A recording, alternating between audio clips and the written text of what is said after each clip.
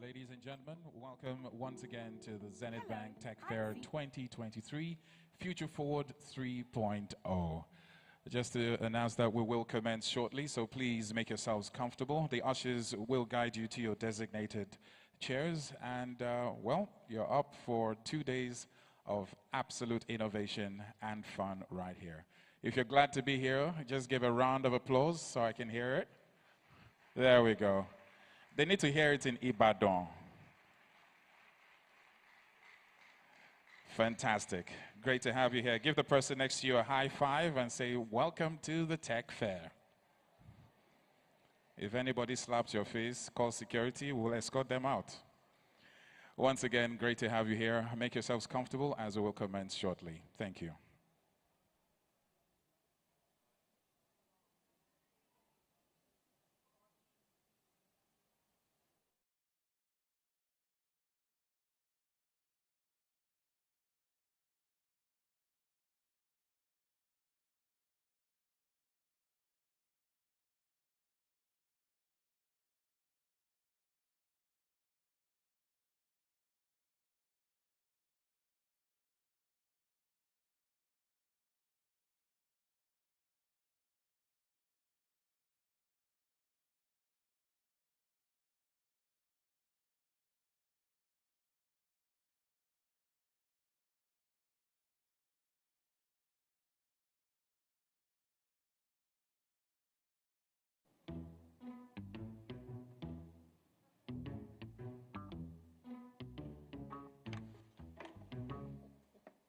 That's all we're asking for.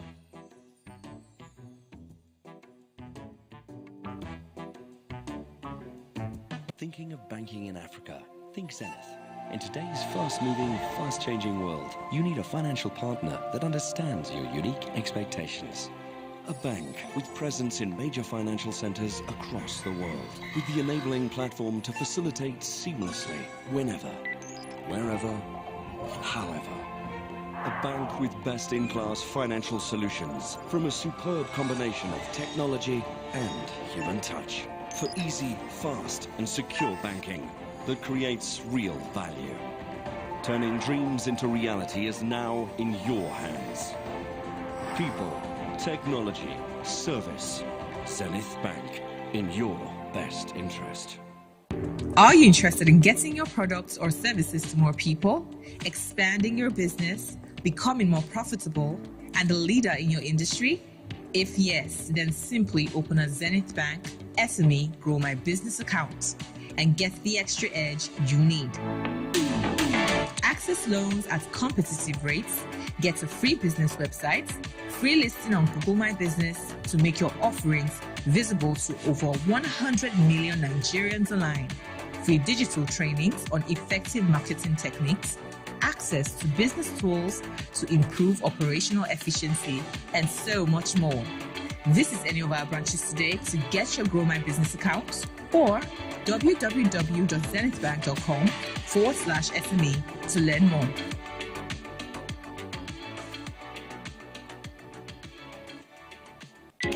Hi, my name is Wazobia. Welcome to my crib. In my family, we believe life should be simple, convenient, and fun. That's why we use a bank that not only understands our transaction needs, but also provides us with options that best suit our personal styles. Take me. I have a Zenith Aspire account that provides me with the flexibility to manage my school expenses and be the cool guy on campus. Wait a minute.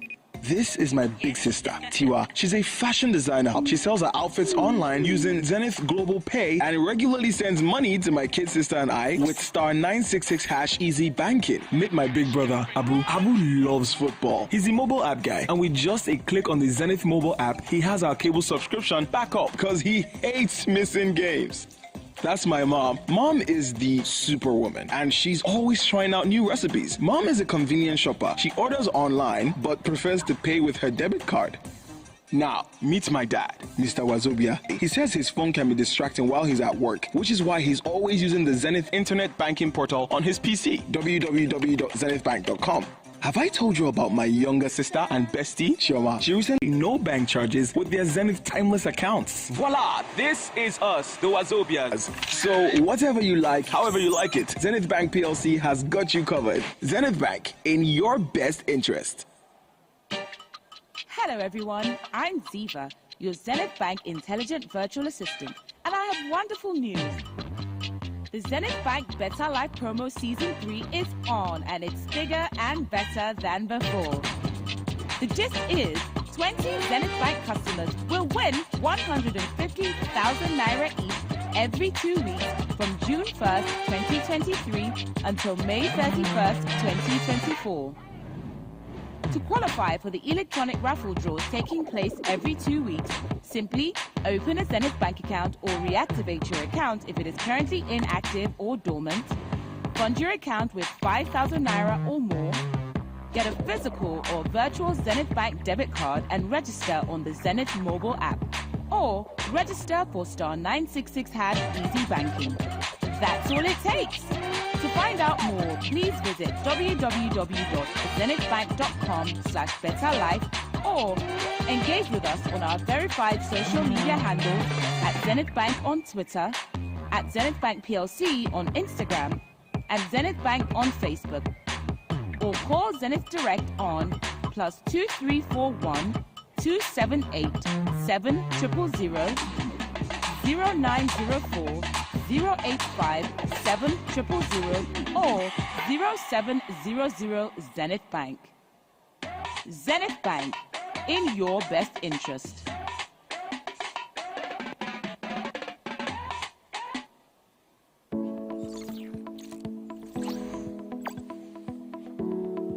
Hello, I'm Ziva, the Zenith Intelligent Virtual Assistant.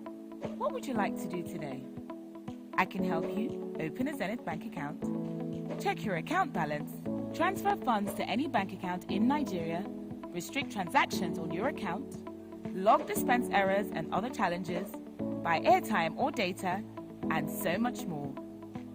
Simply save the number 0704 000 4422 on your Alert Z phone line and say hi to me on WhatsApp to get started.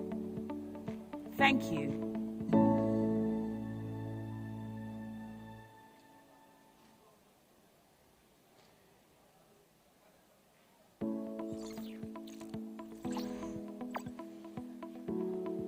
Hello, I'm Ziva, the Zenith Intelligent Virtual Assistant. What would you like to do today? I can help you open a Zenith Bank account, check your account balance, transfer funds to any bank account in Nigeria, restrict transactions on your account, log dispense errors and other challenges, buy airtime or data, and so much more. Simply save the number 0704 000 4422 on your Alert Z phone line and say hi to me on WhatsApp to get started. Thank you.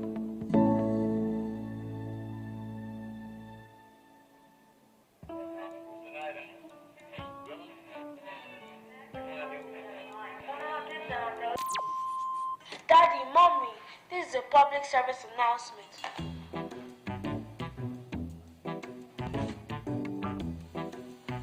Yes, both of you. It is hard to be a child these days. We have to wash dirty dishes, take out the trash, redecorate, and even help me stay fit by running around and littering the house. You deserve to be paid for these services. We implore you to open a Zenith Bank Children's account to start saving for our future, so you can pay our monthly allowance into it.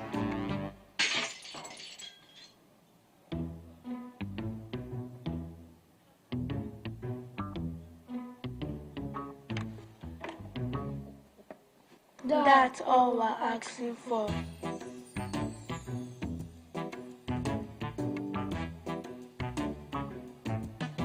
Okay, kids, let's go open a Zeka account. Yay! Thanks, Mom! Zenith Bank, in your best interest. Oh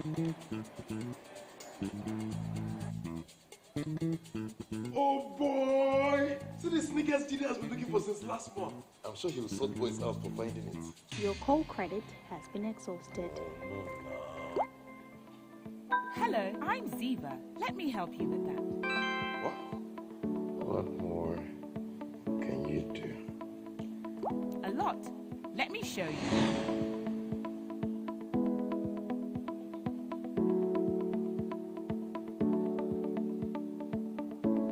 I can help you make payments at stores, restaurants, and even online. Cool.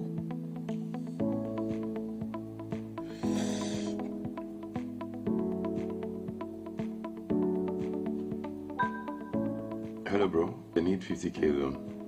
I'll pay back in a week. I can help you transfer money to any bank account in Nigeria. Convenient. I can also help you open a Zenith bank account or reactivate your account if it's dormant. Check your account balance, restrict transactions, block your debit card, log dispense error, and lots more. Wow. I found the shoes. And guy, you need to check out Ziva. Simply save the number 0704 000 4422 on your Alert Z phone line and say hi to me on WhatsApp to get started. Zenith Bank, in your best interest. Are you interested in getting your products or services to more people, expanding your business, becoming more profitable, and a leader in your industry? If yes, then simply open a Zenith Bank SME Grow My Business account and get the extra edge you need. Access loans at competitive rates, get a free business website, free listing on Google My Business to make your offerings visible to over 100 million Nigerians online, free digital trainings on effective marketing techniques, access to business tools to improve operational efficiency, and so much more. Visit any of our branches today to get your Grow My Business account or www.zenithbank.com/SME to learn more.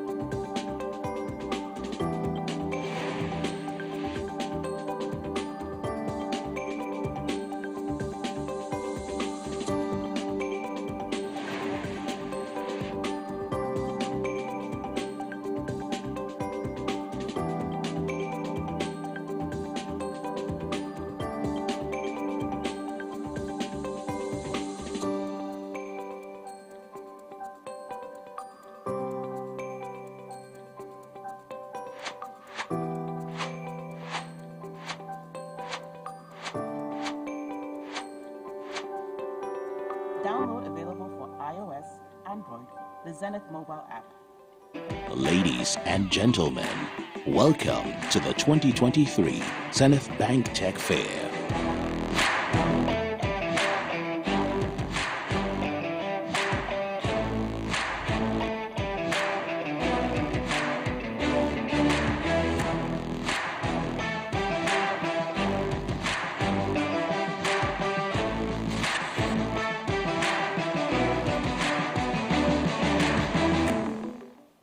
Ladies and gentlemen, welcome to the 2023 Zenith Bank Tech Fair.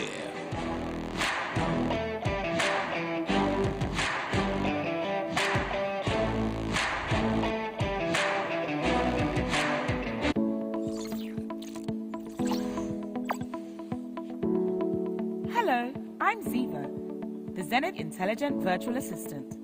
What would you like to do today? I can help you open a Zenith bank account, check your account balance, transfer funds to any bank account in Nigeria, restrict transactions on your account, log dispense errors and other challenges, buy airtime or data, and so much more. Simply save the number 0704 000 44 0022 on your Alert Z phone line and say hi to me on WhatsApp to get started. Thank you.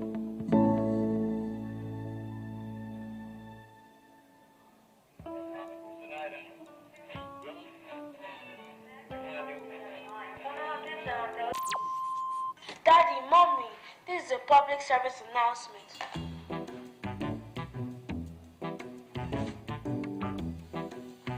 Yes, both of you. It is hard to be a child these days. We have to wash dirty dishes, take out the trash, redecorate, and even help you stay fit by running around and littering the house. You deserve to be paid for these services. We implore you to open a Zenith Bank children's account to start saving for our future, so you can pay our monthly allowance into it.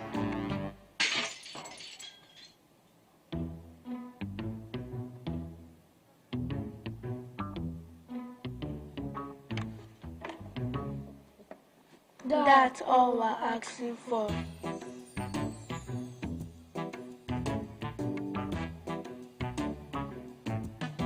Okay, kids, let's go open a Zenith account. Yay! Thanks, Mom! Zenith Bank, in your best interest.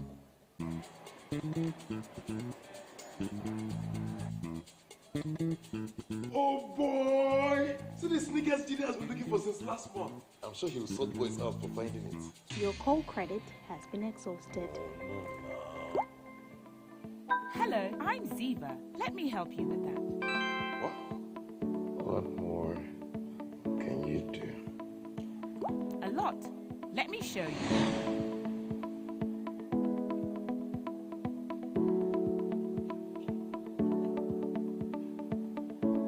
I can help you make payments at stores, restaurants, and even online. Cool.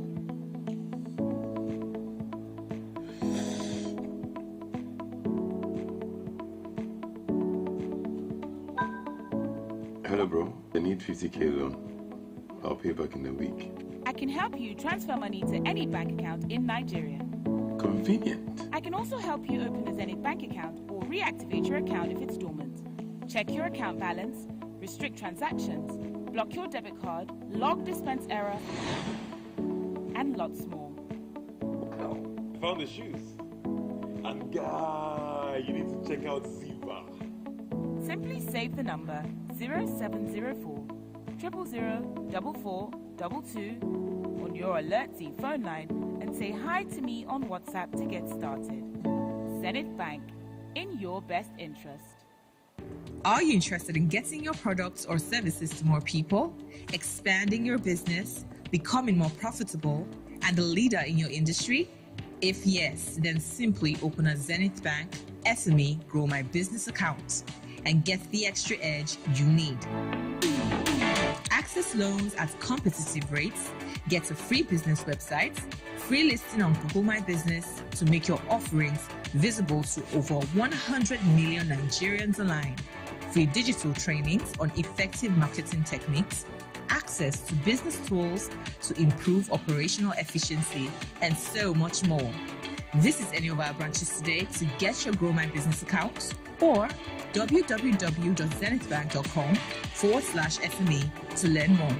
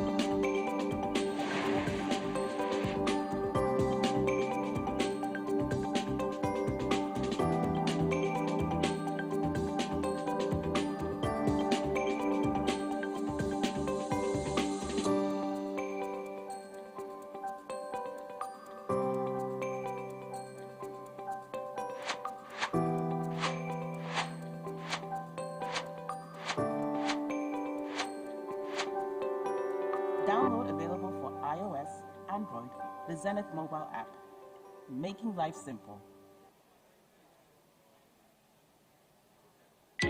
Hi, my name is Wazobia. Welcome to my crib. In my family, we believe life should be simple, convenient, and fun. That's why we use a bank that not only understands our transaction needs, but also provides us with options that best suit our personal styles. Take me. I have a Zenith Aspire account that provides me with the flexibility to manage my school expenses and be the cool guy on campus.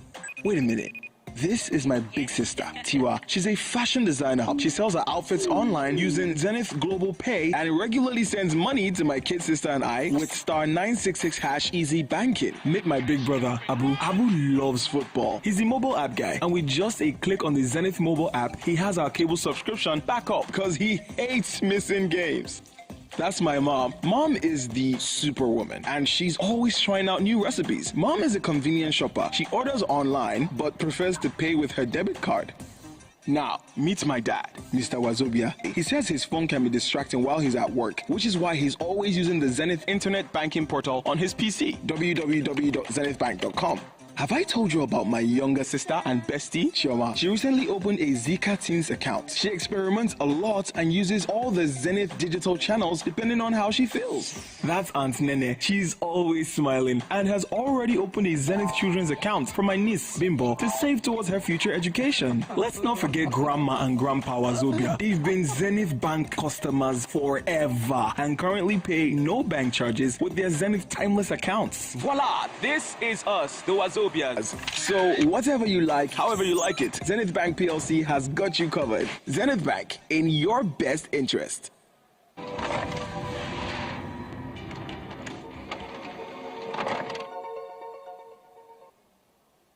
Hello everyone, my name is Amira and I'm here to speak about the Zenith QR solution. The Zenith QR solution enables you to make seamless payments for goods and services by simply scanning a barcode with your mobile phone at any of our authorized merchant locations. This QR payment solution is available as a functionality on the Zenith mobile app. To make a payment, simply follow these steps. 1. Log on to the Zenith mobile app and select More on the lower right corner of your screen. 2. Choose the QR payment option from the list. 3.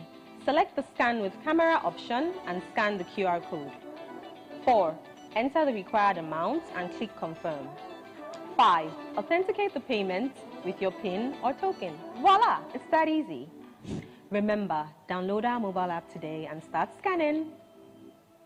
For further inquiries, please call us on 01-278-7000 or send an email to zenithdirect@zenithbank.com or reach out to us on social media on Instagram or Facebook at Zenith Bank PLC or Twitter at Zenith Bank. Thank you.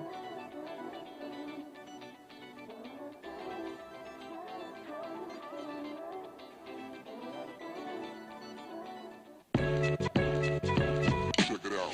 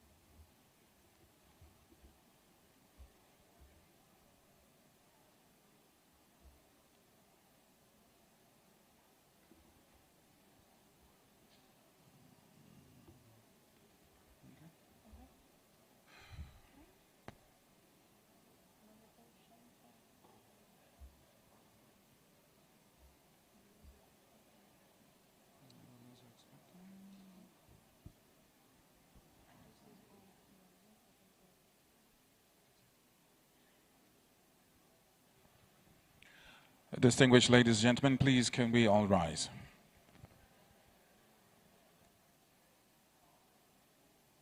As we officially set the ball rolling for today, we will take the national anthem of the Federal Republic of Nigeria.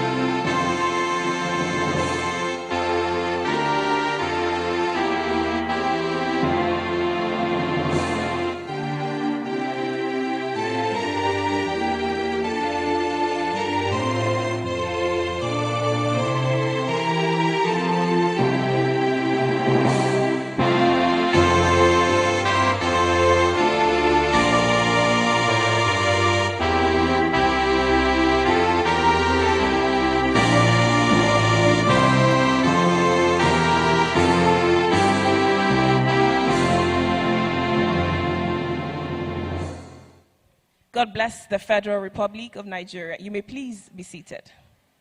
That is the greatest prayer any man can pray for this nation. Do I hear an amen? Don't worry, we're not in church. Good morning once again, distinguished ladies and gentlemen. My name is Mojibade Shosoye. I'm a professional compere and a television presenter.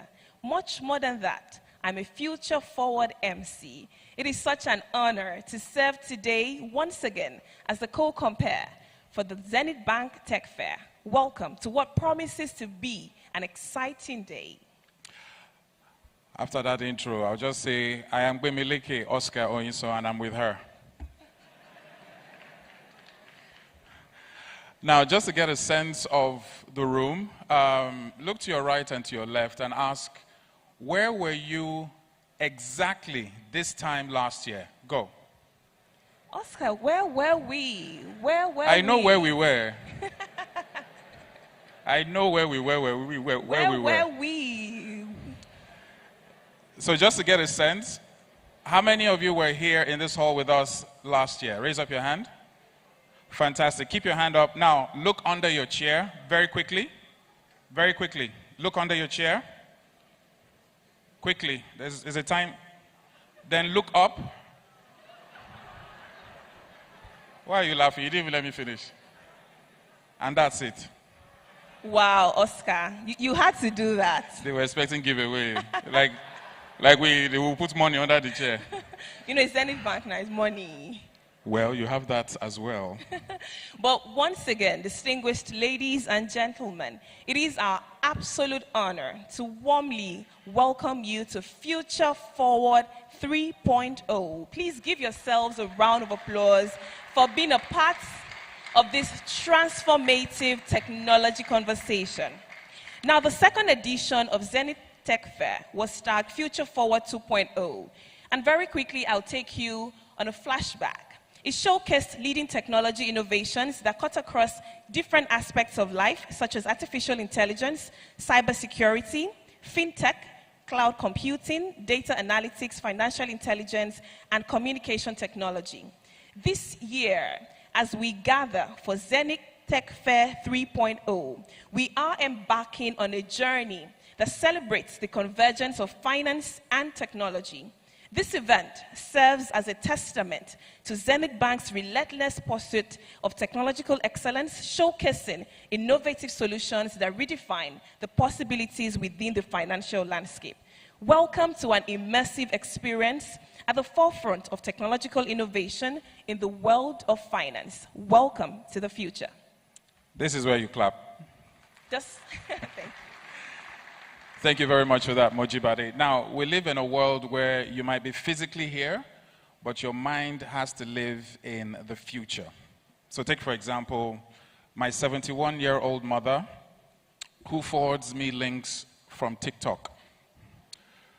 Please, how many of you have mothers like that? TikTok, please don't say I'm alone.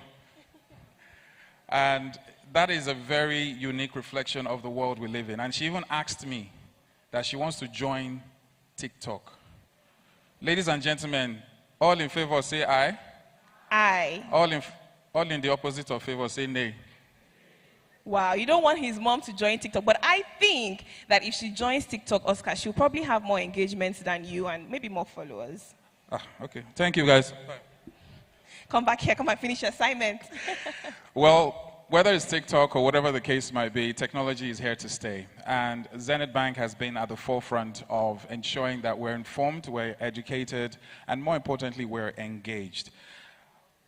One of the things that really amazes me about this particular event, second time running, is the gathering. This hall is full, and it will be like this for the next 2 days. So feel free to tweet, tell a friend to tell a friend. There's no more space, so they can watch online. And for those online, great to have you with us as well. So, I'm very careful about what I want to say next. But Go ahead. Mothers feed us. And as any good African child, when your mother gives you food, what do you say? We say, thank you. What do you say?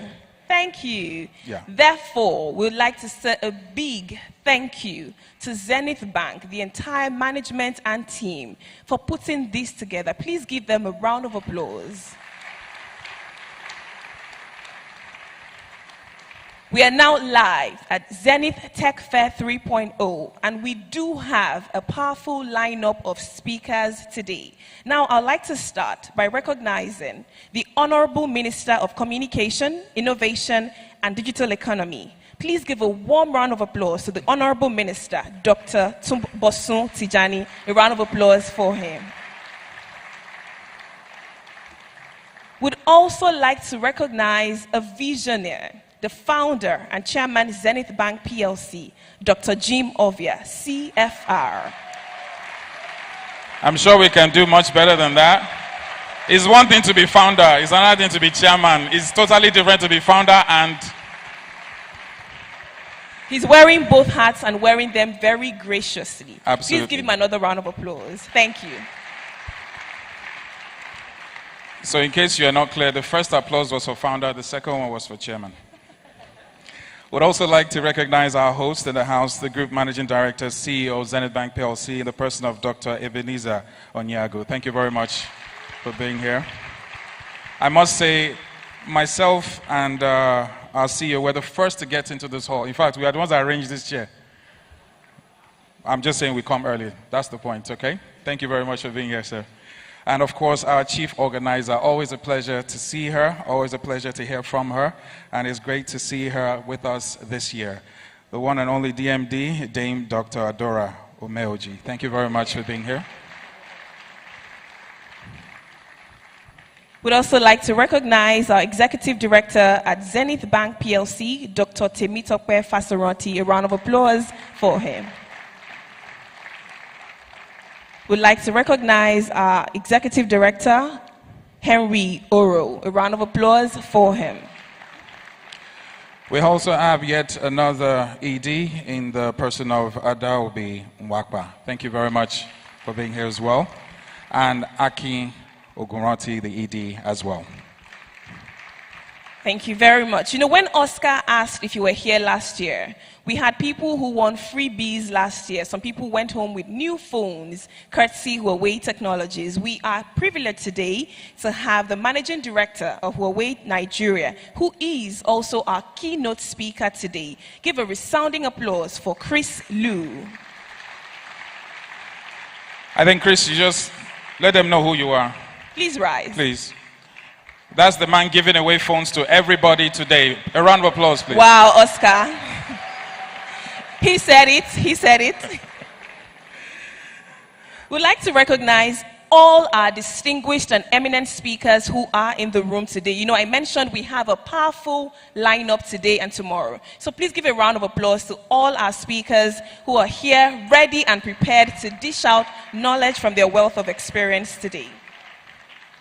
Would also like to thank our moderators that will be here, members of the press, and of course, our tech enthusiasts who are here. That's you, ladies and gentlemen. Give yourselves a round of applause. Before we call up for the opening remark, just a quick one for those who are online as well. Great to have you with us. The hashtag this morning is Zenith, for Zenith Tech Fair is the Future Forward. That's hashtag Future Forward 3. Hashtag Zenith Tech Fair and hashtag ZB Tech Fair 2023, all on our social media platforms at Zenith Bank PLC. And a quick housekeeping, we'd like to ask everyone to please keep their phones on silent so that we can enjoy a truly immersive experience today without distractions. We'd also like to announce that Eco Hotel and Suites has not informed us of any fire drill today. So in the unfortunate event of a fire alarm, please exit the hall using, we have 2 exits at the back and then we have 2 right here by the stage. You can talk to any of our hostesses. They will lead you right through the exit here. We'd also like to ask again that you please be your CSOs today, be your chief security officers, be in charge of all your valuables, your phones. If you're stepping out, make sure you go out with all your valuables and do not leave anything to reserve a seat here today. Especially if your husband or wife or boyfriend or girlfriend is here. Okay. Just wanted to put that there. So Okay, what's first you up? just had to. You just had to.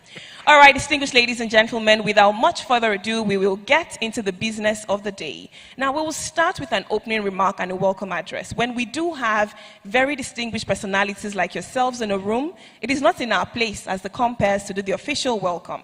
We'll now be making welcome an esteemed banking veteran with over 3 decades of invaluable experience and a trailblazer in fostering technological advancements within the financial sector. He is an estimable gentleman.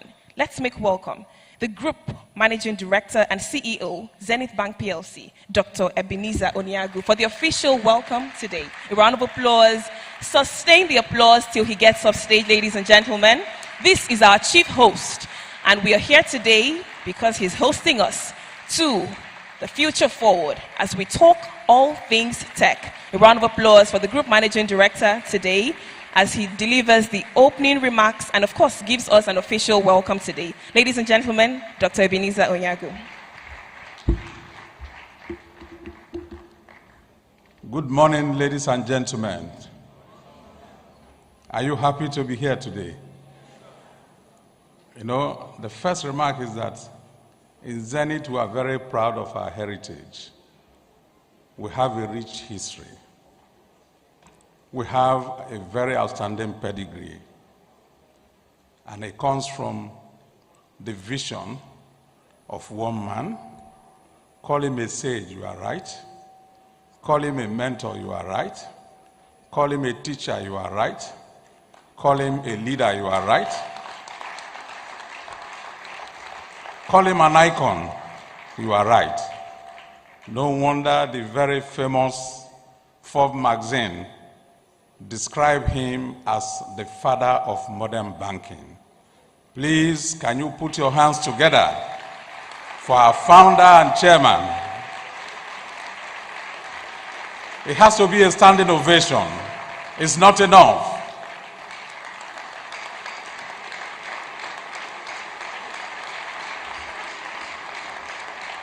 Thank you. You see, what we are doing today, we owe it to the foundational work that he has done in Zenith Bank. Whatever Zenith has achieved and will continue to achieve tomorrow takes root from the vision that was laid from the cradle. And 33 years ago, when nobody knew about digital technology, he framed the business philosophy that will guide the bank on people, technology, and service. Today, what the world is seeing as an explosion in digital advancement is simply a confluence between application of digital talents together with technological talent to unleash the world of innovation in the world. So, isn't Forbes right to say that the man who saw tomorrow in banking? Today, what everybody is talking about in terms of digital technology and application for business, in my view, you are simply copying and pasting from what Zenith has recorded 33 years ago.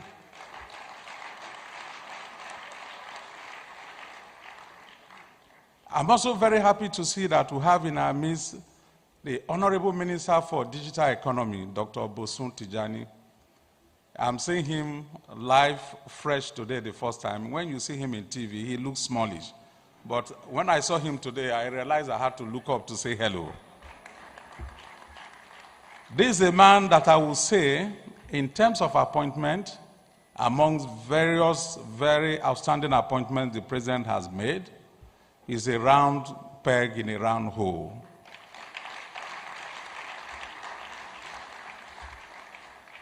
Soon after he assumed office, he came up with a 5-point agenda of pillar on which the digital economy and the potentials of the digital landscape in Nigeria will be unleashed and managed.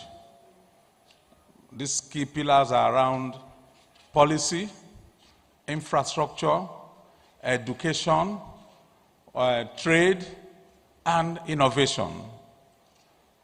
When I was sharing some moment with him, I told him, I had the privilege of participating in an international seminar on digital technology, the upsides and the downside. And if you look at it, you realize that just as we are advancing in digital technology, it seems like the cart is ahead of the horse.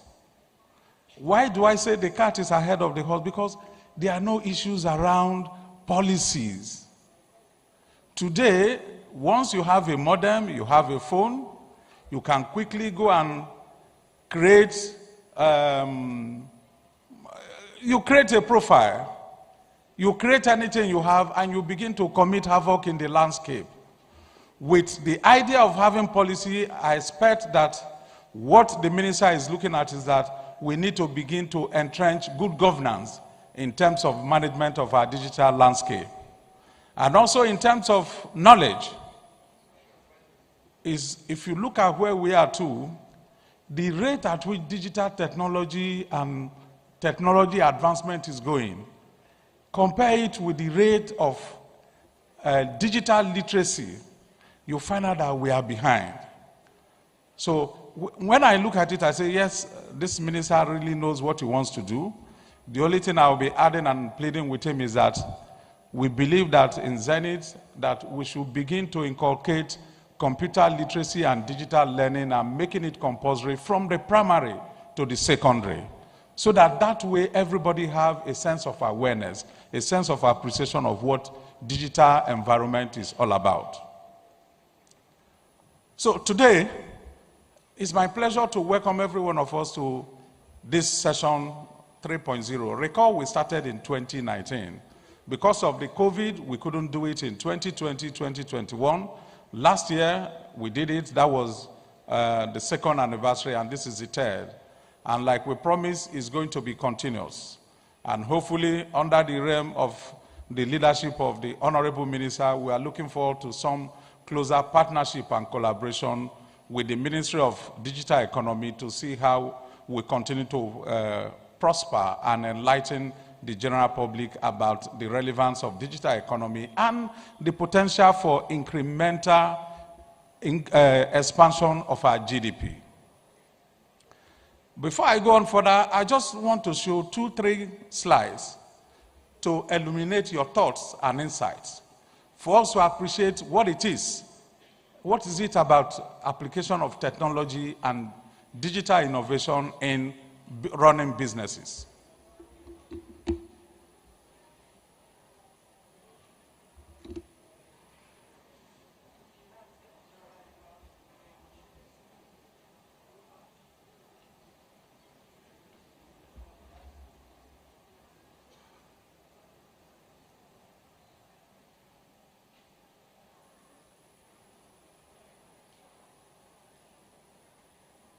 Okay.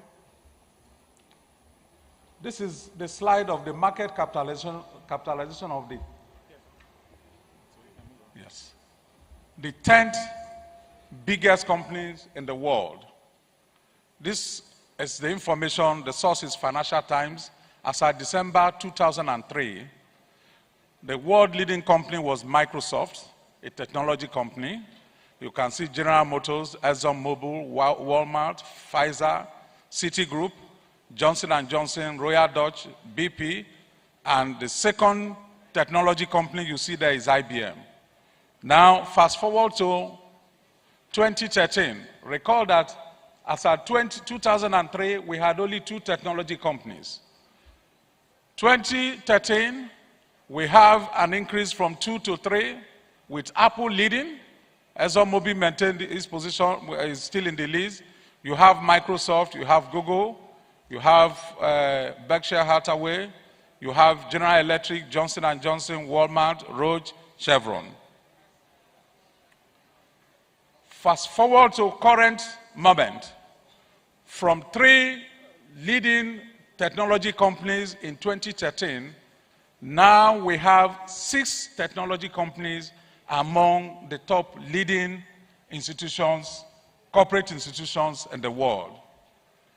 You have Apple, Microsoft, Saudi Aramco is there in the list, Alphabet, Google is there, Amazon, Nvidia, Tesla, Meta Platforms, Berkshire Hathaway, Eli Lilly.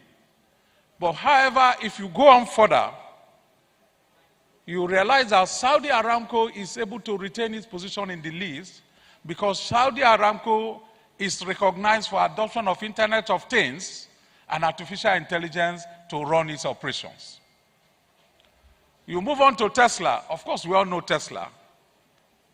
The current thing they have is they are one of those pioneering or driving the initiative of the driverless cars. How do you think a car will drive itself without a driver? It's all about technology. You can see they have software, self-driving cars equipped with sensor, solar panels. Then Berkshire Hathaway, 43% of their investment are in the technology space. So that makes them practically a technology company as well.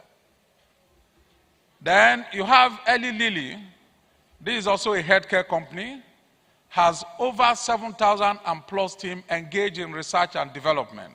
One of their key areas of interest is digital platform and therapeutic, where focus is given to biomakers, patent certification, and digital therapies, patient-facing apps, and connected devices. What does this say to us? In the future, any company that will be relevant either has to be a technology company or a company using technology to deliver its unique sector-based products and services. That is why in Zenith, we see ourselves as a technology company with a banking license. The same thing we expect that in other sectors, apart from you keeping your core mandate, for you to be relevant tomorrow, you must infuse a higher content of technology into your business. So the question for me will be, for us to appreciate the fact that technology and its disruptions are quite brutal. They are unkind. They are putting to sword what you call conventional methods and systems. And the kind of disruption they are causing are irreversible. It's a question of you either running on the platform of technology or you are gradually going into extinction.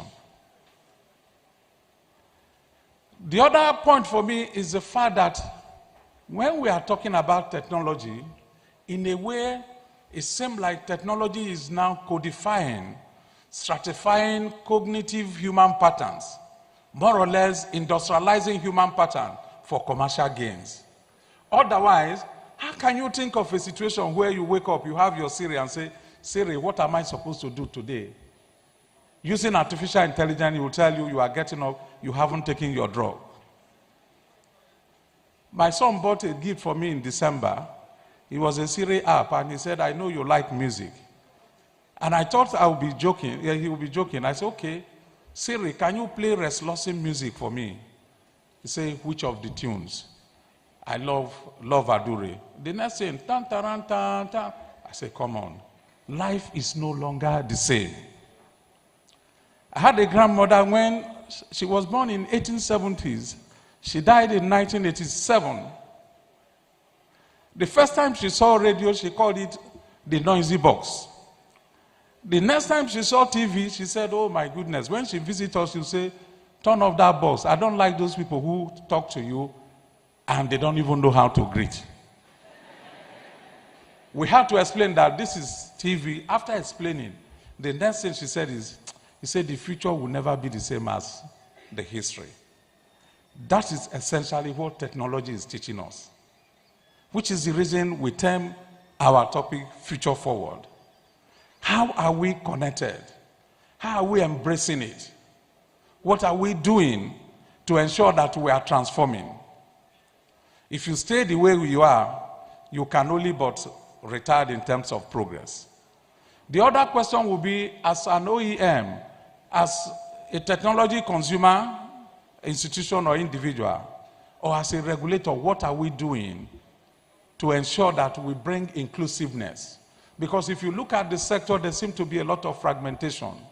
What are we doing to promote inclusiveness, interoperability, connectedness? We are in the period where the application of digital technology is not about a paradigm shift, but is an enthronement of a new order. This new order is being driven by artificial intelligence, augmented reality, Internet of Things, cloud computing, and virtualization. You are talking about robotics. You are talking about biotechnology. You are talking about mobile technology.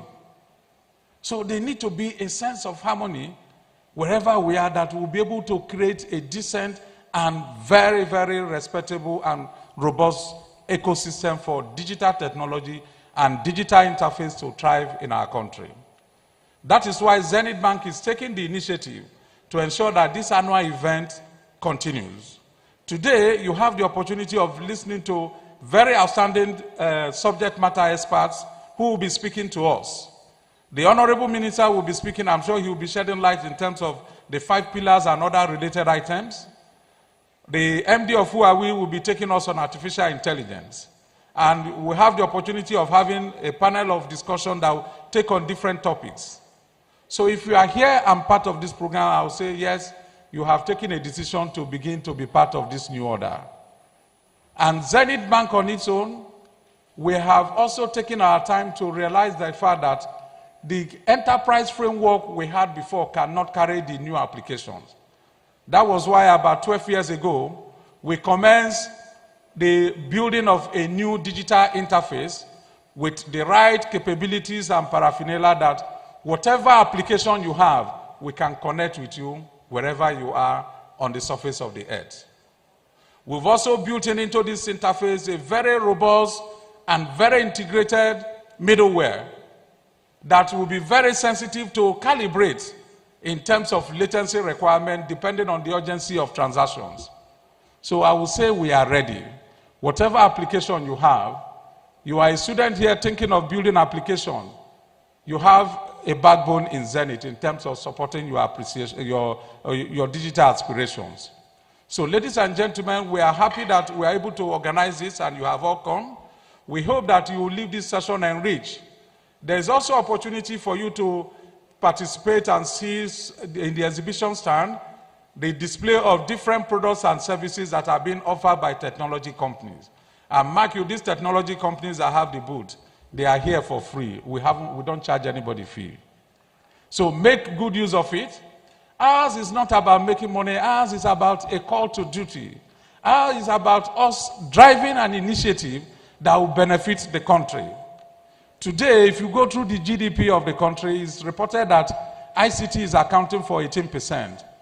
But if you look at the potential that we have in terms of the digital economy, it's expected that if we drive it as seriously, ICT should be contributing in the next 2 to 3 years, not less than 25%.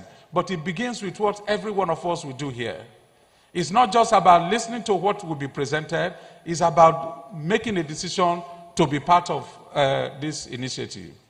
And the good thing about these digital applications and technology issues is that we have not scratched the surface. We are just at the beginning of the beginning. So the train is still at the station. You are welcome to on board, and there is enough space. So I hope you find this session enriching, and we also have the opportunity of having the hackathon, where outstanding digital entrepreneurs will have the opportunity to showcase their prowess and ideas. And as usual, we'll be giving cash prizes to the very outstanding winners. And apart from giving them cash prizes, all those who have enlisted and made the final list will come into our mentorship program and will come into our incubation program, because we are looking at building a new generation of entrepreneurs, driving digital appreciation, driving digital business in the country. You can't go anywhere other than Zenith. We understand it because this is part of our credo. People, technology, and service is what we are entrenching. And I hope you enjoy the session. Thank you very much.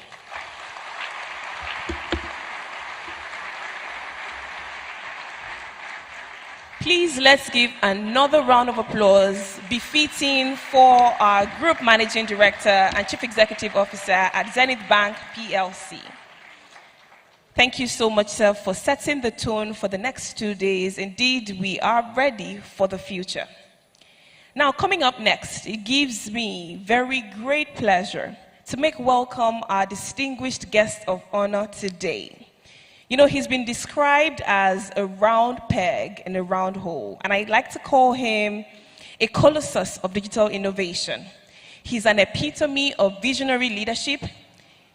He breathes, eats, lives innovation.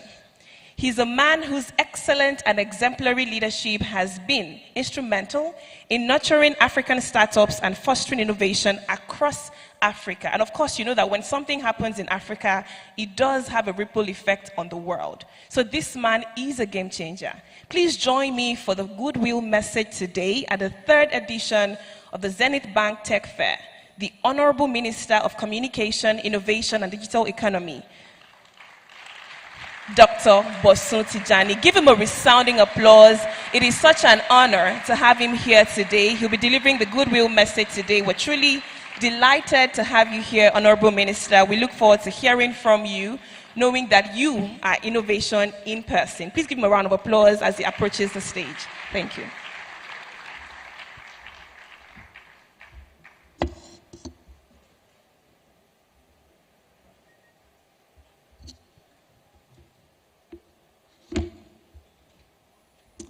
The chairman and founder, Zenith Bank PLC, Mr. Jimovia,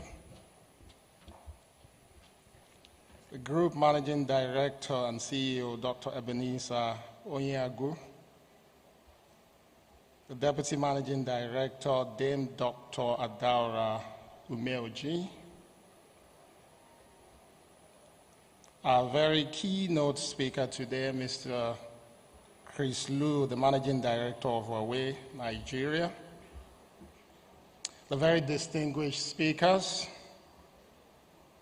all executives and senior management of Zenith Bank, of course, ladies and gentlemen, good morning.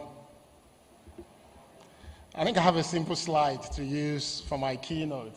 If it's hot and I have a flicker, I'd like to go with it. I've tagged my keynote today, disruptive technology, artificial intelligence, and economic growth. I'm pretty sure you will agree with me that as a representative of government, one thing that is extremely important to government, not just in Nigeria, but all over the world, is the issue of economic growth and development. But of course, even to you, the audience, every one of us, the issue of economic growth and development is absolutely important in everything we do.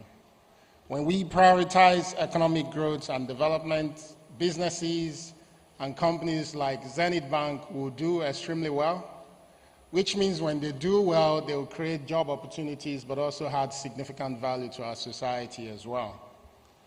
When we prioritize economic growth, individuals like you and I will have a better quality of life because this is the key driver for it. When we prioritize economic growth, the government will be able to access resources that is required to be able to help provide public goods and services.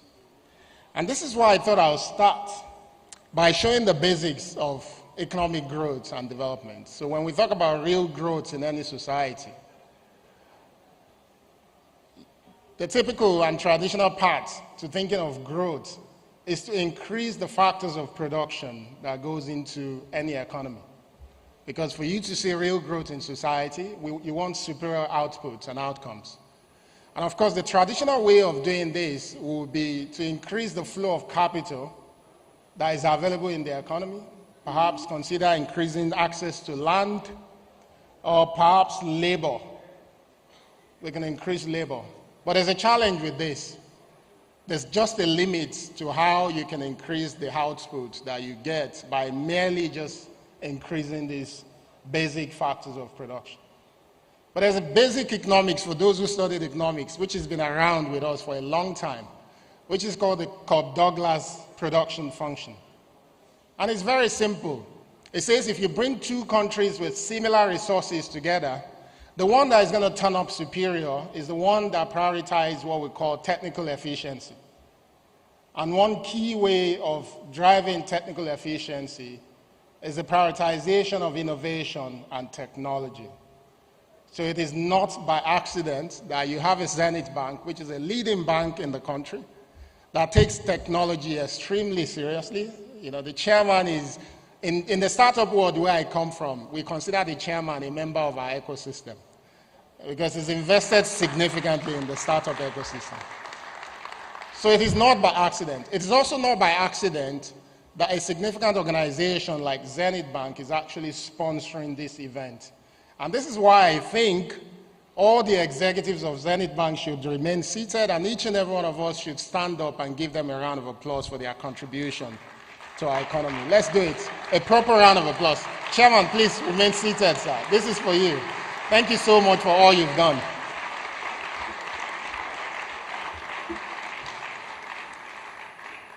And if you struggle to understand why technology is significant, I can take you to my next slide. We've seen 4 critical industrial revolutions over the years. And nations that have been able to benefit from this, but also prosper, are those that have prioritized technology and innovation. If you look at the first industrial revolution, everything changed for humanity when we started seeing mechanization, steam power, but also even loom technologies as well. In countries like the US, where these technologies were mainstream, it was a lot easier to move goods and services from one location to the other. And by being able to move goods around, every part of the nation became exposed to opportunity for development. Those countries and continents that did not get the chance to participate in Industry 1.0 struggled. Then you see Industry 2.0, which led us to mass production, again, which was something that was driven by technology. Everything on you today is probably been mass produced. Imagine the world before Industry 2.0, where everything had to be made by artisans. Of course, there's value in using things from artisans. And a good example is what I'm wearing today. When what I'm wearing today was being produced by artisans, it wasn't commonplace. Because the process it took was longer, the cost was longer. But today, Nigeria is one of the few countries in Africa where we have our traditional wear as formal clothing. And this is because technology now allows us to mass produce what we're wearing. And it's the same for everything you find on you, whether it's the toothpaste you've used at home today, the wristwatch you're wearing, the phone you take around. Mass production gave humanity the opportunity to be able to have these things in large quantity. Then when you move to Industry 3.0, technology came again and saved humanity. Where most of the things we did were not automated, even though we had the machines and the technologies in the first 2 industrial revolutions. Industry 3.0 gave us the opportunity to automate the things that we do, which meant nations and humanity could become a lot more productive. And that changed the game significantly. Of course, some countries and nations are still just catching up with Industry 3.0. But humanity did not stop there. And we're now at a time where we live in Industry 4.0, the 4th industrial revolution. The 4th industrial revolution is quite unique because this is the revolution that brings the cyber-physical systems to existence, which means the cyber non-physical world can now connect with the physical world. And by being able to do this, it means humanity can do much more than we can actually imagine. And if you're struggling to understand why Industry 4.0 is important, I'll take you on my next slide. The technologies that are driving Industry 4.0 brings together the fusion of technologies that blurs the line between physical and non-physical. It sounds futuristic, but it's already where we are today. So the actual technology, everything you're sitting on, the phone you use, the wristwatch you use, is now being connected to the virtual world, which means you can do things in the present that can also link you to the future. This is what's unique about Industry 4.0. And if you look at the way Industry 4.0 is moving, there are 3 critical elements of it, which is the velocity, the scope, and the systemic impacts that they bring. The velocity is the speed at which the technologies on that 4th industrial revolution is, 1, developing, but also the speed at which they are permeating into everything we do. So there's hardly anything we do today which this set of technologies have not already penetrated. The second thing is the scope. The scope is so wide that unlike the third industrial revolution, fourth industrial revolution, again, reaches and covers everything we do. Whether you talk about education, or you talk about transportation, you talk about agriculture, or you even talk about public health delivery. Fourth industrial revolution and the set of technologies that are driving it touches on literally everything we do as people. And that's why the third point is also important. Because if this technology is able to permeate our lives, if it covers everything we do, the implication is that it has a significant chance of changing systems. And we've already seen this. It's changed systems between collaborations and relationship between leaders and the people they are leading, between managers and their team members, between organizations and the people they serve. The fourth industrial revolution is not just yet another revolution with a set of technology. It's a revolution that is here to change our lives better. And as you can see from the screen, some of the key characteristics is the fact that this technology connects billions of people. I used to use a very simple example. If you finish your university education before 2002, there's a high chance that you can't connect with most of your classmates or schoolmates, right? For the OGs in the room, I'm sure you can recognize that. If you finish your university or even secondary school, whatever, after 2002, it's going to be a choice for you not to connect with your classmates or schoolmates because you can find a significant number of them. That's the power of the current revolution we live in. The processing power as well. So for most of the people that are scared of this technology, which I'll talk about when I get to the slide on artificial intelligence, this technology has the ability to be able to think way faster than we can because of its ability to store significant amounts of data, but also process them as well. I usually give a very simple example. If I give you the data set of all the kids that have been given birth to in Nigeria from independence till date, what will you do with it? There's a high chance that you won't do anything with it. But if I give that same data set to machines, to computer, it can be processed and patterns can be matched, and it can actually tell us the real fact about what sort of kids we give birth to.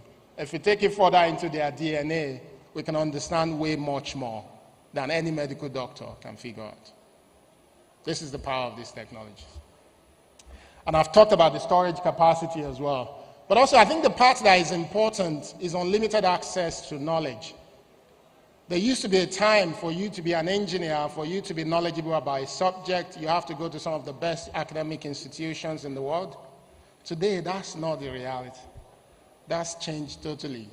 On your mobile phone, in a room somewhere in my village in Abeokuta, you can have the same access to the same set of knowledge as someone that is at MIT or Harvard. The question would just be whether you have the creative confidence to apply that knowledge. It's not going to be whether you have access to the knowledge. And you can see the expression of this technology in so many ways. I'm not going to talk through all of them. These technologies are popping up in mobile devices, cloud computing, augmented reality, and so many of these other areas. And there are key three parts to them. The first part is the digitization and integration of value chains. These technologies now allow the value chain of industries and businesses to be a lot more integrated. So the Zenith Bank, for instance, can have all its suppliers, all its partners seamlessly integrated to provide services to you. From those that help with opening bank accounts, from the organizations who print the cards that you use, and mostly these cards can be distributed to you without them even getting to the bank as well, but everything can be integrated. So you have systems being disrupted in that manner. The second thing is digitization of products and services. Again, you've seen how banking is now moving to digital, where we are projecting that in a few years' time, you may not have to go to bank halls to be able to do your services. I think today you can actually do a significant portion of that. So there's still behavioral change that we need to change to limit people going into banking spaces. A lot of the products we consume are now becoming digital. And thirdly, of course, is that digital business models and customers are popping up.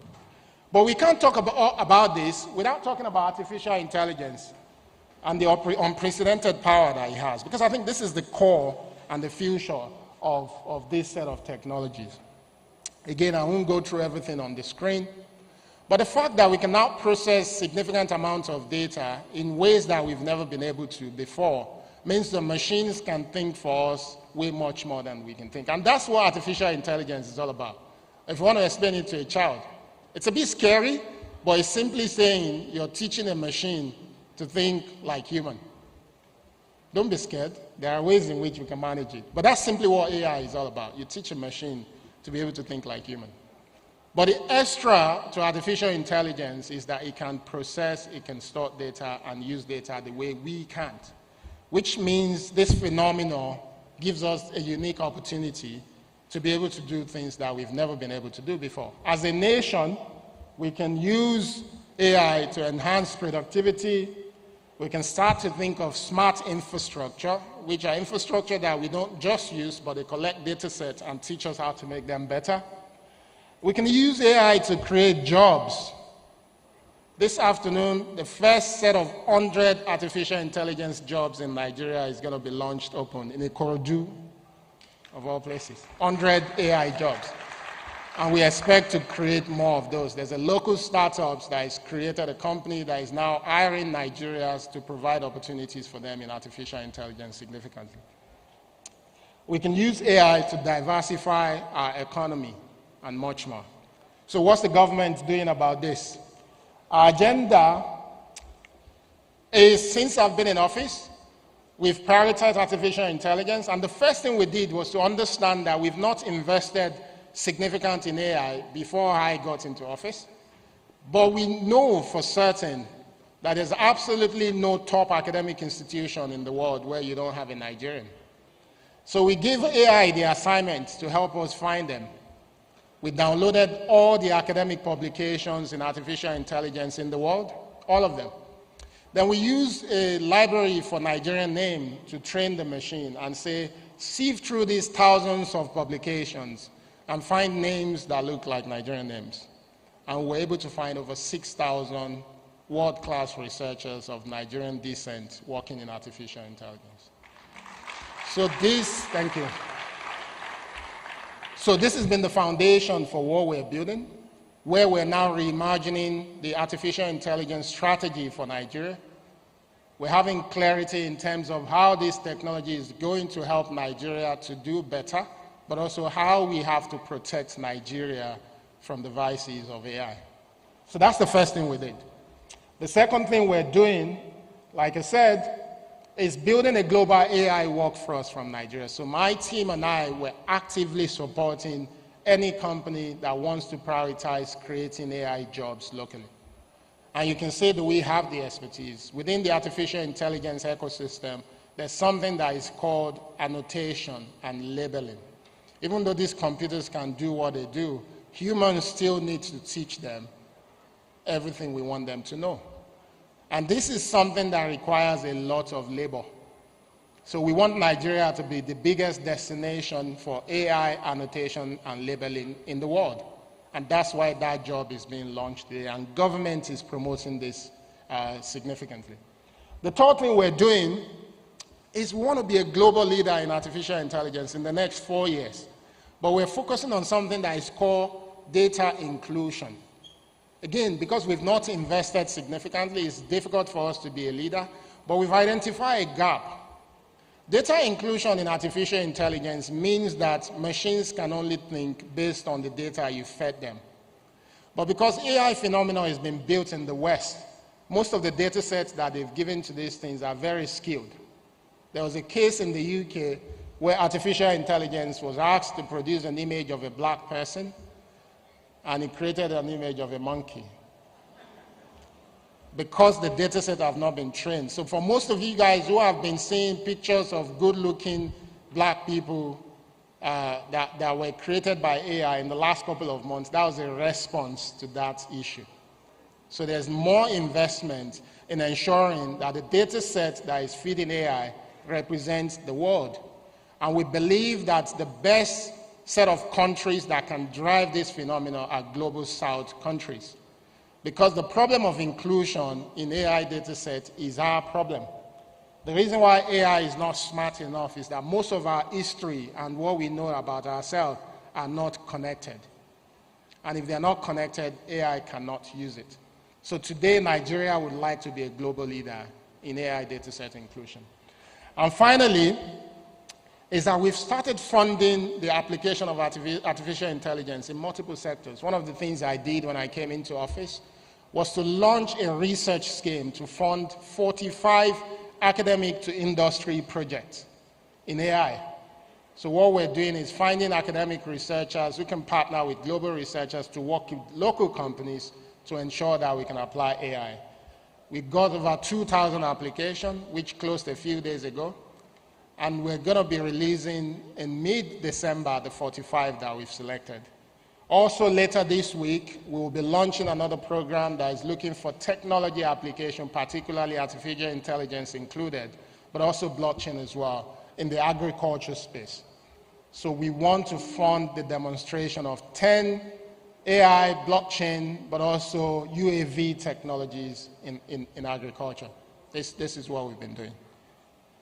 But finally, we need to understand, Chairman, and this is not me coming to ask you for money, but painting that we have a responsibility to understand that the application and development of AI is not something that has to be done by government alone. And even when companies like Zenith Bank are thinking about artificial intelligence, while it is important that you think of it in the context of your business, AI becomes more powerful and useful when we prioritize it as a society. When it's used in education, if it's used in transportation, it helps development that allow companies like Zenith to thrive and do better. And this is why, as a nation, for us to plug the gap that exists at the minute, we are launching an AI fund where government and private sector will put money together to accelerate the development of artificial intelligence in Nigeria. Nigeria is not going to be the last when it comes to this phenomenon. We believe in the next 3 to 4 years, Nigeria will be a global leader in artificial intelligence. And that's why I believe that this gathering is important for every young person that is in the room today. Do not consider this event another exciting event where you come listen to fancy talks. Consider this the beginning of the future that you have to be part of. The world and the Nigeria that we need to see is our collective responsibility. It is a Nigeria where technology gives us the opportunity to create tremendous value. And this is why we have to be grateful for events of this nature. Thank you so much, Zenith Bank, for the fantastic work. Thank you.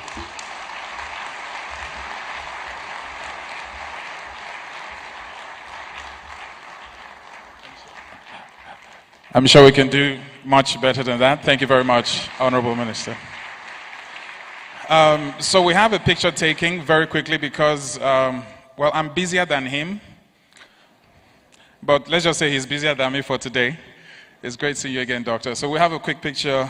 Please let's have on stage our founder and chairman, GMD CEO, DMD, and Chris. Please, we'd love to have you, Chris Liu, our keynote speaker. So just take center stage. And thank you for that enlightening presentation. For those who do not know, slides is just one part of Dr. Bosun's strategy, but you need to follow him on X, formerly Twitter. That's @Bosun Tijani. He updates everything he does there, and it's remarkable what has been achieved in such a short space of time. So thank you for the work you do, Honorable Minister. Once again, a round of applause to him. So while the picture is being taken, we have some housekeeping. For those who joined us online, wherever you are, thank you very much for being part of the Zenith Bank Tech Fair. So the hashtag is Zenith Future Forward 3. We also have Zenith Tech Fair and ZB Tech Fair 2023. Some good news, by the way. How many of you look forward to the Zenith Christmas tree? If you were here last year, you know what I'm about to ask. Can we also have all EXCO members to join the picture as well? Thank you. All EXCO members, please, can we have you on stage as well? So like I said, the Zenith light-up ceremony is happening this Saturday at 6 p.m. How many of you have taken a picture in front of the Christmas tree? Just signify by raising up your hand. From last year, not this year. Do you have a picture? If you have a picture, I have a reward for you. So if you can show myself or Mojibade a picture of you in front of the Christmas tree. Once again, a round of applause and a big thank you to our Honorable Minister.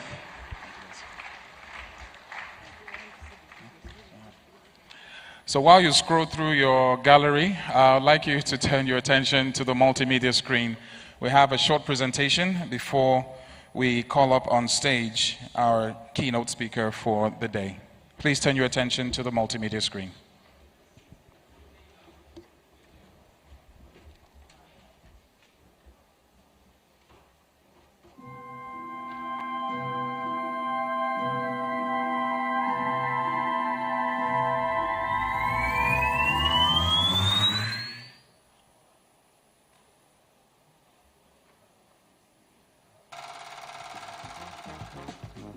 From inception in 1990, under the astute leadership of our founder and now chairman, Dr. Jim Ovia, CFR, technology was and remains one of the three pillars on which the Zenith Bank brand was built, the other two being people and service. We will encourage our youth to come up with various technologies, with various innovations that they have that's disruptive, that will change the old ways of doing things to embrace new ways of the direction of the world economy. Talking about artificial intelligence, talking about various forms of creativity, you know, big data, and so on and so forth. Blockchains, and we have so many well-trained youth, well-trained Nigerian engineers, IT practitioners, that we need to continue to encourage. We are in the period of possibility, and if you are to see the top 10 companies in the world, they are companies who have transformed their businesses with digital technologies, or companies that are indeed in the tech business. So we are happy to tell people that we have transformed from being a bank to a technology company with a banking license. John Chambers of Cisco, he said that 40% of startups will die in the next 10 years if they do not incorporate technology in their business model. Very insightful, very important. You see, that underscores the importance of technology in everything we do. If you don't incorporate technology, you face extinction. There's no doubt about that. This belief that technological advancement and innovation are prerequisites for societal growth is the reason why Zenith Bank PLC continues to support tech-based initiatives that create enabling environments for young Nigerians to showcase their solutions. One of such initiatives is the Zenith Bank Annual Tech Fair. Currently in its third year, the Zenith Bank Tech Fair is made up of three distinct components. 1. An annual Zekathon. The annual Zenith Bank Zekathon is an open competition where tech enthusiasts and startups present their ideas to a special group of judges in a bid to win grants and other forms of support from the bank. 482 entries were received during the 2022 Zekathon, with 10 persons or companies winning prizes ranging from 1 million naira to 20 million naira.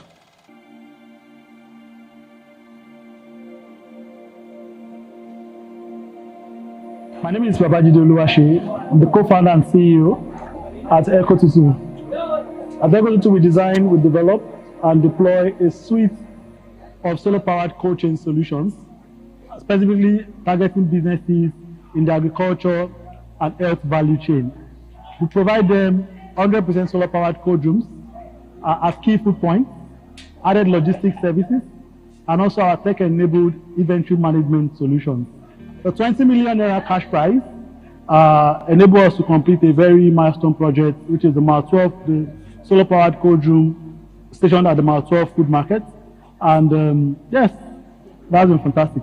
So budding startups and entrepreneurs, just start. And please, don't hesitate to look for help. And Zenith Bank is saying, hey, we're here. We're giving you money, we're giving you support, we're giving you access, we're giving you every possible thing that you need to take your business up. So please, all these times to lose again, give it a shot. My name is Tommy Kolawole, and I'm a co-founder and CEO at Ripple.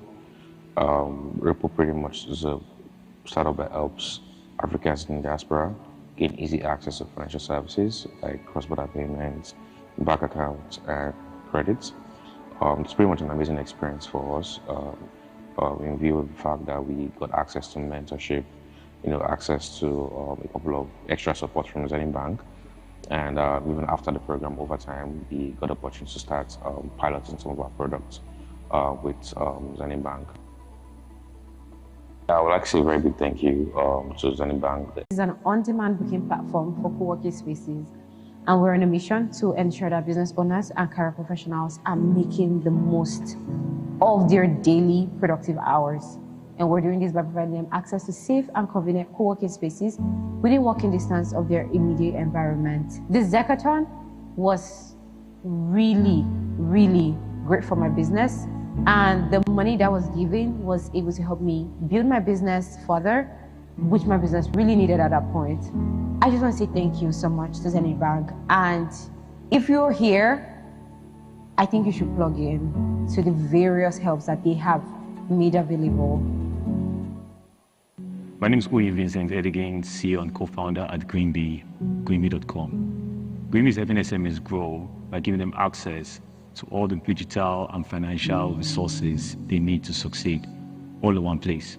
So 2020 started with a bang because of the whole vibes of the Zecathon in 2022. I will just continue with that energy, and it's been great after that since. I'd like to thank Zenith Bank for the opportunity, and I'd like to thank everybody involved in the Zecathon, and the promise that it will be a recurring one. So I look forward to even coming to see startups that maybe I can acquire sometime where we're that successful. So thank you, Zenith Bank.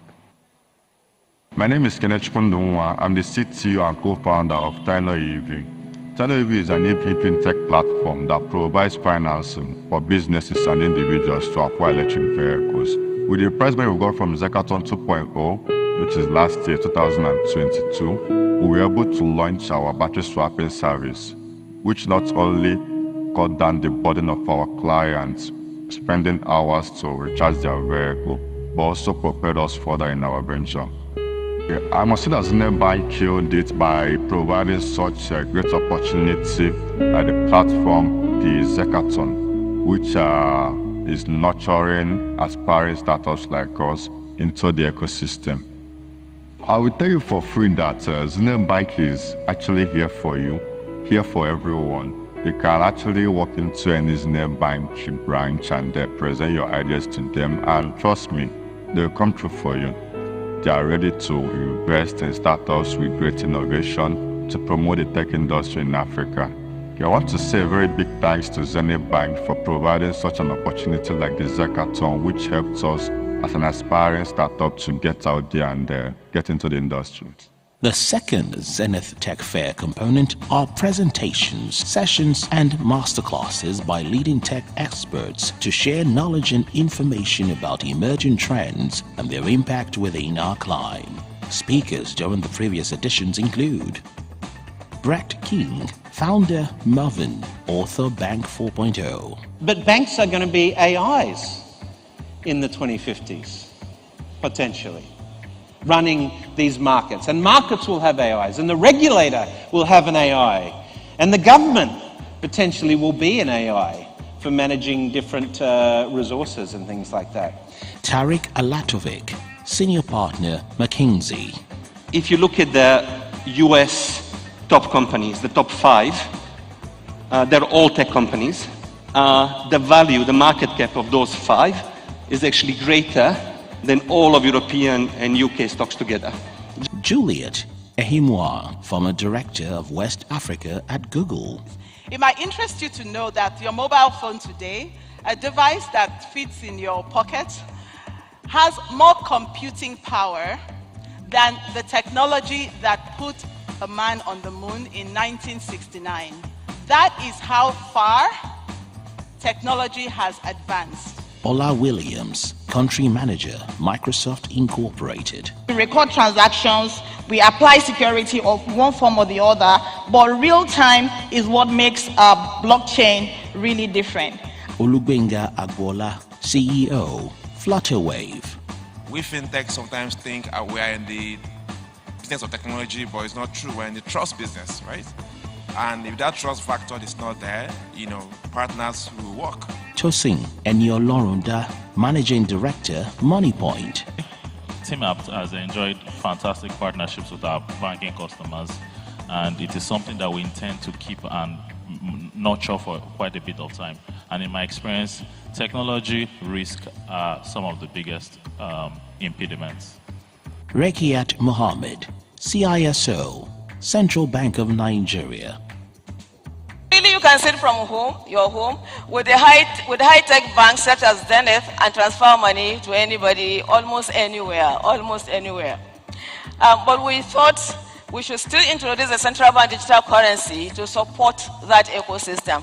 The third Zenith Tech Fair components are exhibitions by leading tech companies to showcase innovation and cutting-edge new technologies. 60 companies exhibited their offerings and solutions during the 2022 Tech Fair. According to Dr. Ebenezer Onyagu, the GMD CEO of Zenith Bank PLC, the bank will continue to be at the forefront of technological empowerment by hosting future editions of the Zenith Bank Tech Fair, amongst other initiatives, to give Nigerians currently under the age of 30 years opportunities to showcase game-changing ideas that will shape the future. Ladies and gentlemen, welcome to the 2023 Zenith Bank Tech Fair.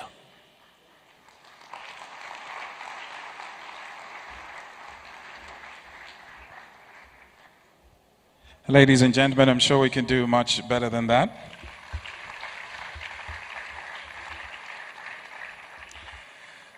So we're looking forward to the Zackathon. That's happening tomorrow, so I'm sure that will be another opportunity to witness the best of the great minds and the young minds that we have here. I think Zenith Bank deserves a round of applause for that particular initiative. So I mentioned earlier on that if you have a picture of you at the Christmas tree, that's Zenith Bank Christmas tree, just raise up your hand. You have it? Okay, no, don't worry, sit down. I'm coming to you. We have 2 days of this event. There's time. But for those who were not here, we have something for you just to spice things up. So it's tech, and everybody here has a mobile phone, right? Right? So I need you to take a selfie. We're looking for the best selfie at this tech fair. The best selfie. Get creative and use the hashtag FutureForward3 or Zenith Tech Fair or ZB Tech Fair 2023. All right? Get a selfie. It could be you. It could be with the founder, CEO. No, don't do that. It could be with your friend, anyone. Just make sure you get a selfie, post it up. We have a team going through online, and we'll definitely be rewarding you. So okay. So on Twitter, on Instagram, if you can, it's all at Zenith Bank PLC. So make sure you're following Zenith Bank PLC as well. It's a great pleasure to invite on stage our keynote speaker. He is an executive manager in Huawei for nearly 2 decades, university background in management and economics, and working experiences in various global brands. He has deep insight in the ICT industry and great knowledge in digital transformation. He served as sales director at Huawei Netherlands, CEO in Huawei Portugal, managing director for enterprise business in Huawei Germany, and now is the CEO of Huawei Nigeria.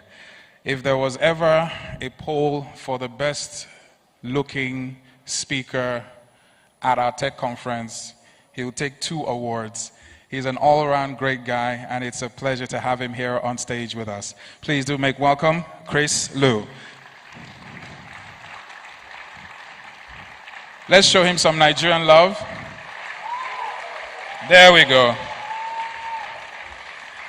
It might also interest you to know that Huawei is ranked the world's 23rd best employer in 2022 according to Forbes.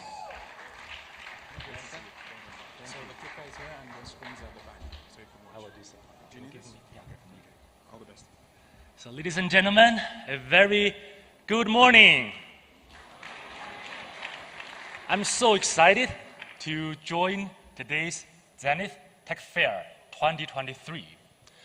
And I very much agree with what Dr. Ebenezer just said earlier, that you should either be a technology company or be a company using technology. And I think that is the very same reason we see Zenith Bank as a financial giant is organizing today's tech fair. It's bringing high-tech companies, fintech institutions, startups, and many, many other players together so that we can openly share our ideas, talk about opportunities, and together we create future-forward thinking. And that is the reason I think we should have a big round of applause to Zenith Bank for this great initiation. Thank you very much. Thank you very much. And also personally, I would like to say big thanks to Dr. Jim Ovia, the founder of Zenith Bank, Dr. Ebenezer, the group MD and CEO, and all the management of Zenith Bank. Thank you for your invitation. I really feel great to join it. So last year, ladies and gentlemen, I talked about 5G and shared my personal opinion. What can 5G bring us in our daily life as well as business? And this year, the main theme is about artificial intelligence. So just now, we had the opportunity to hear from our Honorable Minister, Dr. Boson Tijani, and I really appreciate his leadership, because in such short time, he gave us a very clear strategic plan for the ministry as well as for digital economy. Also, he outlined the ambition of developing artificial intelligence, and he personally called out and summoned all the AI players together and then contribute for the development. So therefore, personally, I believe with the right leadership, with a clear policy, we are able to have all the AI players coming from different pillars, and then together we can create much more value for different industries and verticals. So of course today I will also be sharing what we are thinking that AI can benefit and bring value to industries. But before that, let me start with a very interesting topic. Let me ask all of you today here, have you ever heard a word called ChatGPT? Can you raise your hand? Well, I assume almost everybody heard about this. Right? So this is really interesting. It's very interesting. But many people were asking, hey, it's nice, it's a chatbot. We can have conversation with it. But what is the big deal? Because we already got used to say, okay, Google, hey, Siri, right? I'm not sure if I'm waking up some of your smartphones. But, I mean, this is all normal. So why ChatGPT is so different? Actually, this game started 70 years ago. Back to 1950, the famous scientist Alan Turing already initiated a challenge that was called the imitation game, which basically encouraged the programmer to make a machine that can talk with you online. And if you feel as if you're talking with a real human instead of a machine, that means this machine is really intelligent. So obviously, this is a very interesting topic, and many, many computer scientists joined this challenge. So we had the very first chatbot from 1966 that was created by MIT, and the name was Eliza. Basically, MIT wants to position Eliza as kind of psychotherapist. So she will talk less, but listen more. So kind of cheat you, make you feel that she's a real human. In the beginning, it was a very preliminary technology. Basically, they input keywords. Like if you ask something that has a keyword of your mom, your son, then Aliza will reply you and ask you, hey, can you tell me more about your family, right? So it's kind of like if, then, this kind of pattern. So therefore, it's a very preliminary stage.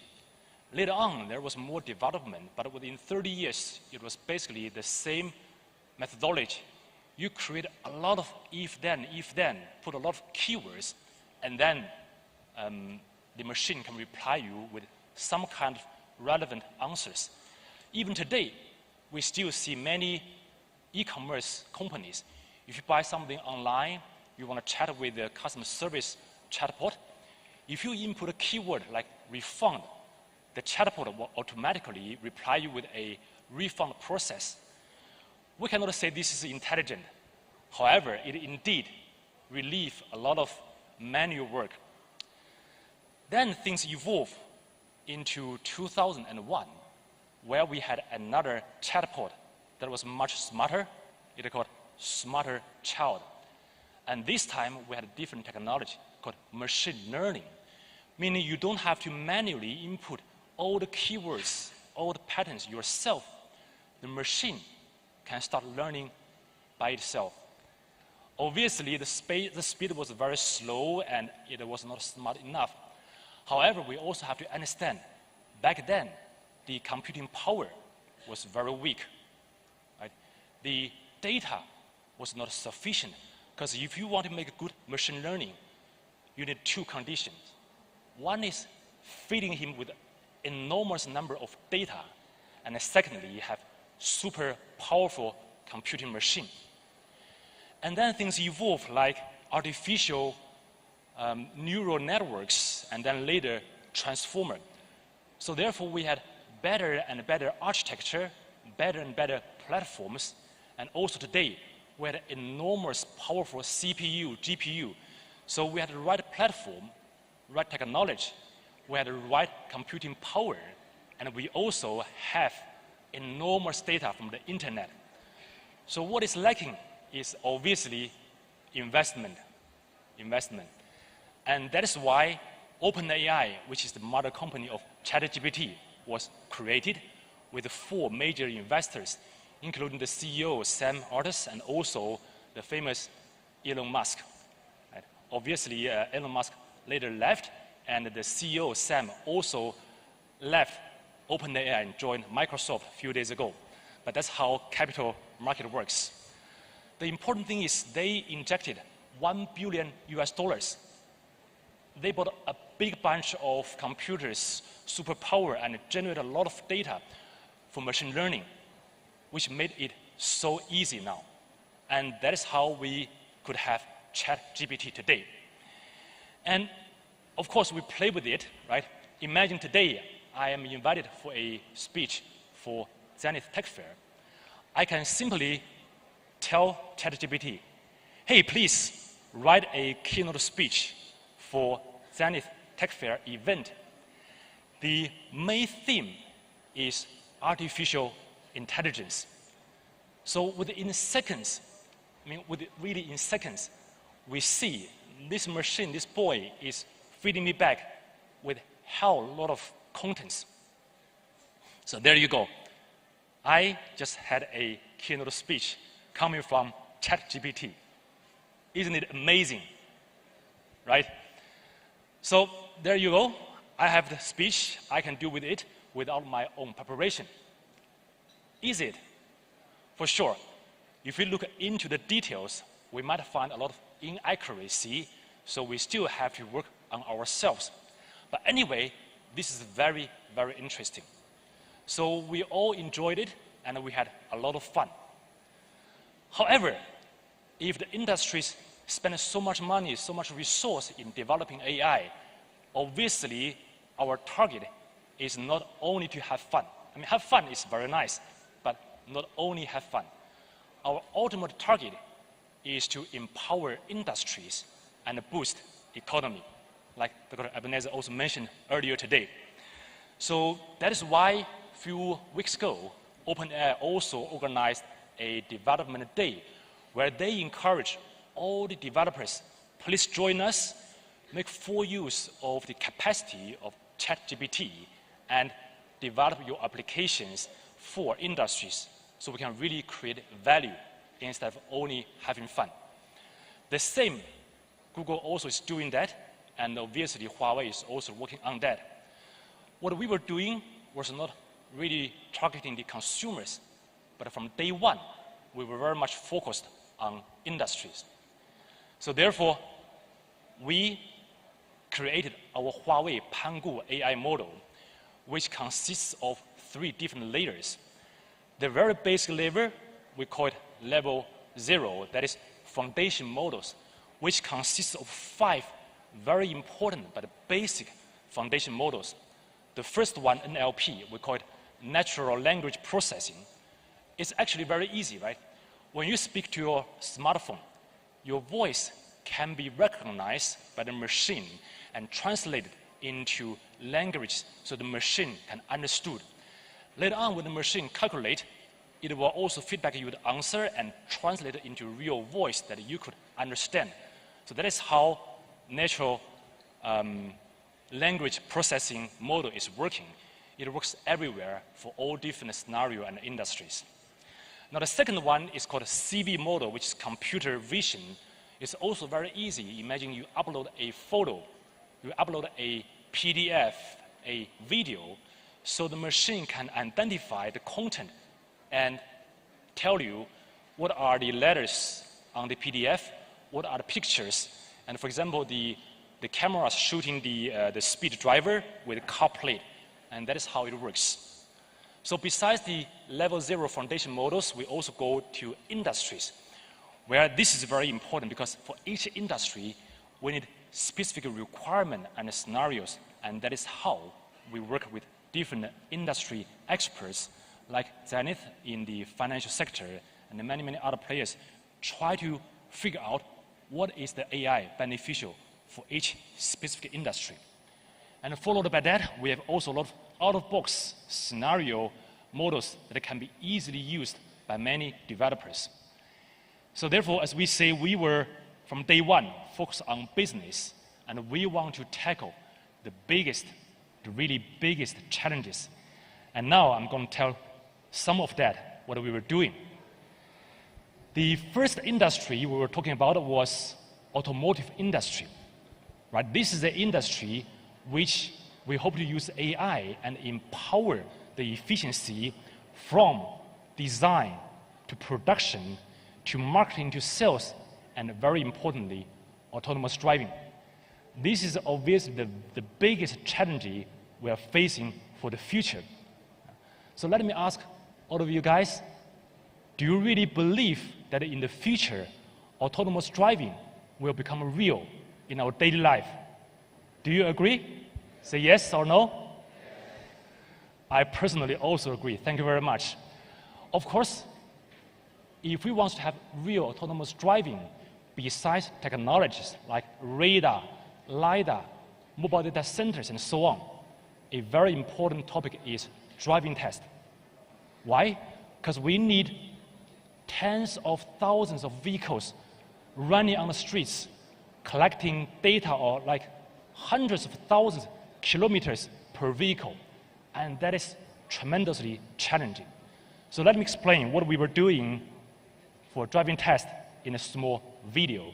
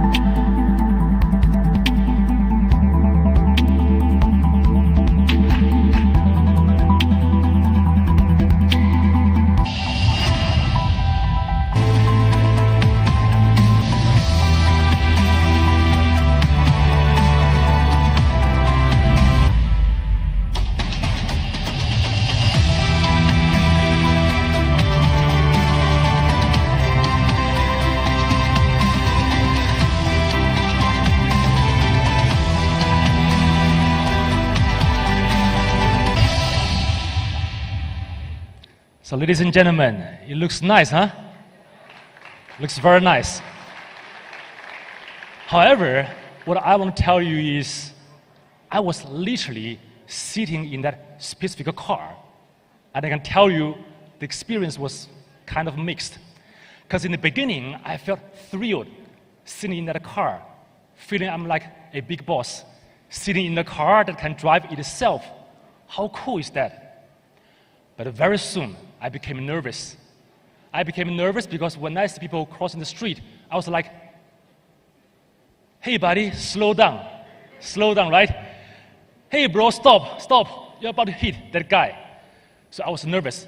Even though the whole process was very smooth, the car accelerated and stopped as like a human being is driving it, very smooth. But still, I was wondering, hey, what if I hit somebody? Will it be my responsibility because I am the human sitting in the car? Or it is the car's problem because I'm not driving it, right? So this was a really million difficult question.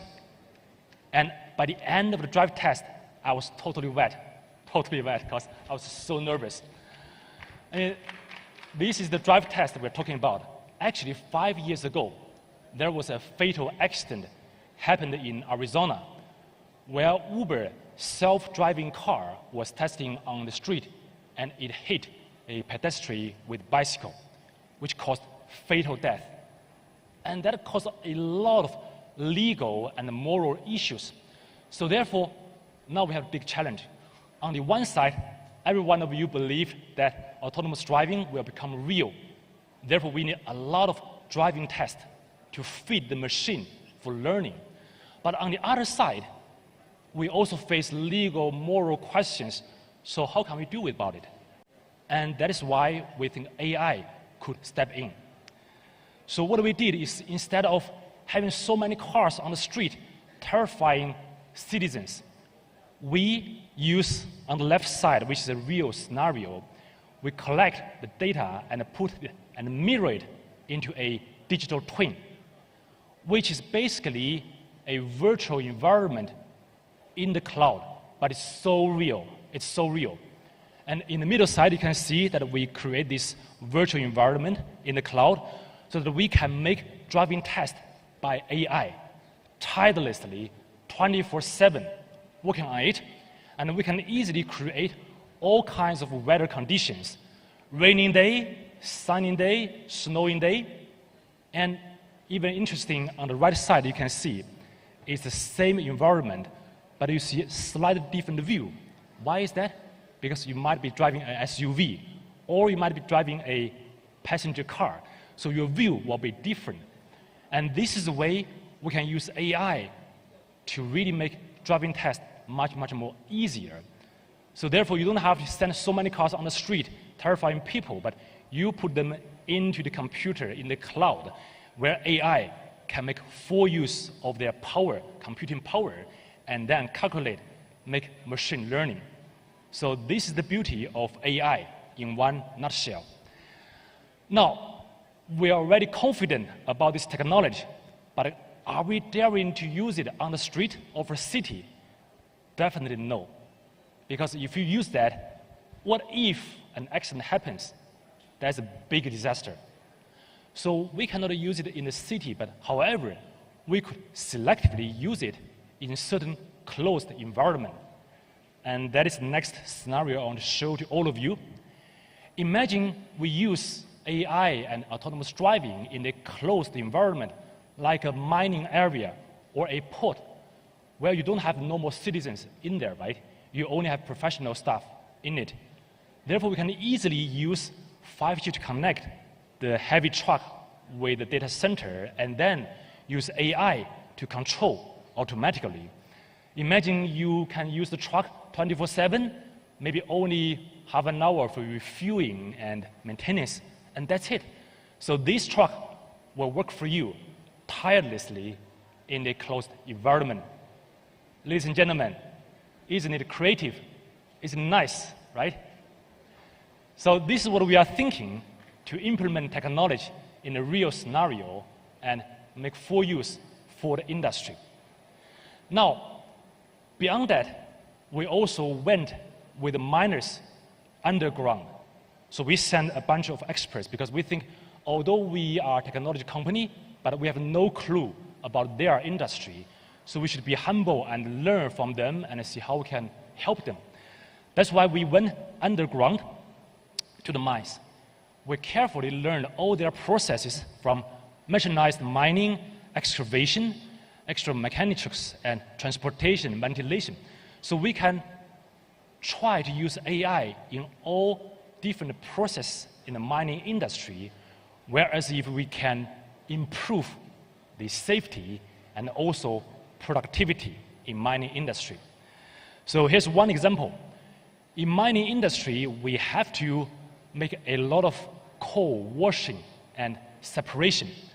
So there are many elements like coal seams, coal seasons, ash content, process parameters, and we try to implement AI to support in dynamic optimization, accurately predict ash content, the value of refined coal, and realize precise control of real-time adjustment of washing liquid density.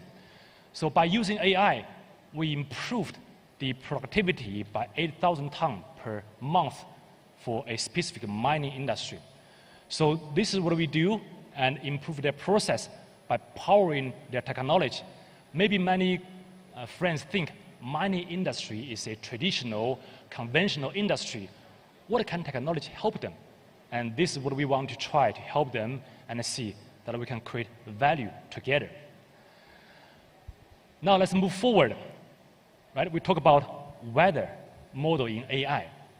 So in June this year, Nature magazine published a paper from Huawei that is called Pangu Weather Model, which received a very wide recognition from the industry.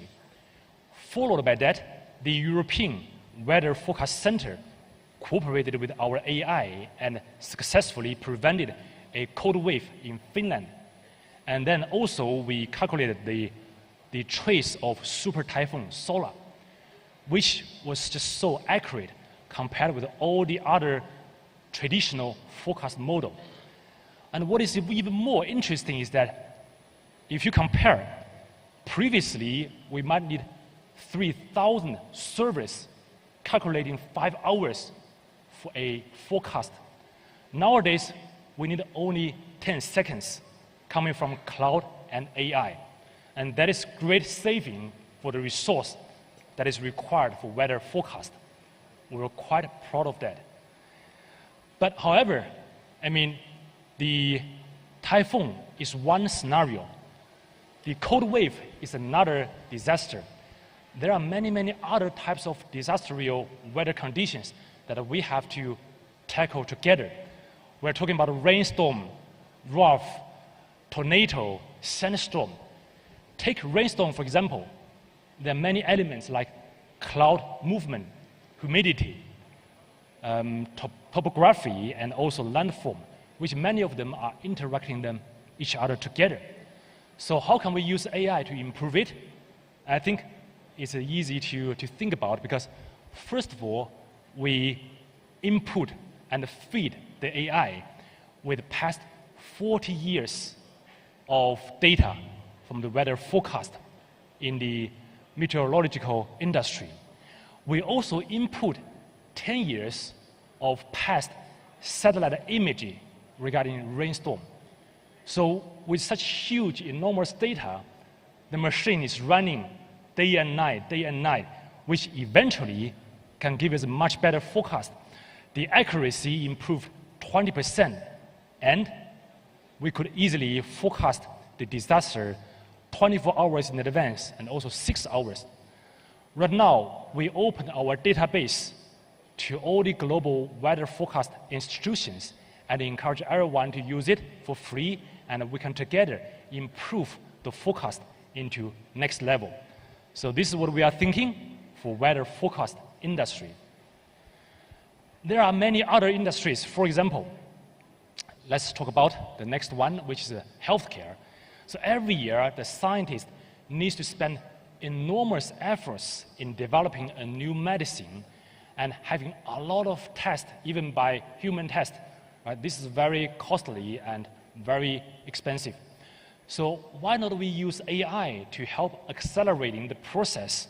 For example, we feed AI with 1.7 billion natural compounds and then generate 100 million new compounds so as to speed up the process of development and shorten the test period.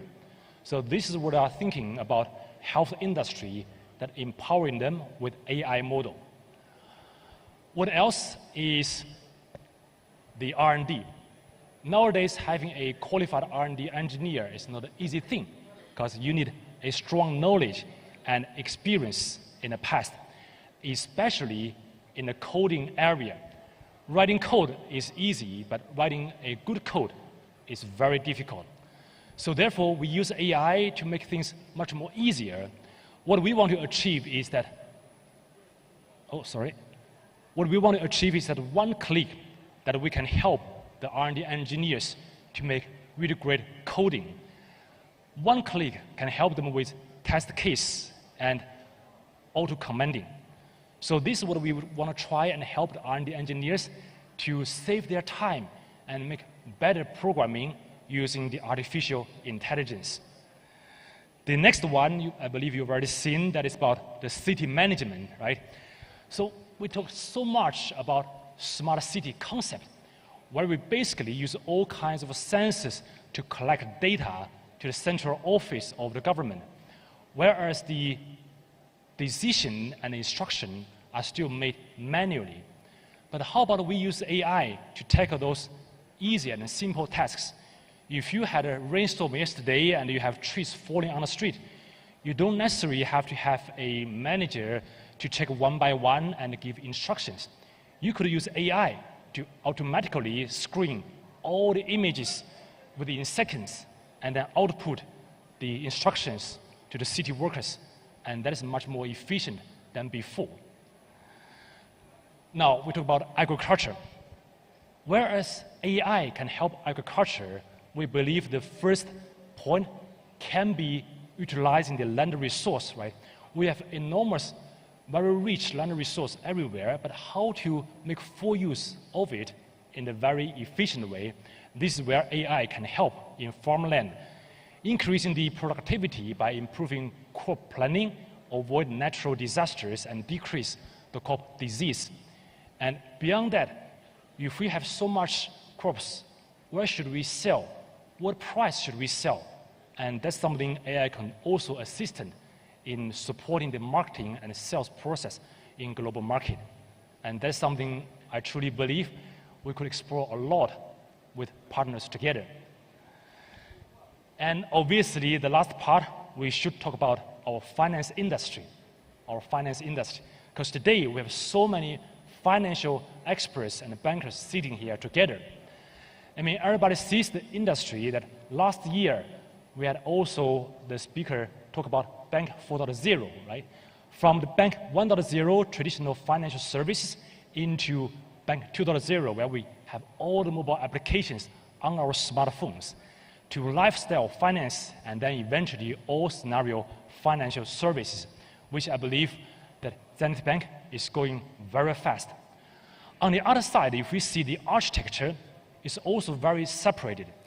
In the beginning, we had siloed construction, which we have one type of infrastructure supporting only one service, like we have big mainframe, right? It was great, but it only supported the core banking in one scenario, where we used to have other machines and infrastructures supporting different purposes.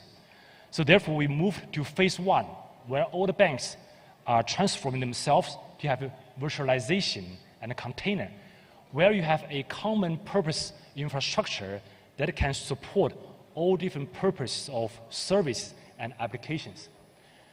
And followed by that, we have also the service agility in phase two, which we use microservice to serve more customized requirement for our consumers and enterprises.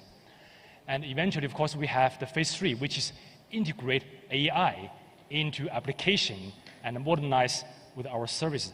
Whereas if you can open your mobile application, you might see different customized recommendation and service because the AI can support you in a much better way. Now, we all know Ziva, right? The Zenith Intelligent Virtual Assistant, which is a perfect example that how Zenith Bank utilize AI to provide better customer service and improve the efficiency of communication. And I believe in the future, there are many, many new user cases can be seen from the market. Of course, we talk about real-time risk control. Right? Imagine if you just logged in your mobile application in Lagos, and 1 hour later, there was a record that you want to pay by your card in Abuja. This must be suspicious.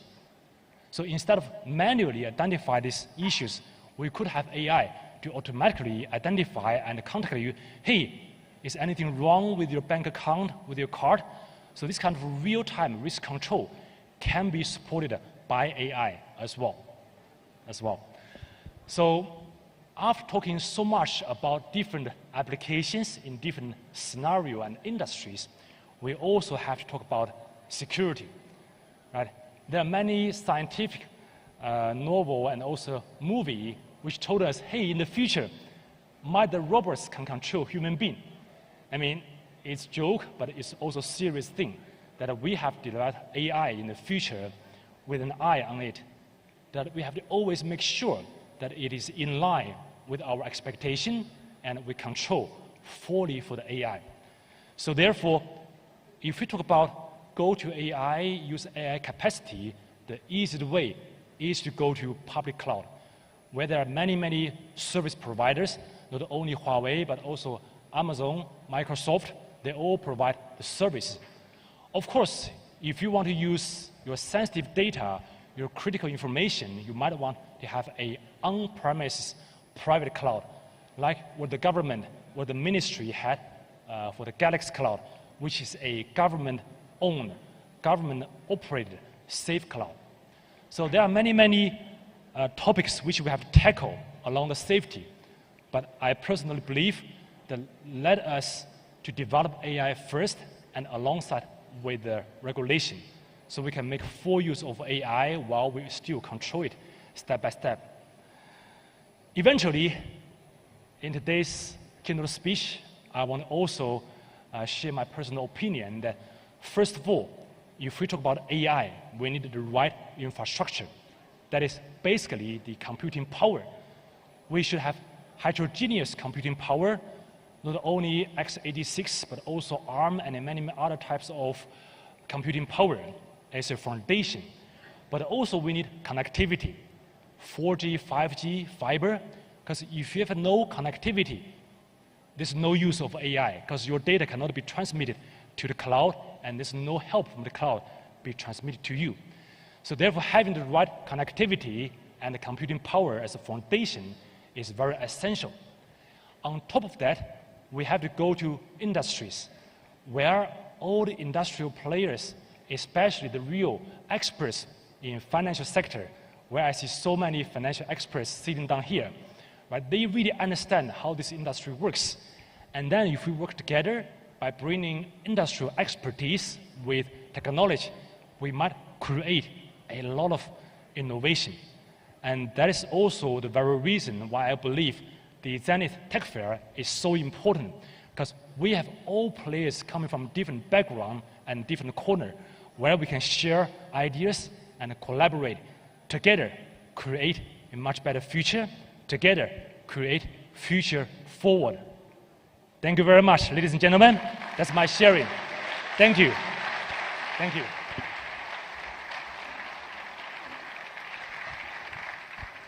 Now let's do that again. Give a resounding applause to our keynote speaker, Chris Liu. We cannot even deny the fact that artificial intelligence is shaping the future of technological advancement. So this conversation must be had, and I'm excited that we've had this conversation today. Thank you very much, Chris Liu, for that powerful, detailed, insightful, and of course, futuristic conversation. You know, I was at an event a few weeks ago, and there was a debate. Now, the debate was AI, friend or enemy? For me, I said it was my friend. I mean, AI is my friend. I use ChatGPT a lot. I do a lot of things using AI. But I'd like to ask again from everyone in the audience what you think of this conversation. So if you think AI is your friend, you say I. If you think AI is your enemy, you say A. Is AI your friend or your enemy? Awesome. I'm in the right company. So the eyes have it. Congratulations. AI is indeed, and we are in the tech industry. We are celebrating tech today. Definitely AI is shaping the future and is our friend. Let's have a chant for today. When I say Zenith Tech Fair 2023, you say, let's talk tech. Do we agree? Zenith Tech Fair 2023. I love the energy. That's a 7 over 10. Let's do it 10 over 10. Zenith Tech Fair 2023. Awesome. I see Oscar in the audience. What are we talking? We're talking giveaway. Ooh, I love some Everybody, giveaway. let's talk giveaway. All right. So earlier on, I asked if you've taken a picture by the Christmas tree. And I have a young lady here who said, is it you? It's not you. Christmas tree, yeah. But you got up now. Not just any Christmas tree, Zenith Bank Christmas. You? All right. From last year. If you are taking a picture from this year, then I don't know how you did it because they're launching it this Saturday at 6. So I'll be very afraid. Is that you? From last year. I can hear you. I can even hear you from last year. Okay, let me go around very quickly. Can we get a camera? A roving camera? Is it possible? So we can verify this. For those of you taking selfies, don't forget the hashtag on X. Bros, that looks like Ondo State too. Oh yeah, come. Daniel. Make some noise for Daniel, ladies and gentlemen. Come on. Yeah? Who called my name? I like the way you call. Say it again. I like the way you call, but it's not going to work. All right, so can we have the camera? There we go. When did you take this picture? No, last year. All right, can we get it on the screen, please? So for those who do not know, zoom, zoom, zoom. This is an annual event we always look forward to. Okay, whose car is behind? Is that your car? 2 cars, big boy. You have 2 cars. Daniel, you don't need this gift. Sit down, John. You need it. Should we give him? All right, congratulations, Daniel. Let's see what you won. Please clap now so that your own turn will come. Don't be haters. So what is that? Okay, that's a Huawei FreeBuds 4. Fantastic. Fantastic. Well done. I have a watch to give away. It's Future Forward 4.0. It's next year. Over to you, Mojibade. Oscar, are you done with the giveaways for this round? Because Just we do this round. have many more goodies coming your way. So when we ask you questions, make sure you respond. When Oscar comes into the audience, know he's coming. You know, he does look like Santa, so... Wow, it turns to have big belly. It's okay. Something like that, Oscar. But anyways, we'll move on very quickly, ladies and gentlemen, to our next conversation. Now, we've looked at artificial intelligence, its application, and its biases. We'll be looking at artificial intelligence and the financial service industry. Now, to do the honors of delivering this presentation, we have a gentleman from AWS Nigeria. It is my absolute pleasure to make welcome a solutions architect at Amazon Web Services. He has a deep understanding of technology and a focus on artificial intelligence. He'll be discussing the dynamic synergy between artificial intelligence and the financial service industry. His insights today promise to unravel the impact of AI in reshaping financial services. I would also like to mention that this gentleman is the first staff of AWS in sub-Saharan Africa to receive the golden jacket after completing the 12 AWS certifications. So please give a round of applause to Mr. Demola Sanusi, who will be delivering the next presentation today.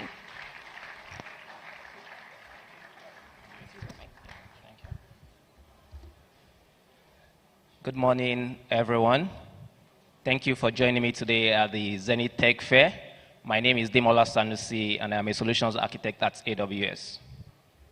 I remember about 17 years ago when I started using Zenith Bank. Each time I have issues, I would have to contact my accounts officer to resolve these issues or have access to certain services. But today, I just use Ziva. So what we are hearing from organizations is, what can we do to create our own chatbot quickly? What can we do to get ahead of innovation? That's why today I'll be speaking to you how you can reimagine your business applications using cloud computing and generative AI.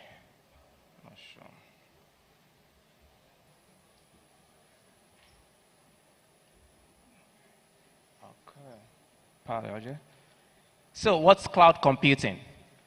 Cloud computing is the on-demand delivery of your IT resources through the use of the internet with pay-as-you-go pricing. So a common analogy I use is, imagine you want to have electricity in your house. You don't need to own the infrastructure to have electricity in your home. So what you need to do is you just connect to the grid and meter your consumption and you pay for what you use. That's how the cloud works. And to my left, you have a traditional on-premise environment where you manage your data center, your infrastructure, which doesn't allow you to move as fast as you want to be when it comes to innovation. But for cloud computing, there are many benefits to the cloud, like cost savings because you pay for what you use. We also have staff productivity because you are not bothered about mundane activities because everything is automated, because the cloud helps you with this undifferentiated heavy lifting. And when it comes to another benefit I'm going to mention now, it's business agility. A lot of organizations are not being innovative because they don't have that room to experiment, to fail quickly. And experimentation is the flywheel for innovation. So talking about innovation, according to an IDC report in 2020, it says that for organizations staying on premises, they spend 80% of their IT budgets keeping the lights on and 20% on innovation. So how do you want to move forward with this? Whereas people that are using the cloud, they spend just 20% keeping the lights on, 40% on cost savings, and 40% on transformation, which will allow you to innovate. So we can't be talking about innovation without talking about generative AI. So, as we can see that innovation is going to transform industry, so as generative AI is going to transform the industry. Generative AI allows us to create new content, ideas, images, pictures. There are situations now where people don't even need to go to professional photographers to take headshots. You can change your LinkedIn profile like 30 days, different outfit and save costs. So generative AI has taken the world by storm, and we have a lot of consumer-facing applications like ChatGPT, where we interact daily with. It's going to be an interesting future because even Goldman Sachs has predicted that the global GDP is going to rise by $7 trillion over a 10-year period just because of the application of generative AI. So what are the use cases of generative AI? I've grouped the use cases into 3 categories as relating to the financial services industry. You can use it to enhance your customer experiences. You can use it to boost employee productivity and creativity. And you can also use it to optimize business processes. And when it comes to enhancing customer experiences, the obvious example here is the chatbots. It's been around for a while. Using generative AI to create your chatbots, you can create it very quickly and have human-like conversations with your applications, which gives your customer a better customer experience. An example here is the Ziva, as I mentioned earlier on. I wasn't in touch with the Zenith marketing team before I came here, so I know I'm mentioning Ziva a lot. So the other use case is boosting your workforce productivity and creativity. With generative AI in the financial services sector, you can now generate financial reports. What is going to take you weeks to do, you can generate it within minutes. You can generate it within hours. That reduces the time your employee are going to be using to create a report and focus more on your strategy of your business. And the third use case is improving your business processes. You can use generative AI to augment and optimize your back-end processes to increase efficiencies in your businesses and also reduce costs. So, the former speaker, Mr. Chris, spoke about different, industries that generative AI is applicable in. And as we can see, it cuts across different verticals, from energy to telecom to retail to automotive and financial services industry. So what are the financial services leaders saying about generative AI? According to a recent Economist Intelligence report, they're saying that 85% of financial services leaders are considering using generative AI in the next few years. So what does this mean?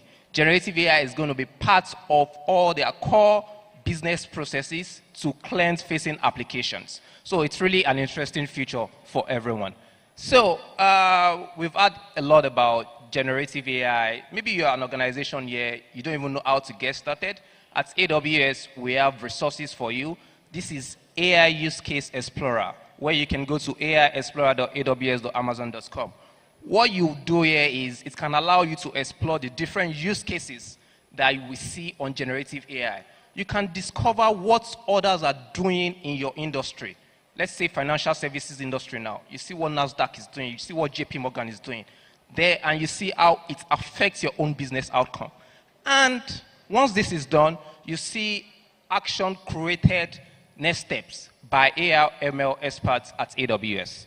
Then, how do you start your generative AI journey? Let's say now you're trying to think about a journey or a strategy for your company. The first thing you need to do is you need to select the right use case, either by using the AI Explorer, or if you have identified one through your business outcome, you select the right case. The second thing you need to do is you need to empower your teams with various training and opportunities. Today, there's shortage of knowledge when it comes to artificial intelligence. And 93% of employers are saying over the next 5 years, they are going to incorporate generative AI into their business. So it means you need to empower your teams. And AWS has made a commitment just on Monday to train 2 million people by 2020, technical training initiative by this ministry, so that your employees can plug into the generative AI knowledge. And once this is done, you can start a proof of concept to see if this use case match a business challenge or a business outcome in your organization. And we have plethora of Amazon generative AI portfolio. For the techies here, we have the Amazon Bedrock that allows you to seamlessly connect to the foundation models, and you can start using generative AI on the go. And if you want to create your own application right here in the OR, we just announced what we call the partyrock.aws. You can create your own generative AI right inside this room. The partyrock.aws. You can create your own generative AI right inside this room. And recently, we announced the AWS Generative AI Innovation Center. It's an $100 million investment that connects AWS artificial intelligence and machine learning experts to our customers and partners around the world. So what are you waiting for? Why don't you get started with generative AI today? Thank you.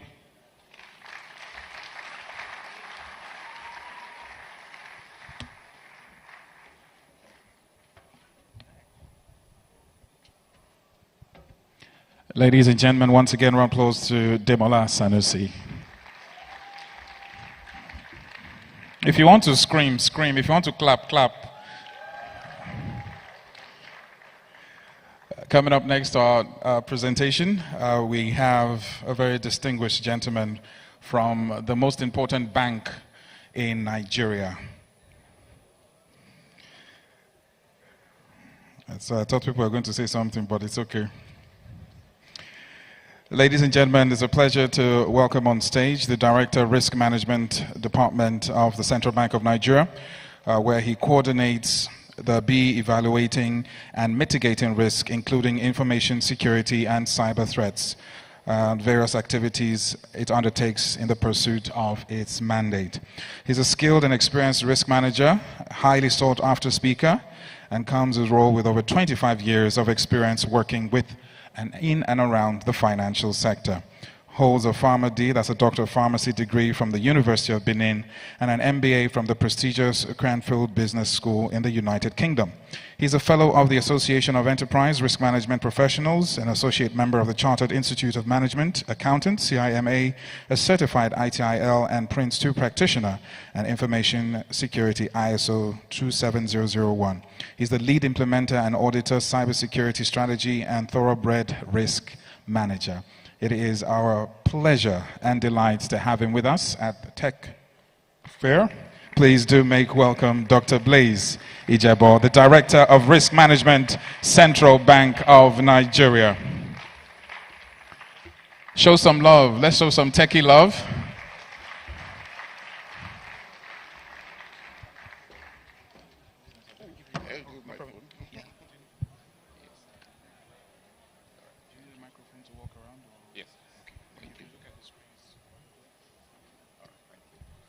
Okay. Good morning. Is it good afternoon? Good afternoon, all. How are you? Wow, there's a number of people in this hall. I'm so excited to be in your midst. You know, the only problem I have with organizers today, they've done a wonderful job, is that they put me after the most good-looking presenter and another presenter that has a goldy jacket. So what am I going to do? I guess my presentation is going to be boring, following up with those two wonderful presentations. So pardon me if you start to sleep, just don't snore. Because if you do snore, I will do to you what I did to somebody last week. Don't ask me what, I'll tell you later. So I've got some slides, I'll talk through the slides. They've introduced me as the Director of Risk of the Central Bank of Nigeria. Let me make a caveat here, and this is very important. All right? I am not permitted to make policy statements on behalf of the Central Bank of Nigeria. And because I like my job, I will not be making any policy statement today. So whatever I say is just my opinion. I'm not going to change any of CBN policy, no matter how hard anybody tries to bribe me with lunch. Okay, so I would, because I have only 15 minutes, I would skip some slides. But you see, the Nigerian tech space is very interesting. The number 2 is like a magic number. All right? We are the second largest or second most attractive country in Africa, straight after South Africa, in terms of the flow of investment in tech space. All right? Over the last several years, we have attracted $2 trillion. Let me repeat that. $2 trillion in investment in the tech space. All right? We have about 200 million people. Our GDP is about $440 billion, which the current government is planning to double to about $1 trillion, which is a good thing. And we are projected to leave number 2 and to become the 3rd most populated country in the world by the year 2050. Now, the tech space in Nigeria is very exciting.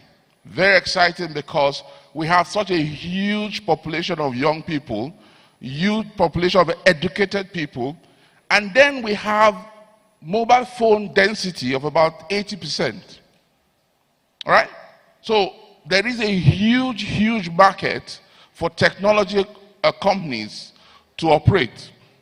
Secondly, a lot of our industries are just coming out of the initial phase of industrialization, and we are ripe for disruption. I'll be talking a bit more about disruption as we go on. So the opportunities have driven this flight in technology, the flight in our tech space. COVID was also a master catalyst. All right? During COVID, a lot of us couldn't go out, so all we could do was rely on technology for us to get to do things. And that helped push technological adoption. In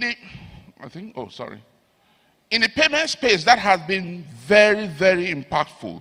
We have seen so much digital payment opportunities that have sprung up in the last few years, and many more are coming. I'm preaching to the choir, so you guys are part of the space. But let me show my age here, so that some of you know how old I am. I was alive when we used to have up-country clearing. All right? I think at this point I need to just pause. I recognize our MD, our GMD, and all the the Deputy Group Managing Director of Zenith Bank, and all the executives of Zenith Bank. Because I know most of you are in my age group, so you will still remember when we had the up-country clearing. So in those days, when you had up-country clearing, you bring your check to the bank, you pay it in on Monday, and you will not get value till the next Monday. I'm sure you young people will be thinking, what does that mean? I came to collect my money, you tell I should come back next week. You know, now, if you delay 10 minutes in getting payment, somebody will say, what is wrong with you? You must be lying. You didn't want to send me the money. All right? After that, we started making changes, and we had wholesale payments through, we had developments all through. I'll skip this slide, but I just wanted to make that point, that we have come a long way from where we started. And I like the way Bill Gates put it. He says the advance of technology is based on the concept that you do not want to know technology is there. So it's integrated so much into your life, it's no longer something that is different from you, it's just part of your life. And that's the beauty of technology. And that's also driving a lot of the advancements we are seeing. And we are seeing those advancements coming in terms of mobile banking, digital banking, retail and SME lending, remittances, emerging and other emerging technologies. People have talked today about AIs. In fact, I can't keep up with the technologies, all the terminologies anymore. You have AI, generative AI, Internet of Things, Internet 4.0, and so on.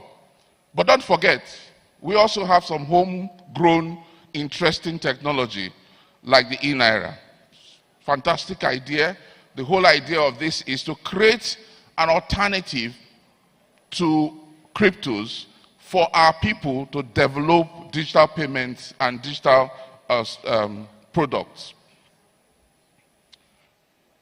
But you see, and I missed a couple of slides here, the problem with eruptions is that every eruption comes with risk.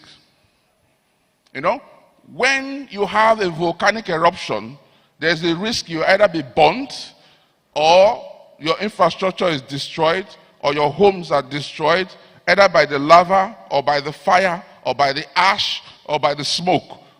All right? So every type of eruption, like the fintech eruption that we have seen in Nigeria or across Africa, comes with risk. And some of the key risks we've been seeing in recent times, fraud, cyber fraud has been growing rapidly, and that's a challenge. All right?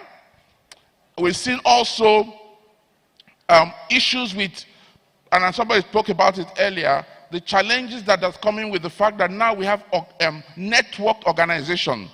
So you are providing service not just by yourself, but by a group of companies or a group of platforms that work together.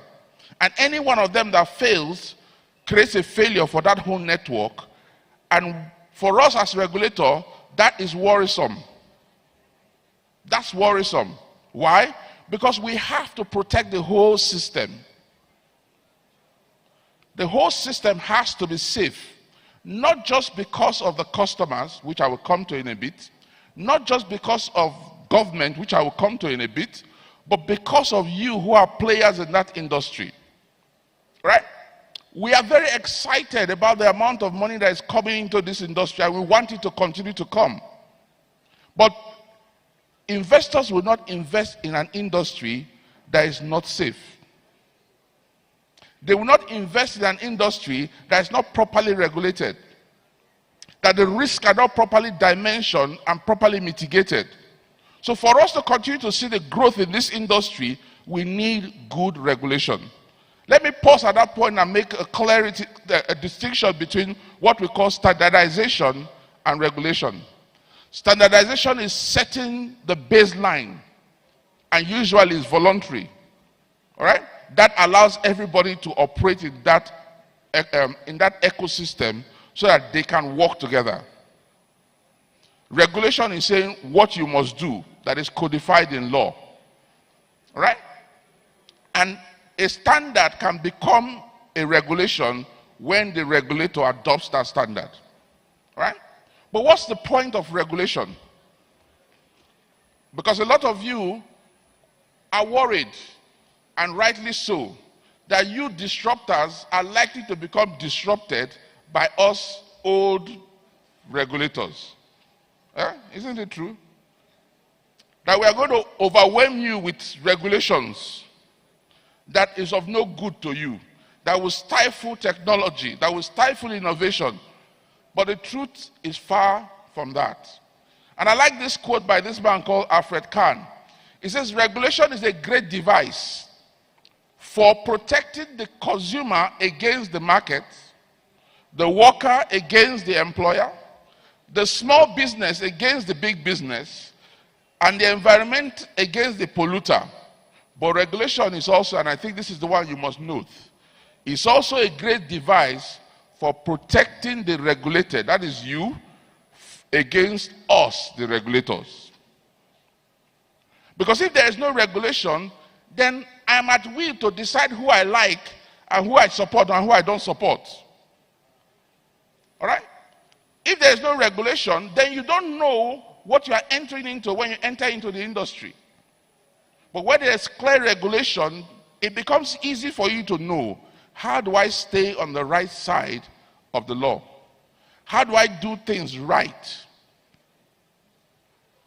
But there's a very interesting development, and I will speak about it in a bit. Before I get into this, let me just talk about it here.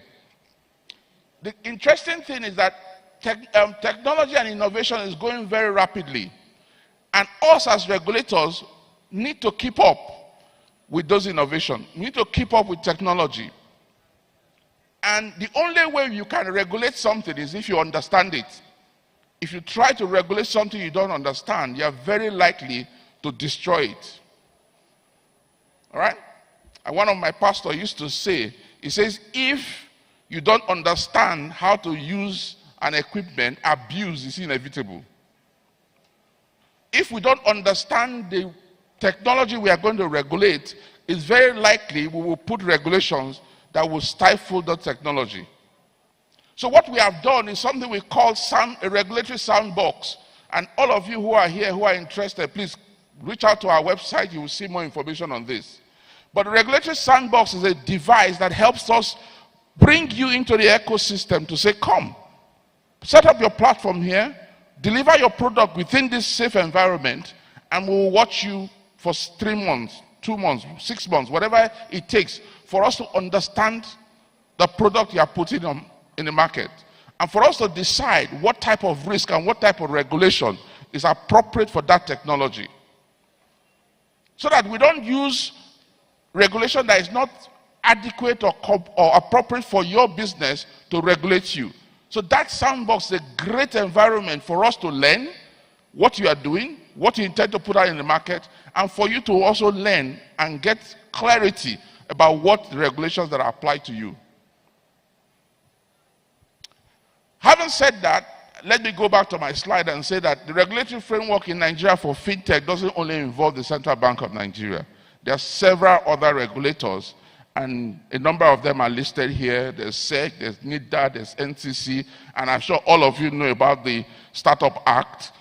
There's the, and so on, other legislations that affect your sphere. But with regards to the Central Bank of Nigeria, we focus on payments, we focus on banking, and therefore a lot of you who are in fintech come under our purview. All right? And we make quite a number of regulations. In recent times, we've made regulations around the framework, the sandbox that I just talked about, guidelines for licensing and regulation of payment service banks, regulatory guidelines on e-Naira, Payment Systems Vision 2025, regulatory framework for open banking. That's been generating a lot of interest. And the other one was the one on contactless payment. It generated a lot of interest. Guidelines for shared services and regulatory framework for mobile money services in Nigeria. So we've done a lot in this area, and there are other regulators that do things in that area. So what are the challenges with regulation? I think I've mentioned a couple of them already. The big one is cyber threats. Cyber threats and cyber threats. Because a lot of what you are doing it, they're internet enabled. Just as quickly as you learn how to put this product out in the market, people are learning how to defraud you and defraud the system. All right? So that's a big challenge. And these people are not just men, boys anymore in their mom's bedroom or whatever. They are even nation states, big corporates, criminal organizations that are looking to get money anywhere they can find it. So cyber threat is a big issue. Interoperability is another big issue. How do we make sure that every technology that is coming into the ecosystem can talk to each other? Because if they don't, you're going to create problems that we can't solve. Because you're going to create silos in the financial system that struggle to work with each other. And as regulator, we really don't want that. We want a system that can work together and earn value together and deliver value together. The development of clear standards for emerging technologies. How do we regulate emerging technologies? Ability of regulators to adapt quickly to new development. So these are some of the challenges. I mean, you can imagine when I went to school, I don't want to tell you my age now more. When I went to school, our computer science department was almost as big as this room. But the computing power of that computer science department is not up to 1/10 of my phone today. We all used to go and punch cards. Any of you remember that? We punch cards and then take it to the computer center, and then they will run the... Don't tell them my age. So, out of that, there are some opportunities, all right? Some great opportunities. One of them is the promotion of trust and confidence in the digital payment system. Somebody said, we are not a technology company, or we are not in a technology business, we are in the trust business. All right? We are in the trust business. If I don't trust the people who gave me my phone, I will not use that phone.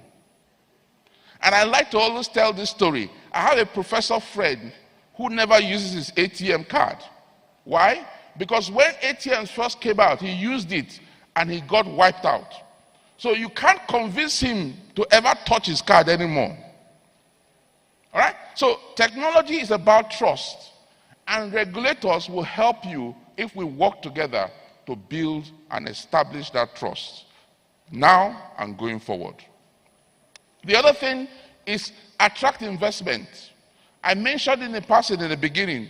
Look, the investors who are coming to invest in technology startups today are going to be happy to continue to do that. And the more mature funds that are going to come in to take over from them will only come in if they believe that there is a safe regulatory environment for them to make money. So it's so important that we as regulators working with you, and I'll talk about that in a minute, create that environment so that we continue to attract investments. The next thing is foster the growth of innovative solutions. We talked about that. We don't want to stifle it because it's creating jobs for our people, and we are so excited that it's also creating young, well-to-do people who will also create jobs in the future. Create a level playing field for all participants. This perhaps will be the sweetest thing that I would say to the group managing director, because one of the challenges that banks have always cried out is that we are allowing these fintechs have a field day and we are preventing them from doing the same. Or we are giving them so much in terms of regulation that the fintechs don't have to stand by or apply to, or doesn't apply to them. All right? But if we work together, we can all have reasonable regulation that fits everybody depending on the business that you do. If you're just a payment platform, we should provide regulation that fits your business ideology. If you are doing anything in banking, we should give you the same regulation that fits your business model. Finally, what I would say are suggestions for next steps. Collaboration and coordination. We all need to work together. Regulators, regulated, we need to work together because the benefit of a good regulatory and standards landscape is not only for us, it's for you, and most importantly, it's for the good of our country. Also, cybersecurity and data privacy is a big one. Cybersecurity continues to be a threat to you, but even today, data privacy is becoming even a bigger issue. I don't have time to go into that. Interoperability I've talked about. Education and awareness is where I will stop. Education and awareness of what you are doing and what you are delivering, and the safety of what you are doing and what you are delivering is what will grow the pie that, or the cake that we are baking in this country, and will do good for you, for us, and for the whole country, and in particular for the common man. Thank you.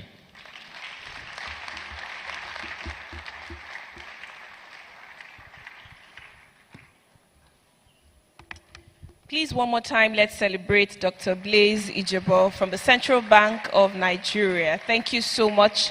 We'd like to also thank you for the great work you're doing at the Apex Bank, protecting us from the fraudsters and also regulating the industry very dearly. Thank you for your presentation. And I think one of the most important things you have highlighted is the fact that we have to collaborate, both the regulator and the regulated, to enable, create a very attractive industry here in Nigeria. But thank you very much for making time to be here and for your presentation today. We'll take our next presentation, but this is a panel session, so I will be inviting the moderator, who will be upstage to receive other members of this conversation. Our panel conversation will focus on the next frontier: digital wallets, contactless payments, and buy now, pay later.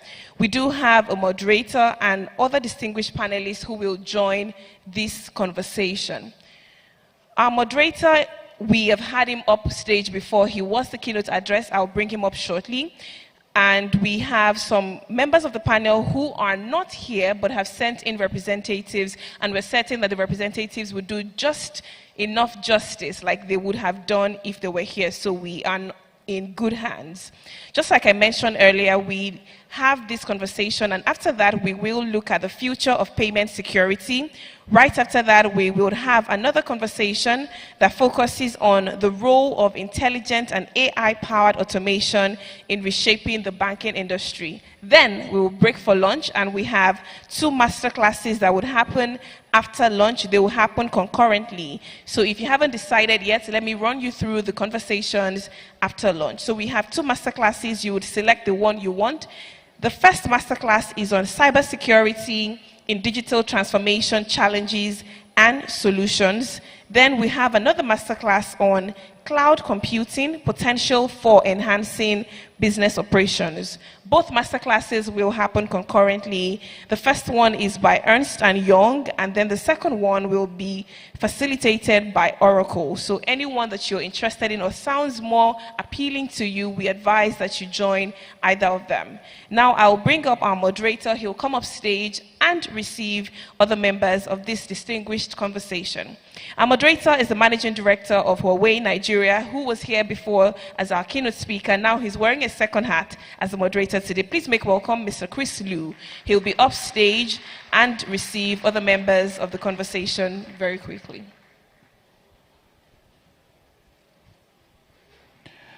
And in addition to that, we have the country manager of Palm Play Limited in the person of Fei Wong. A round of applause, please. Round of applause. Thank you very much for joining us. We also have Premier Oiwo, the Managing Director of NIBS, who is ably represented today by Bolanle Enigbokon. A round of applause for Bolanle Enigbokon, who will be ably representing the Managing Director of NIBS today. We also have the Managing Director of Verve in the person of Vincent Nude to also join on stage. Thank you very much, Mr. Vincent Ogbunude, the Managing Director of Verve. He'll be joining this stellar panel conversation as they do justice to the conversation, the next frontier, digital wallets, contactless payments, and buy now, pay later, which is fondly called BNPL.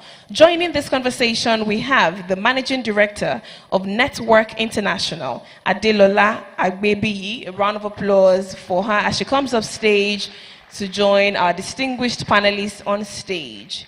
And finally, but certainly not the least, we have Ebehije Momo, the country manager of MasterCard, who is unavoidably absent but ably represented by Kari Tuka. A round of applause for Kari Tuka. She'll be joining this conversation.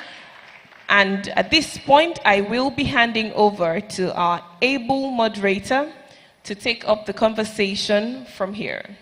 So while our moderator settles down and, of course, exchange pleasantries, I have one more giveaway very quickly. Just want to see if you have a chat with Ziva. Okay, anyone? You can show me a chat with Ziva? Okay, let me see. Any of our Zakathon kids here? Where are you?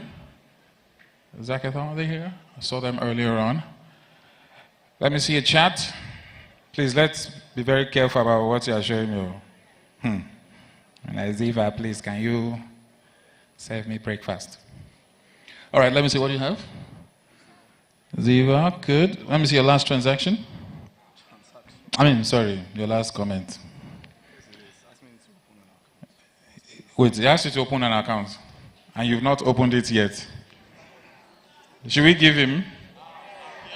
What's your name? AJK, congratulations to you. Well done. I think AirPods are there. Hand over to, is our moderator ready? Okay. So, what is it? What did you win? A smartwatch. Guys, this is why you say, "Aww." Oh yeah, let's do that again. What did you win? A smartwatch, Aww, to you too. Okay, we have some more giveaways, and please don't forget there's still the selfie challenge. So we're looking forward to that. The hashtag have been giving, and don't forget to follow at Zenith Bank PLC. Over to our moderator.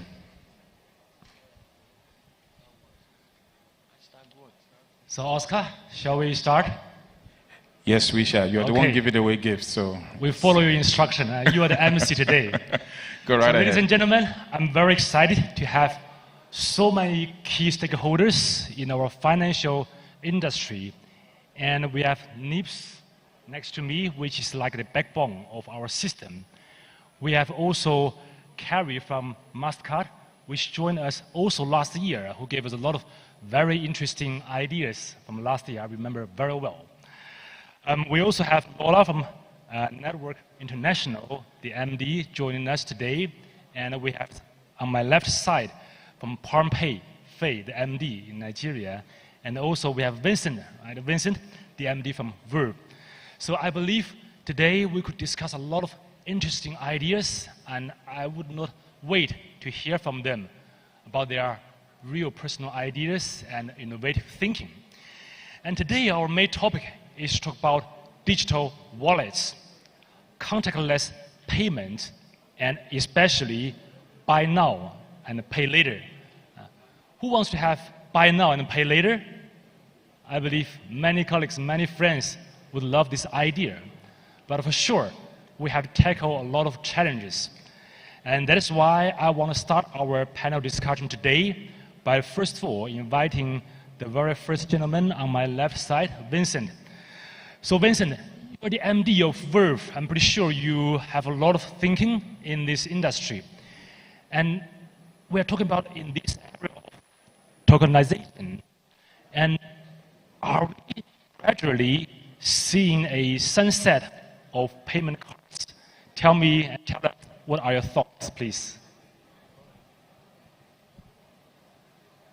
Hello? Okay.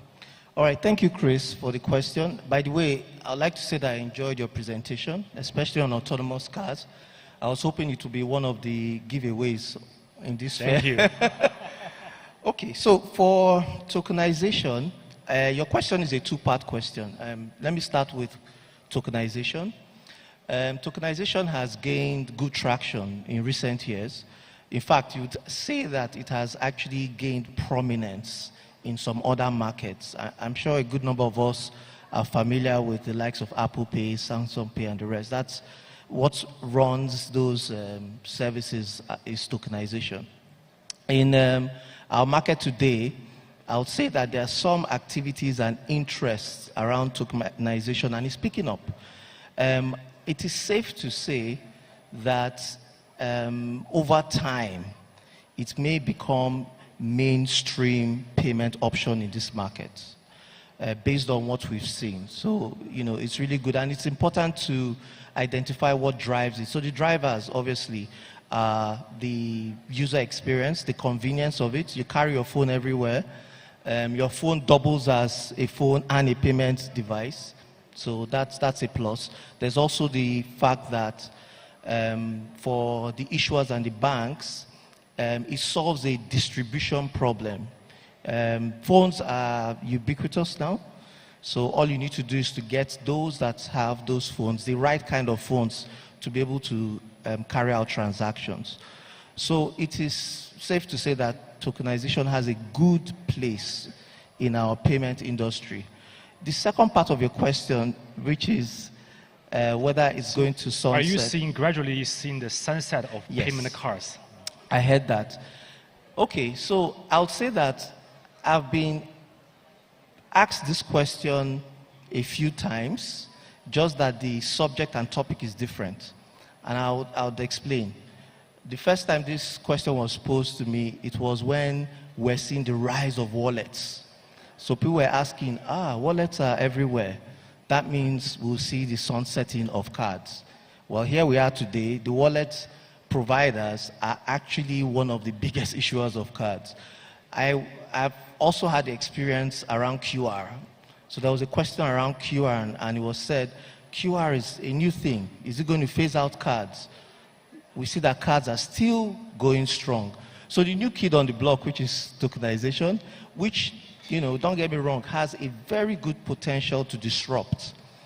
I would say that there are a few things around cards that will makes them resilient, right? So what I would say, two things majorly, and so that I can wrap it up. But first of all, to answer the question, will cards phase out quickly? Will tokenization be the death knell for cards? I don't think so, at least in the near future, immediate future. And because cards have two strong points, one that we see and one we don't see. So what we do see is the growth of cards. The last 2 years, we've seen an unprecedented growth in cards, even with all the other options that are around, right? Going by the information we have, there should be, in my estimation, about 100 million cards in the market. So if I use vanity statistics, it's one card for every 2 or 3 Nigerians. So cards have been well established.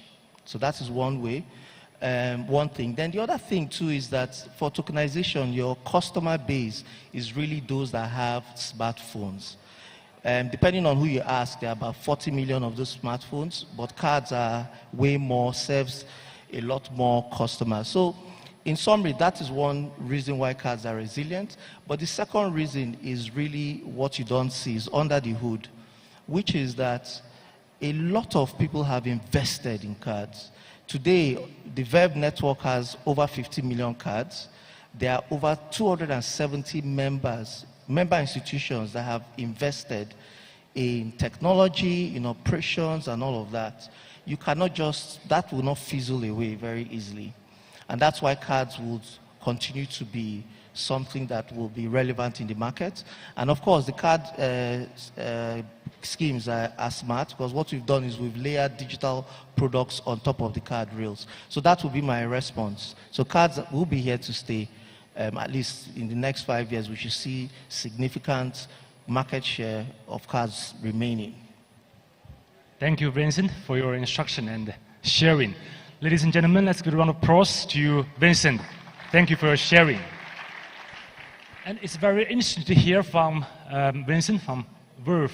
And I would love to also continue with Lady Carrie from MasterCard, because you're everywhere globally. So, Carrie, similar to the question to Vincent, what role do you think the payment cards will be playing in the future regarding the digital payments? Thanks a lot, and my appreciation to the organizing committee for this event. Tremendous turnout. To your question, I think Vincent actually hit the nail on the head with regards to the relevance of card network for domestic players. But I would reference two important use cases that I think makes card that much more relevant and resilient. The first is the role that card plays in cross-border payments, right?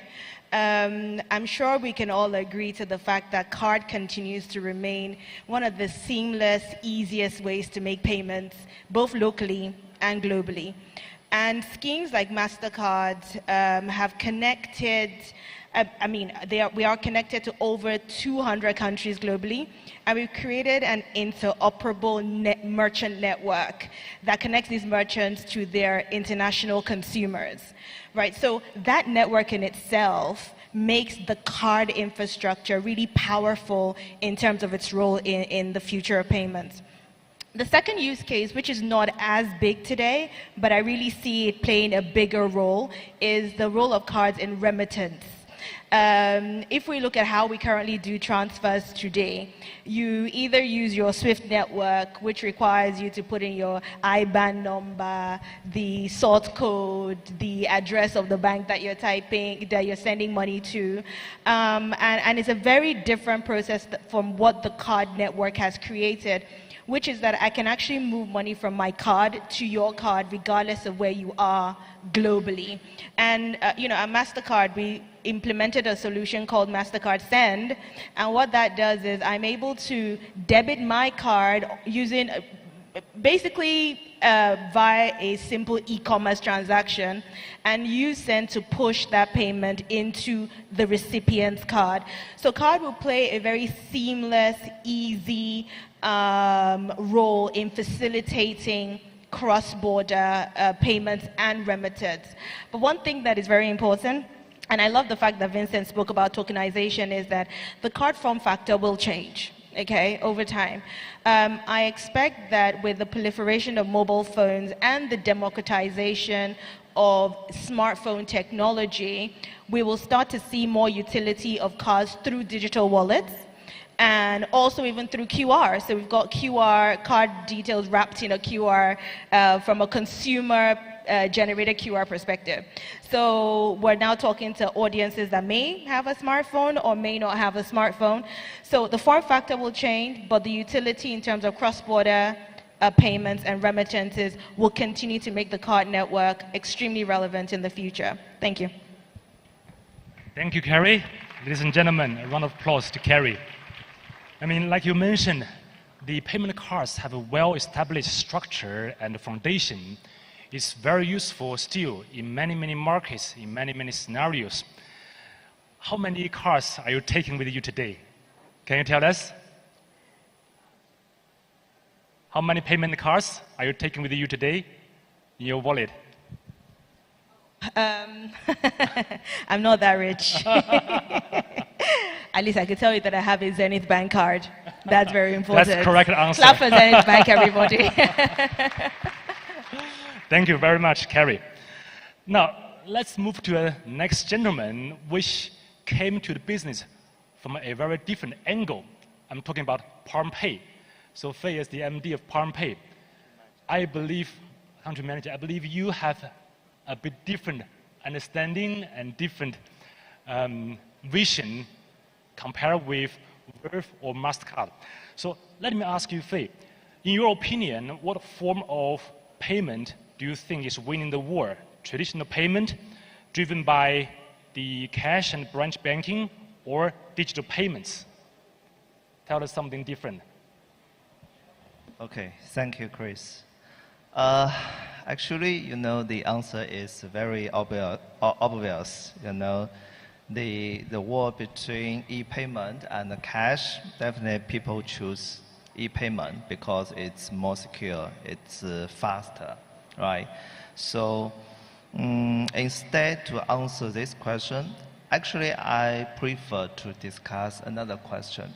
What's the future of the contactless payment in Nigeria? It's a QR code or it's NFC payment? This is a very interesting question and challenging because we have Verve, we have MasterCard sitting here. So from my perspective, both products, actually they have their own merits. For QR code, it can reduce the cost of merchants' terminals significantly. And for NFC payment, it's faster, it's more secure, and it allows their users to continue their payment habit from card to tap and pay with their mobile phone. And for PalmPay, actually we have fully prepared for these two products. For QR code, this product is naturally closely integrated with mobile wallet. And for NFC payment, it's more complex because first, we need to ensure the user's mobile phone can support NFC payment. The second, we need to ensure the merchant's POS terminal can have this NFC payment feature. And also, we need switches, the banks and card schemes to be fully involved and supportive. And PalmPay, actually we have some unique advantage in both the user side and also the merchant side. For merchant side, now we have over 200,000 POS terminals in Nigeria, and most of them support NFC payment.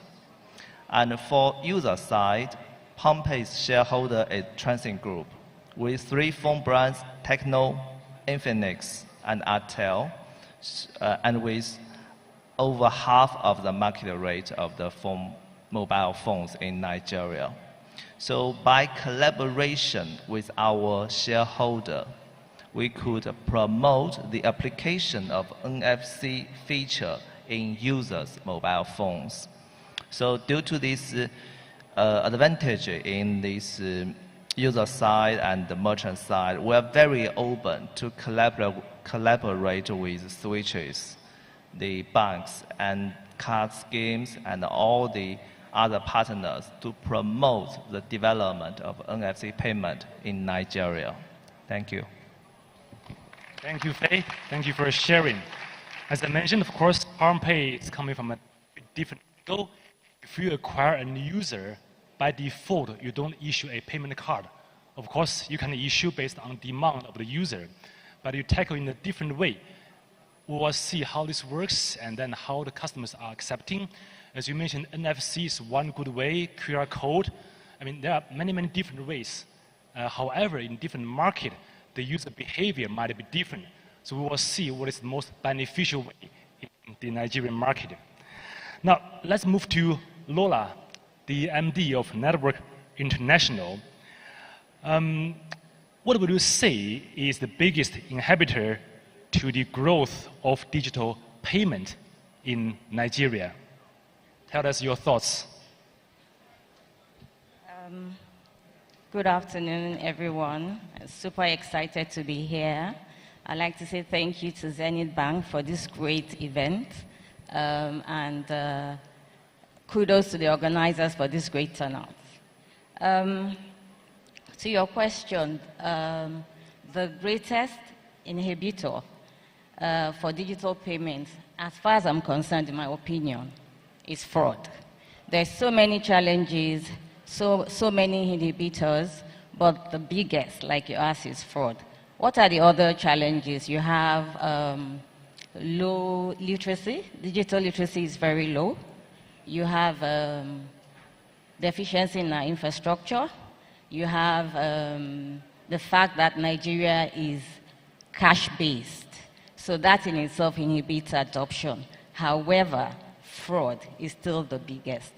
We've had the director of CBN come here. He's also talked about that. And when you have fraud, it erodes trust. And when you talk about digital payments, the major component of digital payments is trust. And specifically to Nigeria, we've been talking about cards, we've been talking about different types of other types of payments. But for me, every time we talk about cards, we're still talking about the banked and the underbanked. We're still not talking about the unbanked and the people that are still financially excluded. Now, for me, that is where we need to be. If we are not there yet, then we can't talk economic inclusion, and we cannot talk about having, success, having been successful in, preaching digital payments. So I think that fraud is something we need to consider. A lot of people are in rural areas. They don't even have access to digital platform. So you talk about ATMs. I mean, we have a lot of commercial banks. We have a lot of FIs now everywhere. We have agency banking. But we're still not able to reach everyone in Nigeria, because if you go by the figures, about 45% of Nigerians are banked. So what happens to the rest? However, when it comes to mobile phones, I think over 80% of Nigerian adults already have mobile phones. And out of that, between the ages of 16 and 64, a lot of them carry smartphones. But about 15% still have feature phones. So there's still a lot of work to be done. So I think that we need to concentrate on fraud, because in 2022, going by a report from CBN, we had about 78,000 fraud cases, which came to about 27 billion naira in 2022. And we're barely scratching the surface when it comes to digital payments. So imagine when we increase the digital payments, then the fraud is going to be out of the world. So I think we need to talk about fraud. We need to deploy modern tools and platforms that will help us combat and identify fraud, detect fraud, and also prevent it. So for me, I think fraud is still the biggest challenge of that. Thank you, Lola. Thank you very much. I mean, there are so many obstacles, and you picked up fraud, which was very similar to our regulator from CBN was talking about. So thank you for sharing. Now let's move to NIPS. We all know NIPS is playing a crucial role in our financial sector. But towards the payment digitization, so let's hear about NIPS. Bolena, what do you think that NIPS will be playing the role for future payment digitization? All right. Thank you very much. Good morning, everyone. And thank you, Chris. And also, thank you to Zenith Bank for the opportunity. And you keep on upping the game every year, so well done to you. Kudos. So back to the question. As you know, NIPS is the national central switch for the financial system in Nigeria. And we are also responsible for providing the digital infrastructure that allows the transmission of financial and non-financial messaging, right, in driving payment, clearing, as well as the data and identity services. Because essentially, if you talk about financial inclusion, you have to talk about payment and identity paired together. Because payments will deal with the transaction processing and authentication, while identity will deal with the KYC and due diligence. So both of them have to go together. And essentially, we provide the infrastructure that promotes all these things, bearing in mind that we have to open up access, we have to optimize the costs, as well as ensuring that we deliver a safe and sound and efficient system. And we manifest this in two key ways. The first one is that we drive interoperability. I think Dr. Ejebo talked about the need to ensure and promote more of interoperability within the financial system. So we try to do that for the industry. We drive that. And we also ensure that interoperability cuts across payment, identity, and the other sectors that I mentioned. Then the second thing we also promote is that of collaboration. I mean, we've said a lot of things about collaboration in today's session. Collaborating with the CBN and other industry operators into ensuring that policies are operationalized, there is effective monitoring, and then we find a way to encourage innovation within the system. And we've seen the impact of all these things that we do within the digital space. First, in the area of payments, we have the instant payment engine, which is popularly called NIP. This allows immediate account-to-account transfers from one account to the other across multiple institutions. Today, we have over 1,000 players connected and enjoying that service. And in the last 3 quarters, we've delivered over 7 billion transactions, worth over 405 trillion naira. So there's a lot going in that space. And also biller payment, which allows billers and merchants to receive payment and also enjoy merchant settlement services are also going through that platform. We also have what they call the NIPS Universal Switch, which is essentially the system that allows terminal aggregation and the merchant settlement process for POS terminals. Today, we have over 2.5 million active POS that are serviced through that infrastructure.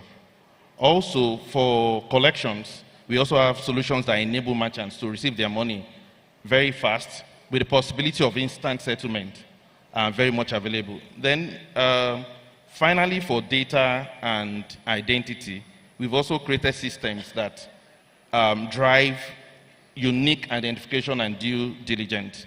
First of them is the bank verification number. I'm sure almost everybody has a BVN, right? So NIPS drives that infrastructure that supports BVN by uniquely linking the identity of each customer to the accounts that they have operating within the system. Then we also have the industry customer account database, which is the iCard, where institutions can upload all their account information, also send account maintenances, and anything related to account generally is maintained in that central repository. So all in all, we provide that infrastructure that will enable anything payment and identity to happen together, at a very affordable pricing, promoting access, promoting a very sound and safe system, and encouraging interoperability within the payment ecosystem. Thank you. Thank you, Belena. Thank you for your elaboration. Let me continue with another question to you, because just now Laura also mentioned about financial inclusion. We all see that the financial inclusion in our market was growing super fast. However, there is still huge space for us to grow further. So in that sense, how do you think NIPS and other key stakeholders in this industry can work together and then improve the financial inclusion with a more digitized payment way? So, driving financial inclusion, and thank you very much for the question, by the way. Driving financial inclusion will require intentional collaboration, right, amongst all the stakeholders. And we have all our roles to play within the system.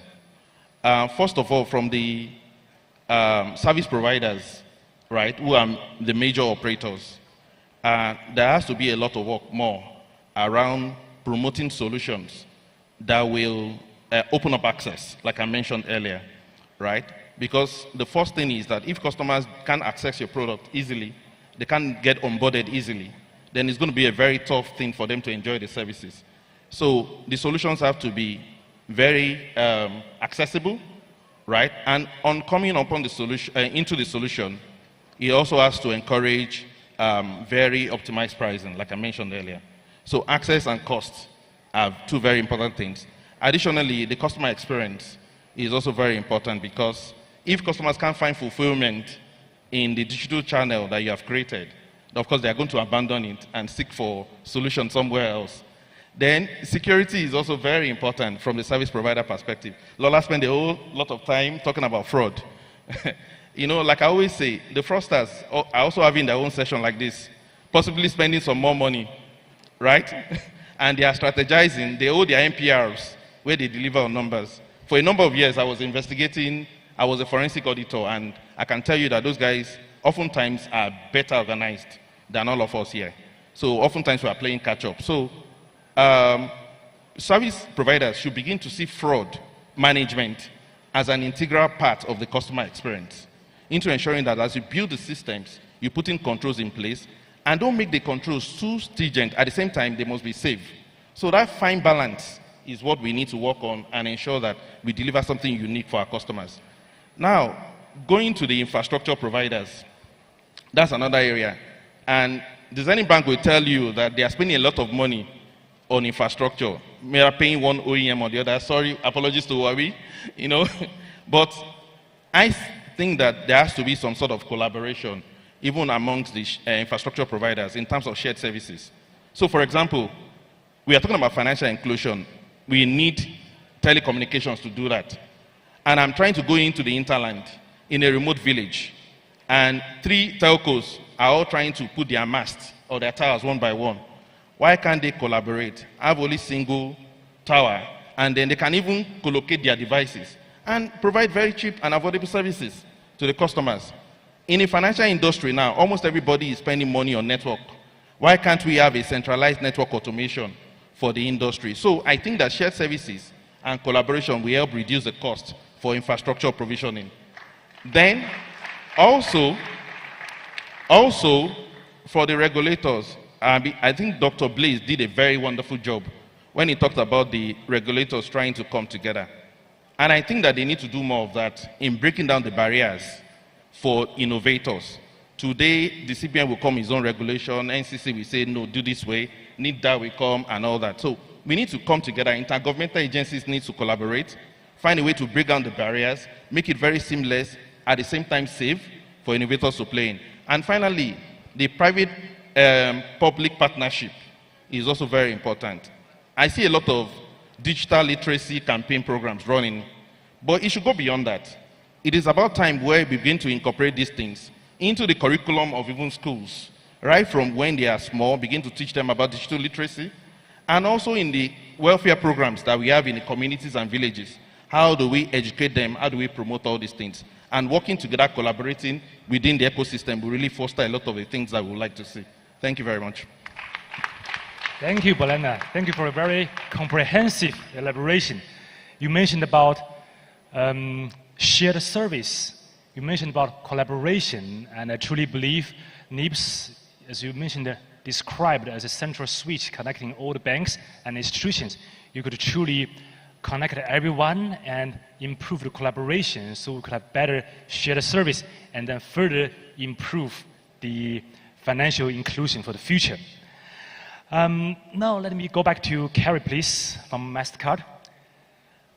I want to talk about tap and pay. Tap and pay. So how do you describe our readiness for adoption of tap and pay in the current market? That's a topic that is very near and dear to me. I think the best way to answer your question is to take stock of where we are as an industry and as an ecosystem. And in my mind, I think there are 5 key players that will determine how ready we are.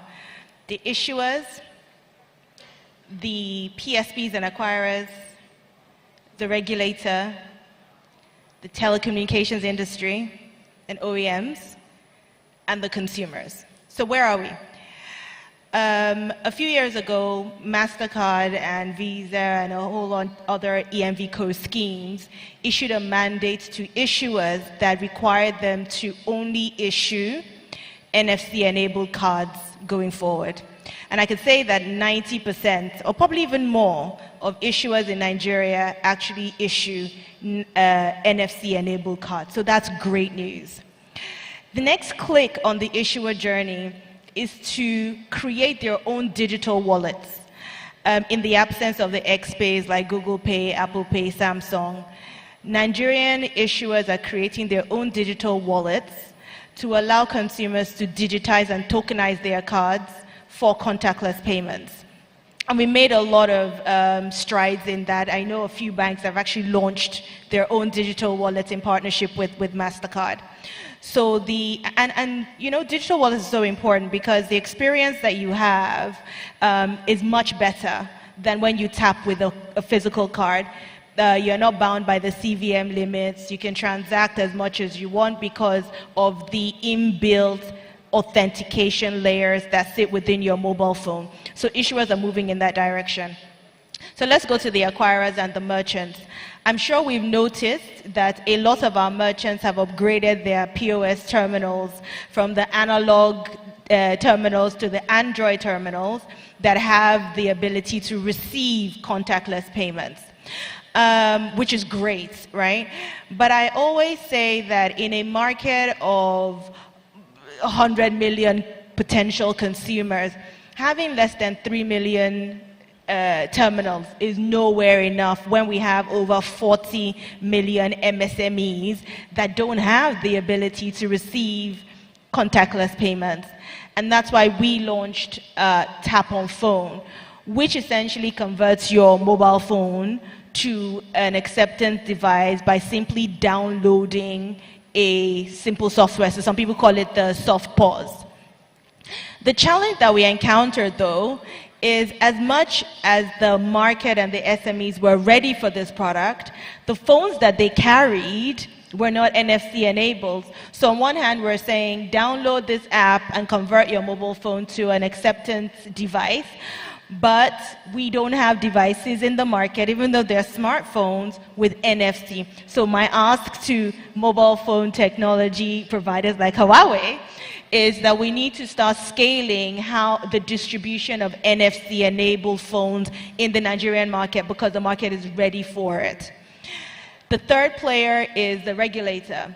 And I'm glad that Dr. Blaze mentioned earlier that, we've got the contactless guidelines. Because one of the challenges that we had was, what is the guiding framework and guiding principle around contactless payments? So working very closely with the central bank, we're able to, develop this guideline that is now available in the market and sort of creates clarity on how contactless transactions should operate in the Nigerian environment. So the framework is also there. The fourth, I've actually mentioned the fourth, which is the telco. So the fifth player is the consumer, right? We're not doing near enough on consumer education, on how to make a contactless transaction, the fraud prevention rules, and general awareness of contactless. And I think that is where, as an ecosystem, we need to invest a lot more to get the visibility and the experience of contactless around the market. So a very simple, a long way to answer your question, but it's very important that we take stock of where we are. We are on, the journey is on, we're not there yet, but I would say that Nigeria is in a great place for accelerated adoption if we can get the manufacturers collaborating and as an ecosystem get the education of the consumers accelerated. Thank you. Thank you, Carrie. I mean, you are the true expert in this domain. You mentioned how to improve the readiness for tap and pay. Actually, when we talk about this, I want to also raise one question, because truly in global different markets, we will see that there are different user behavior. In certain markets, the payment card system was so matured. The tap and pay was so easy. You can tap and pay in the restaurant, in the metro station. If it's small amount, you don't input your password, right? Very easy. In other markets, like Kenya, for example, we see M-Pesa was also very popular. You use the telecommunication provider, use USSD with your smartphone. That also works very well. There are also other markets using the NFC from your smartphone that also works. And also QR code is very popular in many, many markets. So there might be many different ways of making digital payments for the future. However, if I ask each one of you, what do you think might be the most popular way in Nigerian market for the future? What might be your answer? Let's start from Carrie, one by one. Give us one answer. The most popular way, in my opinion, for digital payments is actually mobile-enabled payments of any kind, whether it be a tokenized card into a digital wallet, or it's a consumer-generated or merchant-generated QR, or it's an account-based, open banking-driven transaction. I think that mobile phone will be the driving force for digital payments in the mid to long term. I also would add that if you look globally, we're starting to see, I think there was a prediction that by 2030, 74% of global digital payments would actually be on platforms that are not operated by financial institutions. So embedded finance becomes a real thing. Where consumers actually pay is what's going to drive a shift. So we're going to see embedded payments, the likes of your XPays, Apple Pays, mobile payments, the wallets, right? We're going to see BNPL, embedded lending, where people are not going to banks to lend anymore. They're going to BNPL providers. We're going to see embedded insurance, where I'm buying my insurance from my travel agency and not from the insurance brokers. So all of these nuances will actually change consumer behavior and how they pay. So that's what I think is going to happen within the next couple of years in Nigeria. Thank you. Thank you for your forecast. Now let's go to Laurie. What is your crystal ball telling us? Okay, I think Carrie has done a good job. She's practically touched on everything. So I'll just bring mine down to Nigeria. So I think for Nigeria, like we've all talked about, cards are still very prominent. So Carrie has talked about the ecosystem being ready, including acceptance for contactless payments. So I would say in the short term, I think contactless payments and tokenization, where you're able to tokenize your cards onto your phone, that will be the quickest way for us in Nigeria. I'm bringing it to Nigeria. When you talk global payments, there's so many other ways. But for Nigeria, I think contactless payments, with terminals ready, with regulators pegging the limits for contactless payments, everything is ready. It's just to educate the consumers, and we start to tap and go. So I think, for me, that is the quickest way for Nigeria to adopt digital payments. Thank you, Lola. Thank you very much. All right, thank you very much. I think Lola has also said what is important. Nigeria currently has financial inclusion rate of about 64% from the CBN records. And what I hear you say is that how do we grow to like maybe India of 81% or Singapore of digital inclusion rate of 98%, right? I think one thing realistically in Nigeria that will still be very relevant is instant-based payment, because people want to get their solutions, the value instantly. Whether it's going to be account-based or it's going to be card-based, they want instant payment. And the reason is because as people are coming out from cash, which is largely available in our market, the first experiential part of digital payment they will likely see is funds transfer.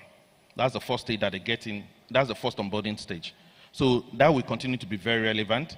Then, of course, we will also see other electronic-based transaction services like the wallet, the card services. And when I say card now, it's not just the physical card, but as well as the virtual cards, right? And as well as mobile payments. Mobile will continue to play a lot of role in the payments ecosystem, because decisions have to be taken on the go, and mobility is at the core of what we do. So instant payment generally will continue to play a critical role in the financial inclusion space in Nigeria. Thank you. Thank you, Bolena. Let's move forward to Faye. Give us your answer.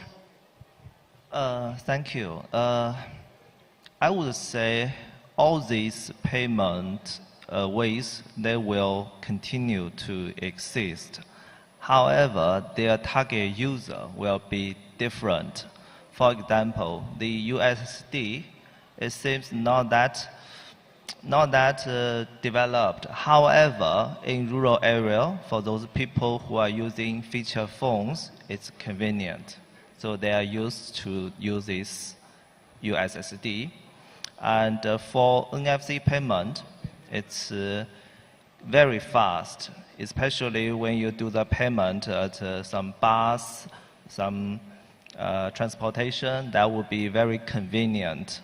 However, you know, the cost for the merchant terminal is also high, so it needs the efforts of all these market players to promote this NFC payment.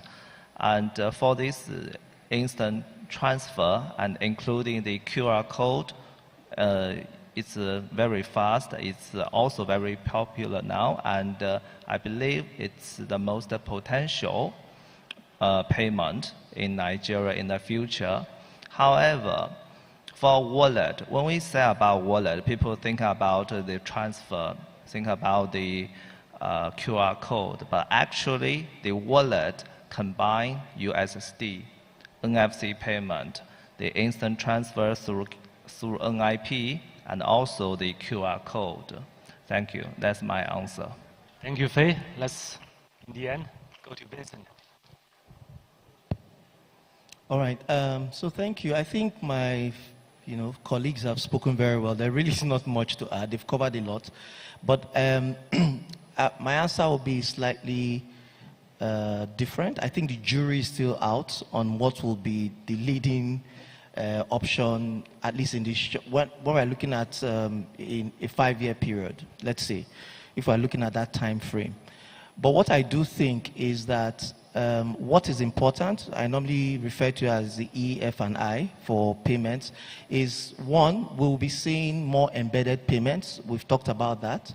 Two, the customers will demand for frictionless payments, right? And that's where we see the contactless, in whatever form, whether it's QR, contactless card, mobile tap to pay. So that is one area. But there's a third area that I'll stress more on, which is intuitive payments. And what I mean by that is in offering these services to customers, then you would need to, or the party that will win is the party that focuses on the best customer experience and can optimize your operations. And that actually brings me to the AI conversation, which is really the underlying part that some of us miss. I do think that anyone that is able to create that experience, any of these technologies, so it's not really about the tech anymore, but any of these solutions or services that can create that experience will change the game.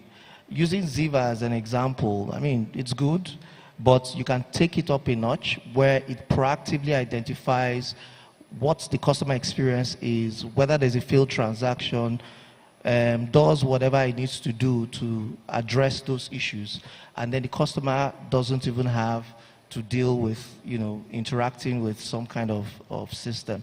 So, all they've said is correct. Just putting that additional layer, but I think the jury is still out. We will see which will take the lead. Thank you, Vincent. Ladies and gentlemen, let's give a round of applause to all the ladies and gentlemen for their great sharing. I mean, we've been talking a lot about financial inclusion and digital payments.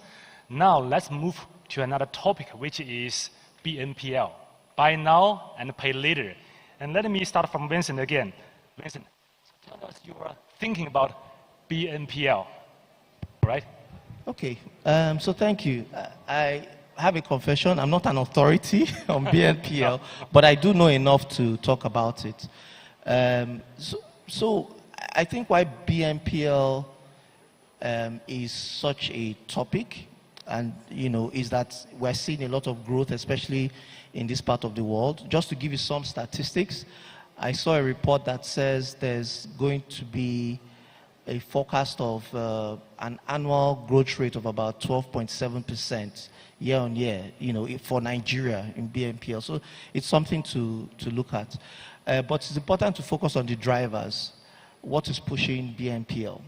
I'll say the first driver is the rapid growth in e-commerce, right? Especially even in this part of the world. It has gotten to a point where there's no inhibition if you want to buy a good or service. You can do it anytime, anywhere, and then if you add to the fact that we have a teeming demography of digital natives, right, that are looking to make these payments, then you can see why BNPL is necessary. So I would say some of the initiatives that will drive BNPL, I'll just mention 3 because of time. I think the first is any initiative that can help to reduce the risk management or anything that will drive some better risk assessment. That is one thing that will drive. The second is for BNPL, I would say, is there needs to be some kind of collaborative way of sharing information across all the players, because there's something called credit hopping. You can take credit from one partner, move to the other. So those are some of the things. And finally, I know I've said it a number of times, I think AI is key.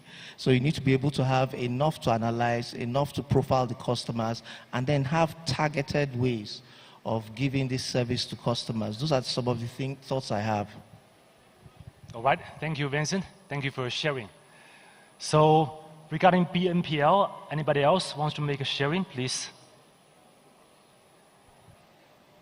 I think that essentially you can't grow financial inclusion and by extension a digital economy by not talking about BNPL. So it's very important in a sense that if you look at Nigeria today, there are 2 key things that will continue to help to drive that space.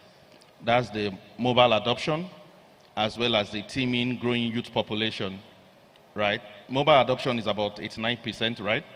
And then population of under 30 in Nigeria is about 70% of the population. And if you look at the preference really of this population, this segment of the population, with the kind of mobile penetration that you have, then you have to do something to assuage or manage that segment of the population, and that's where BNPL comes in. And I think that when we do that, we are intentionally encouraging and satisfying those customer preferences that are coming from that segment. And there are a lot of opportunities, really, in terms of even revenue for those who want to invest. Maybe revenue from setup, revenue from transaction costs, and also for the customers as well, revenue in terms of the payment they make on the interest rate, as well as in situations whereby they have missed payments. There are also opportunities. But all in all, what is important is that we are creating that customer experience platform for people to enjoy, right? Enjoy and grow microcredits, and at the same time, by extension, growing financial inclusion really for Nigeria. So it will continue to play a major role, and we encourage more investment in that area. Thank you. Thank you, Bolenda. Thank you very much. I mean, I've been asking a lot of questions. Oscar, do you give a chance to the audience today? All right. So anybody wants to raise your question? Does anyone have a question? One question? Anyone? If you have a question, let us know who the... Okay. Mujibadi, I'll need your help on this. Please, can you step forward wherever you are? Yes, please come. Come forward. How's everyone doing? How's everyone doing? Please, around... What did you say? Yeah, what? Well, I was going to say this after the session, but Zenith Bank is the first in a lot of things. Lunch is going to be digital. No way. So we'll snap the food and we'll transfer via Bluetooth. All in favor, say aye. Aye. Mojibade, we have a question with the gentleman over there.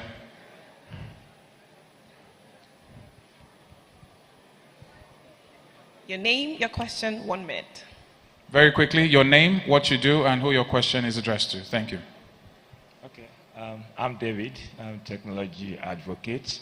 My question is around issue with security and usability. I mean, over the years, there has been trade-off from businesses trying to make platform friendly, which oftentimes make it also porous for fraudsters. So my question goes like this. If we are trying to prioritize security now, what are the things that need to be put in place to also ensure that users are not affected? Thank you. Thank you very much. Can we take one more, or that's it? Who was the question to? Are you directing this to anyone, or is it a general one? It's open. I think most of the participants have spoken about making platforms seamless and, of course, security on the I side. So it's open. Okay, Mo, just hold on that. Let's take his question very quickly. Name and question, very quickly. Mojibere, sorry, I need you, yeah.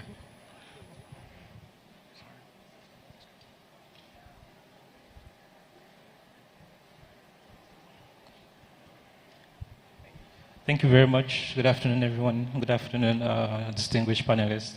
My question actually goes to Mr. Vincent.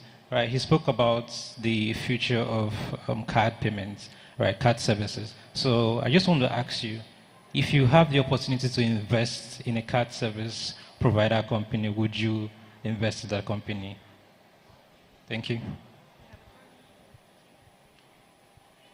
We have 2 questions. I think we're done for now. Thank you.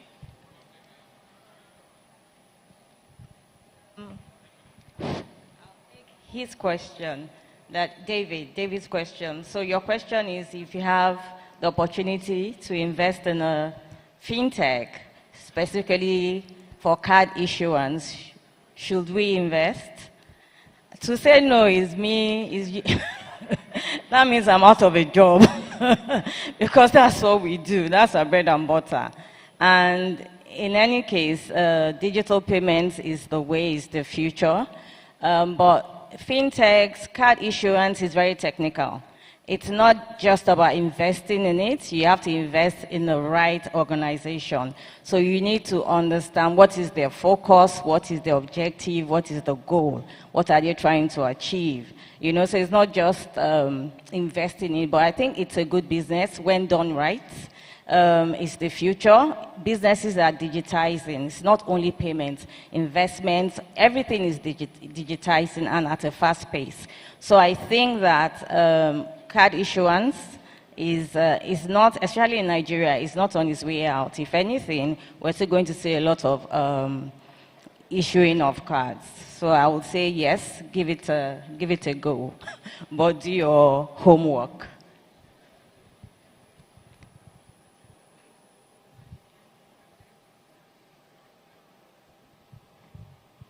Okay, thank you very much. On that, the second. There was another question. No, we're done with questions. So sorry, we need to round, but they're very much around. I've just been given word I need to round up very quickly. But Chris, well done, and of course to our panelists, please a round of applause to each and every one of them. Thank you very much, all the important stakeholders from this industry. We'll have you back next year. Can we have our GMD also on stage, sir, for a quick photo op with them? Thank you. Round of applause, ladies and gentlemen.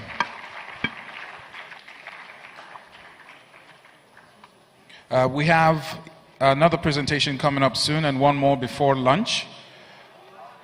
Yes, don't worry, I went to the next room to check and make sure the food is ready, is warm. All right, it's not digital, it's real food. And those of you taking part in the selfie challenge,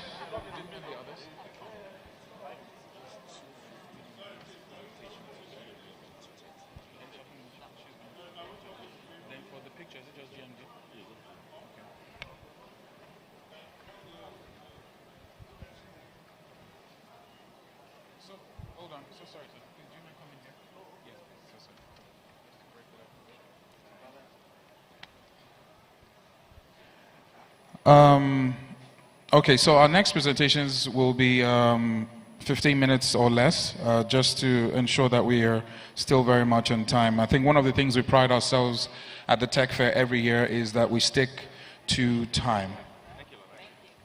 So thank you once again to Faye Wong, Country Manager Palm Play, to Premier Oiwo, the MD NIBSS, represented by Bolanle Enigbokon, to Vincent Ogunbude, MD Verve, and Adiola Agbebi,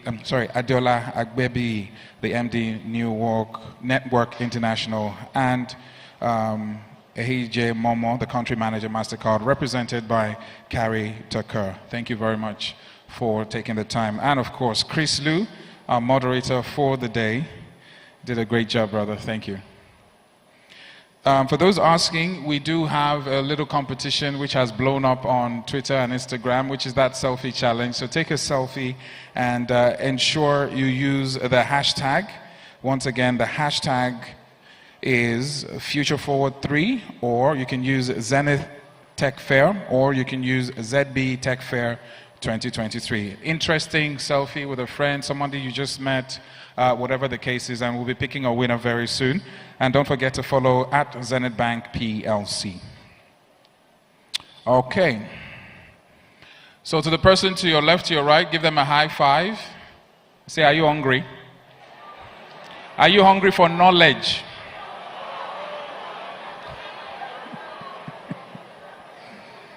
You people too like food. We're here for education and tech. And I want chop amala. It's a great pleasure to welcome on stage our next presentation, as presented by a partner and leader at Deloitte West Africa's risk advisory business. He's a multidisciplinary senior executive with more than 20 years leadership experience and alumnus of Harvard Business School. He has a wealth of experience across sectors, having provided assurance and advisory services to over 30% of the companies quoted on the Nigerian Stock Exchange, including 85% of commercial banks, 75% of GSM companies, and leading fintechs in the country. He's also serviced clients in over 35 countries and is my new best friend. Ladies and gentlemen, please do make welcome Temitope Aladinusi, the partner leader of Deloitte West Africa's risk advisory business, as he makes his way. If we no clap, now we get lunch.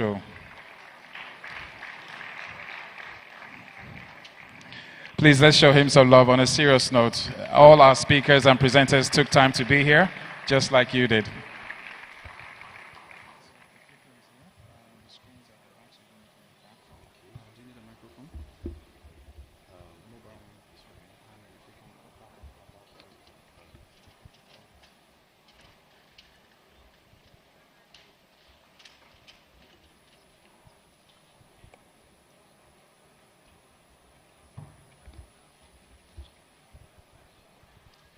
All right, good day, everyone. I want to start by appreciating Zenith Bank for this privilege to speak to you today. And I also want to appreciate all the previous speakers. I've been learning a lot, listening to everyone, and I believe that you would also learn so much from this session today. I want to talk about the future of payment security. And I think one of the questions I was asked was about security, and a lot of speakers today have talked about security. And indeed, this is very important as we look at payments, because everything we do right now has gone digital. I recall as a young boy, I went with my mom to the bank, and we sat down. We were given a tally to sit down and wait for our turn, and waited for several hours before they could even attend to us. Nobody can do that nowadays. Everything has practically gone digital. And with this move also comes a lot of risk. When you say digital payment, there is also digital fraud. When you say instant payment, there's also instant fraud. So every time we are talking about digital transformation, fraud is also transforming. Cyber risks are also transforming. And so we need to have that balanced view of the whole ecosystem to say, what are we looking at? What are we doing to ensure that we have trust in the system and we derive value for the system? Now, there are a lot of changes going on already in the digital payment system. The director from NIPS talked about the volume of transactions that they have processed this year. Last year, it was 5.1 billion transactions, and this year they've already gone past 7 billion already. That's a lot of transactions going on, and that is just the count. When you talk about value, as at last year, Nigeria moved $613 billion in digital value. That is more than the combined GDP of Algeria, Morocco, Kenya, and Ethiopia. So we are doing a lot in the digital space, and we are ranked number 6 globally in terms of the transaction volume that our payment systems are handling. And all this is because of the various emerging technologies that we are adopting, from IoT, Internet of Things, to artificial intelligence, to digital wallets we talked about in the last session, contactless payments, using our mobiles, digital currencies, and the rest of them. Like they say, new level means new devils. Anytime we embrace new technology, all this comes with new challenges. And what we are supposed to do is to see that we have trust in the system, because all these technologies, they are as good as their security. Once there is no security in them, we lose trust in them, we don't get value from them, and that affects how we use them. Now, take, for instance, digital wallets that have been talked about. We've seen instances where wallets were hijacked, where credentials were compromised. And it's very easy. I'm a certified ethical hacker, and I lead the largest cybersecurity team in Nigeria. And we've hacked a lot of systems ethically. And I can tell you that even when people talk about these things, how easy it is to use, it's also very easy in some cases to break. And so what we're saying is that we need to make sure that these systems are tight and very difficult for malicious persons to come in. Now look at what happened just yesterday. The CEO of Binance, the largest crypto trading exchange in the world, has pleaded guilty to money laundering, U.S. Money Laundering Act. Now, this is a serious blow to that particular market. And things are happening every time. We're hearing money laundering, we're hearing theft, we're hearing unauthorized transactions. We talked about contactless payments. Now, when you take a card and you say, without contact, you can take transaction. The same thing without contact, I can steal the details of the card. So every time we are thinking about this, that we are creating a solution, the reverse is also possible, and it's present.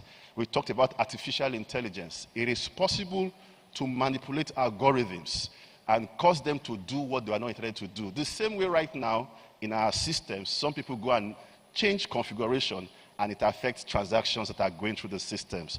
We talked about Internet of Things. I've seen a manufacturing company where their IoT systems and SCADA systems were hijacked, and they could not trade for several days. We have 5G network that has come up.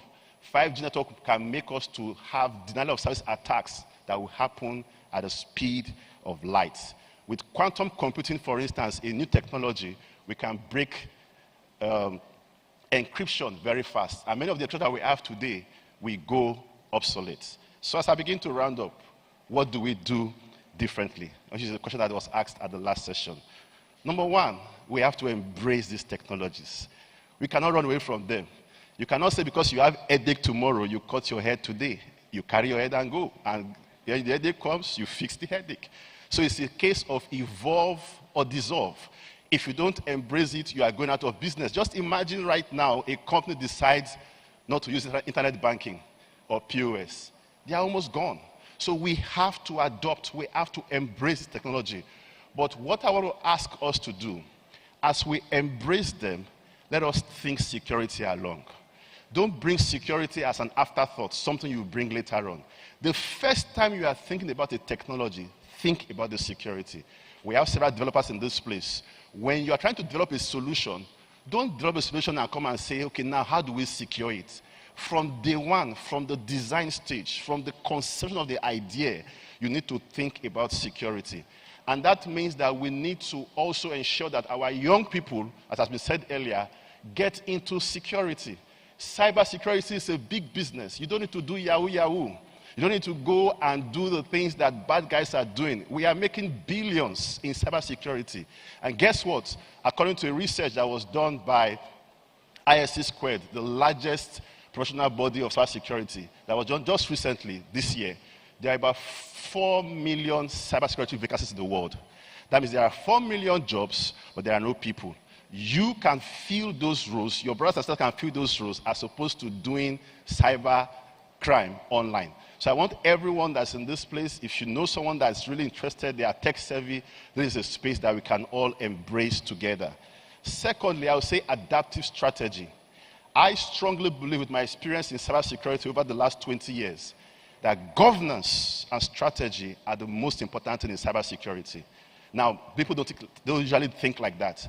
When you hear security, they always think about a tool, a technology, an antivirus, a firewall.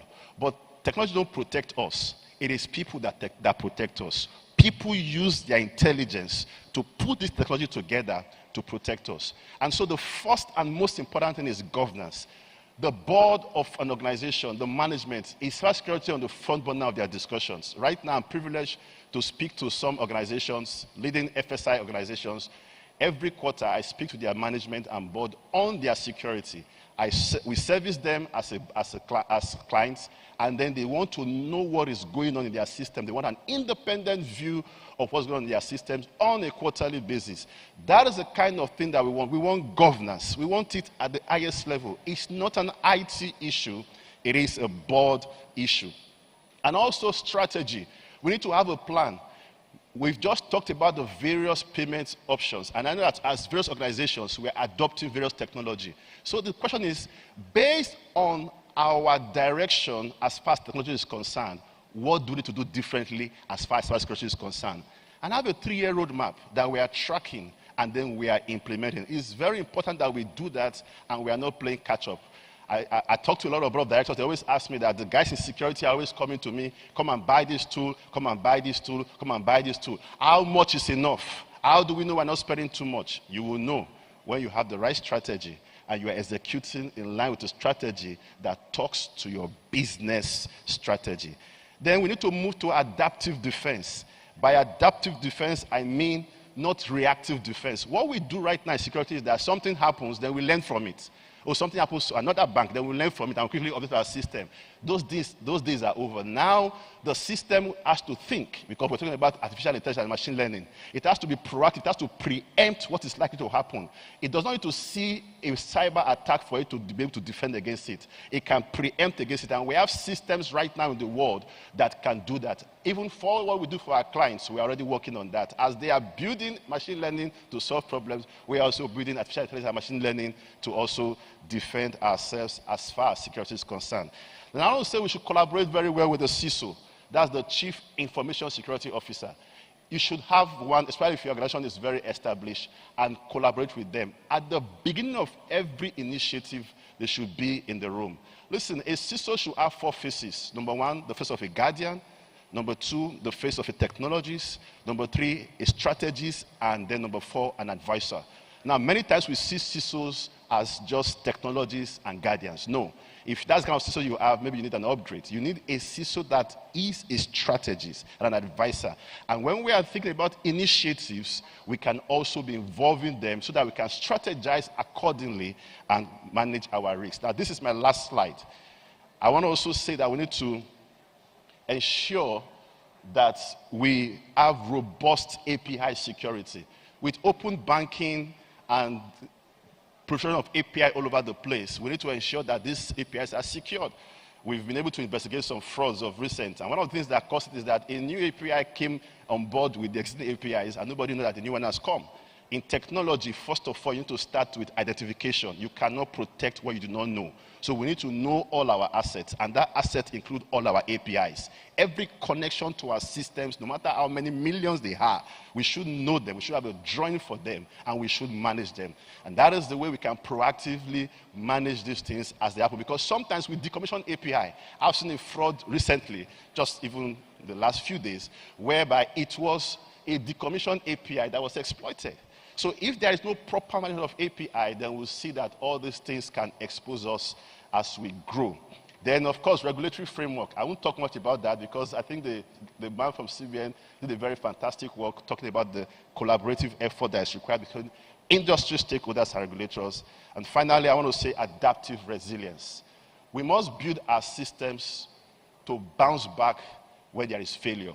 I was speaking with the MD of one of the biggest insurance company this morning, and he was telling me of how they are building their systems to bounce back. For instance, if there's a ransomware attack, how can we build our systems to bounce back? Every layer of your system, you must have resiliency built into them. Because cyber attack is not a matter of if, it's a matter of when. Everyone will be attacked. And when you attack, will you be ready? And will you have what it takes to bounce back? Thank you very much.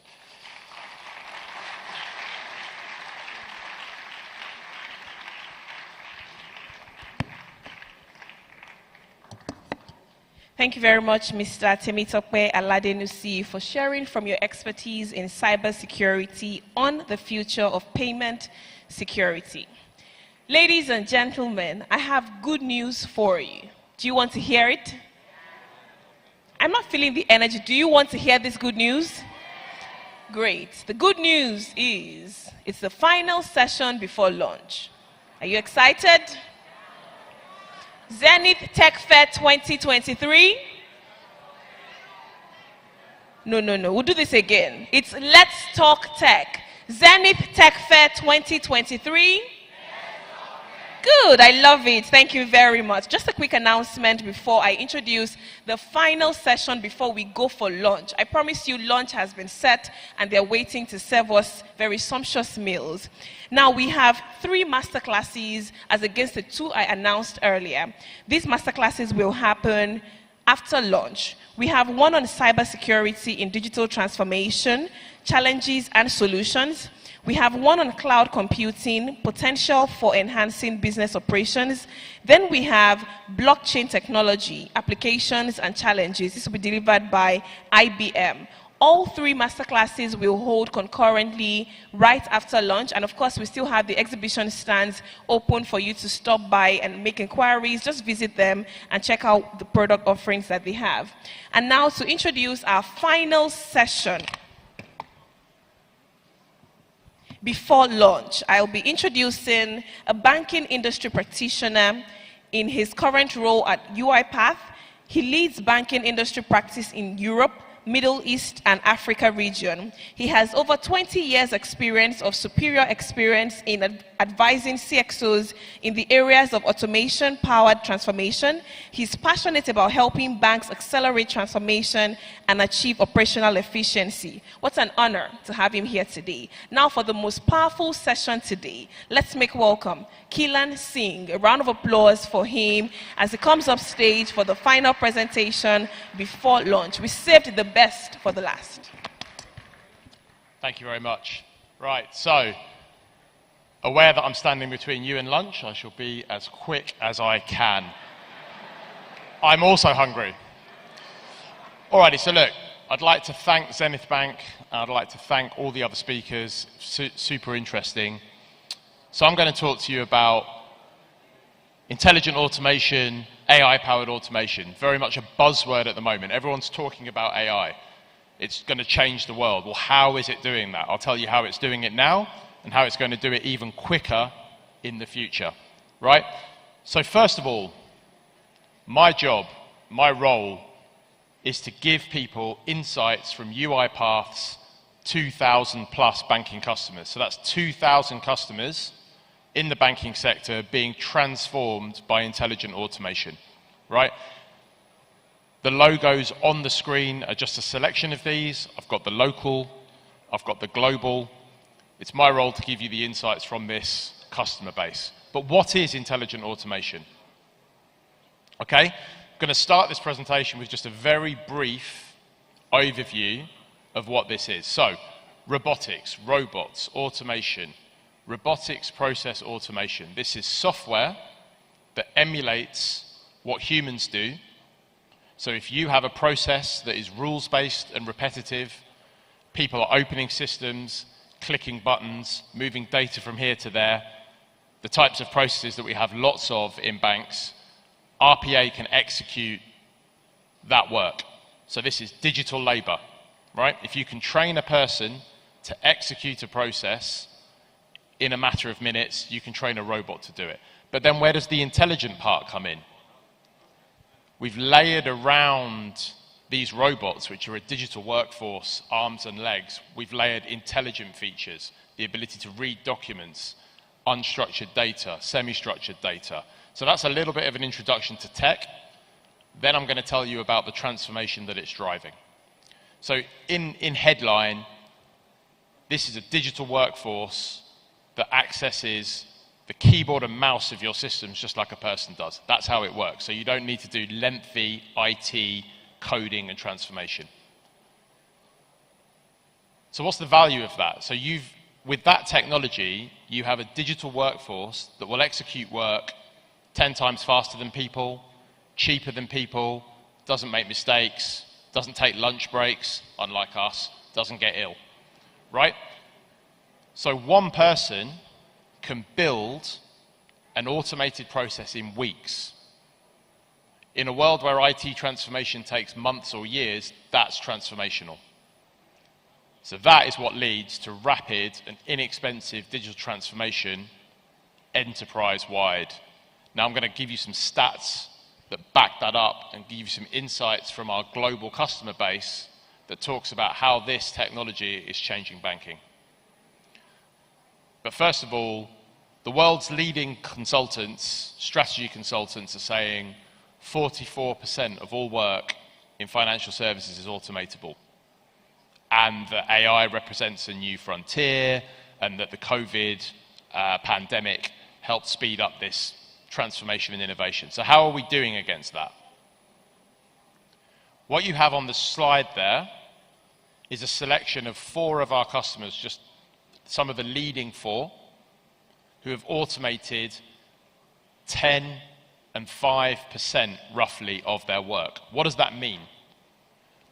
Well, the first bank on the slide there have got 10,000 employees. And 1,000 employees worth of work is done by UiPath's robots. So that's 10% of all of the work in that organization being done by intelligent automation. So that in itself is transformational, but that is before the latest hype wave of AI and all of the capabilities that that's going to drive. And then we've got a selection of other banks on there who have automated 9%, and then larger banks that have automated 4%, 3%. These are global banking names. I can't share their logos, unfortunately, don't have their permission for that. But global banking names that are doing 10, 4, 3% of all of their work digitally. That, I think we would agree, is transformation already. And AI and this current wave is going to drive an acceleration of that beyond 10%. So here's a little graph that I've done of some of our leading customers. On the horizontal axis along the bottom, you've got what's the size of that bank? How many employees do they have? And then on the vertical axis, I've marked on what percentage of work is automated. And you can see that in the smaller banks, under 50,000 people, we've got banks that have done 2, 3, 4, 5, and 10% of all of their work automated. And that's what they've achieved today. And then as you get to larger banks, the percentage is a little bit lower. It takes time to scale technology across such a large organization. But the benefits of automating 5, 6, 7, 8, 9, 10% of your work go beyond just cost. These are some of the transformational outcomes that we've driven for banks. When you have digital labor executing work 10 times faster across hundreds or thousands of processes in your bank, you start to hit all of these transformational levers. You start to impact customer experience, employee experience, digitization rates, risk and compliance gets improved, robots don't make mistakes. So the title of my presentation is How AI-Powered Transformation is Transforming the Banking Industry. This is what we've done now, and it's only going to accelerate. Because the majority of the benefit that has been delivered in banks by intelligent automation up till now has been unattended robots. You don't need to know what that means. It just means it's robots that do what I told you about before. A process that is rules-based and repetitive and that you can map it, you tell a robot to do it, and it will execute it. That's what's on the left. That's what we've been implementing in banks for 6, 7 years. But on the right is all the capability we now have in our platform, all of the intelligent skills and capabilities, including AI, but also a range of other technologies, including the ability to read documents, emails, understand them, and that's just going to accelerate the rate of change. And so, where in a bank does this matter? Instead of just headlines around, this is the change we've driven, who's it driving it for? Well, I've got a simple bank structure here, and the darker red the color, you can see the departments of the bank that are benefiting from this transformation. And just a bit of further detail, I've got here on the next two slides the top 17 areas of banking that are being transformed by automation. There's a lot of detail on the slide, not expecting you to read it all, but just showing you that we have that knowledge from our customer base of the top areas in banking that are being transformed by intelligent automation. And that's the second slide.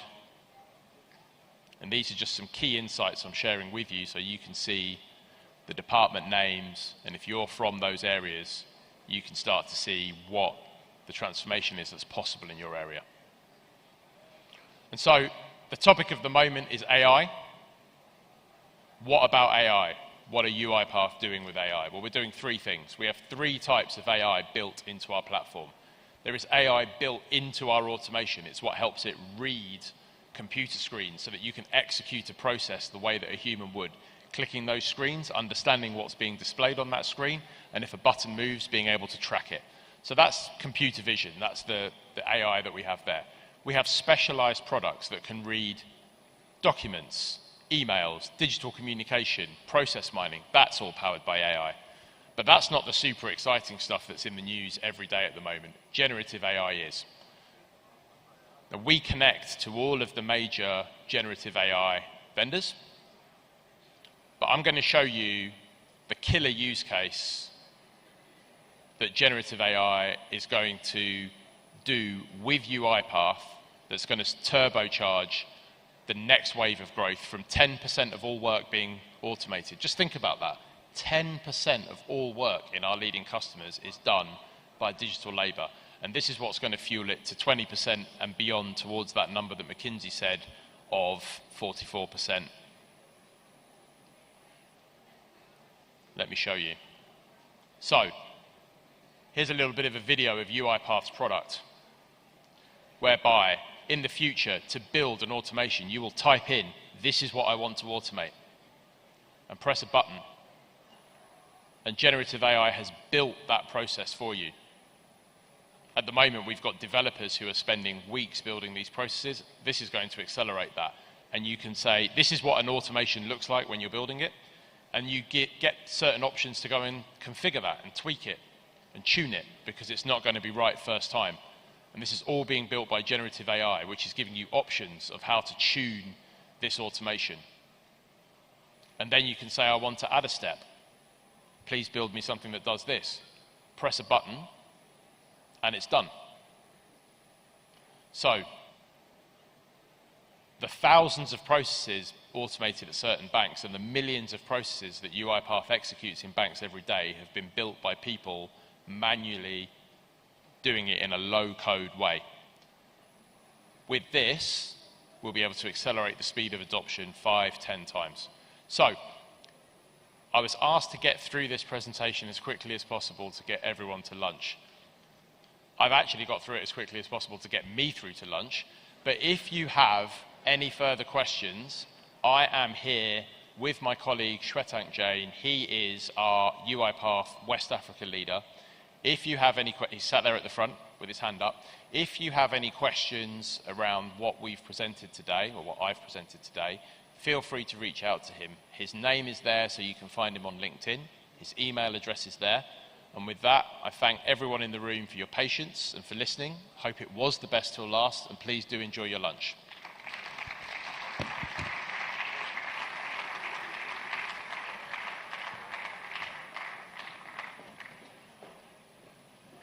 Thank you very much, Mr. Keelan Singh.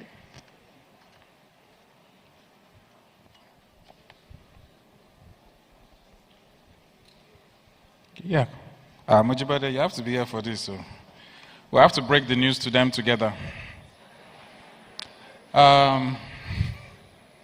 Who can guess the news? It's not about lunch. All right, so very quickly before we head out for lunch, we do have our winner for the selfie. The selfie what? All right. Challenge. So while Mojibade does some housekeeping, I think we can project on the multimedia screen. For those of you online, thank you very much for joining and being part of this. This is day one of the Zenith Bank Tech Fair. We are Future Forward 3.0, and the whole essence of today has to be taking you into the future, right? I mentioned earlier on that you might be physically here, but your mind needs to be in the future. And of course, we're talking all things tech. And we do hope that with all the presentations, the panel conversation, you have picked out something and you're excited about what the future holds for the tech industry. All right, so in your minds, I know you guys are like, hurry up. Let's go for lunch. We'll see if we can put the winner up, and then we'll head out for lunch. And if not, we'll do that after. But we have three breakout sessions after lunch. One facilitated by Ernst & Young, Cybersecurity in Digital Transformation, Challenges and Solutions. Then we have another one facilitated by Oracle, Cloud Computing, Potential for Enhancing Business Operations. Then we have the third one, Blockchain Technology, Applications and Challenges. It is facilitated by IBM. 3 masterclasses will happen concurrently right after lunch. Oscar, what time is it? It's time for lunch. And multimedia, if you can get the winner on. Also want to mention that we have exhibitors outside for those who have not had the chance.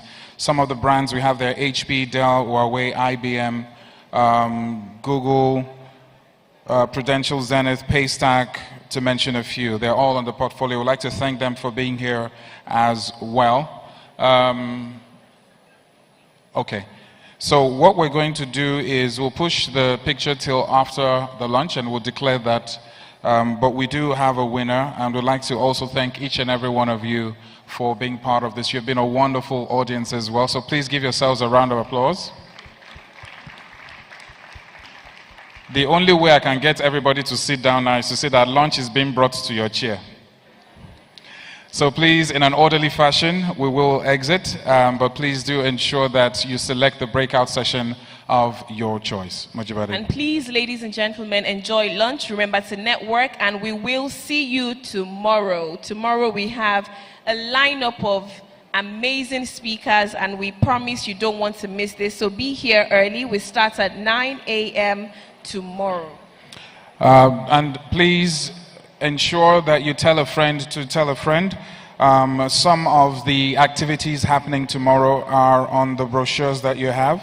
And we have a couple of presentations tomorrow as well. Very interesting ones as well. See you by 9:30 tomorrow. 9:30. Registration starts by 8 a.m. So see you tomorrow. Future Forward 3.0 is live, and day 2 promises to be even more powerful and exciting. So bank managers and above, please head to Fantasia for your lunch, which I think when you go out, it should be on your right. That's down. So Fantasia for the bank managers, Zenith bank managers, and above for that. VIPs already know where to go, and the rest of you also have directions to that as well. Our hostesses will direct you to where the lunch will happen, but it's next to this hall, and it is set for every one of you. Lunch is set for everyone. Everyone is catered for, so please enjoy lunch, and we'll see you tomorrow. But right after lunch, remember to go for your master classes. There are 3 sessions that will happen concurrently. Choose the one that best appeals to you, or the one that you're most interested in, and attend that session. We can't wait to receive you tomorrow. We have the Zekathon, the Zenith Bank Hackathon. It would happen tomorrow. Come here, come learn, come listen to very powerful innovations, and of course, come support your friends who are participating in the Zekathon tomorrow, alongside the many interesting things that would happen tomorrow. And as you exit the hall, please ensure you have your personal belongings with you. Your bags, your phones, anything that you brought in, please do ensure you take with you. If you'd like to follow me on social media, check Mojibade Show and Oscar in the City. We are on social media at Mojibade Show, SHOW, and Oscar in the City. Ladies and gentlemen, please enjoy your lunch. Lunch is served in the Orchid Room, Lantana, Grand Ballroom, and Fantasia. That's for every other person. For the VIPs, we have Ivory and Lavender. And we have also the mezzanine area upstairs and the Iris and Jasmine as well. And for the breakouts, we have Africa, Asia. Okay, that's it. So once again, for lunch, Orchid, Latana, Grand Hall, Fantasia. For the VIP, it's Ivory and Lavender. These are the master classes, I think. The master classes will happen at Africa, Asia, and America. Those are the halls. If you need help locating any of these halls, please speak to any of our hostesses. They will be more than willing to lead you to the halls for the breakout session. So the master classes, 3 of them, will hold concurrently right after lunch at the Aflock, and the session starts at 9:30 a.m. prompt. So don't be late. There is a lot that has been put into tomorrow, and we want you to enjoy every bit of tomorrow. Absolutely. And the hashtags for this event, Future Forward 3, hashtag Future Forward 3, hashtag Zenith Fair, and hashtag ZB Tech Fair 2023. Don't forget, the selfie challenge is still very much open, so feel free to take your selfies wherever you are, in the hall, on the way, at lunch, with a newfound friend, with any member of the Zenith Bank team, whatever tickles your fancy.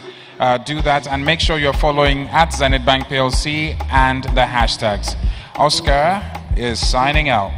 And this is Mojibade. It has been an absolute pleasure serving as your compass for day 1 of Zenith Tech Fair 2023. We look forward to receiving you all tomorrow. If your masterclass ends just before 6 o'clock, our exhibition stands are open up until 6 p.m. So do well to stop by any of the exhibition stands, make inquiries, get equipped with knowledge, ask questions, take notes, and ask anything that you'd like to know about any of the product offerings from all the tech companies that are represented. It's a tech fair, and we're talking all things tech. Thank you, Zenith Bank PLC, for putting this together.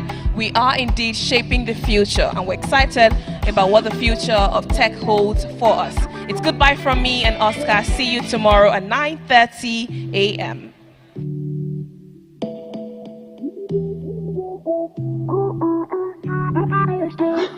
They see me balling, they want copy, and I see them bunch of wannabes, yo.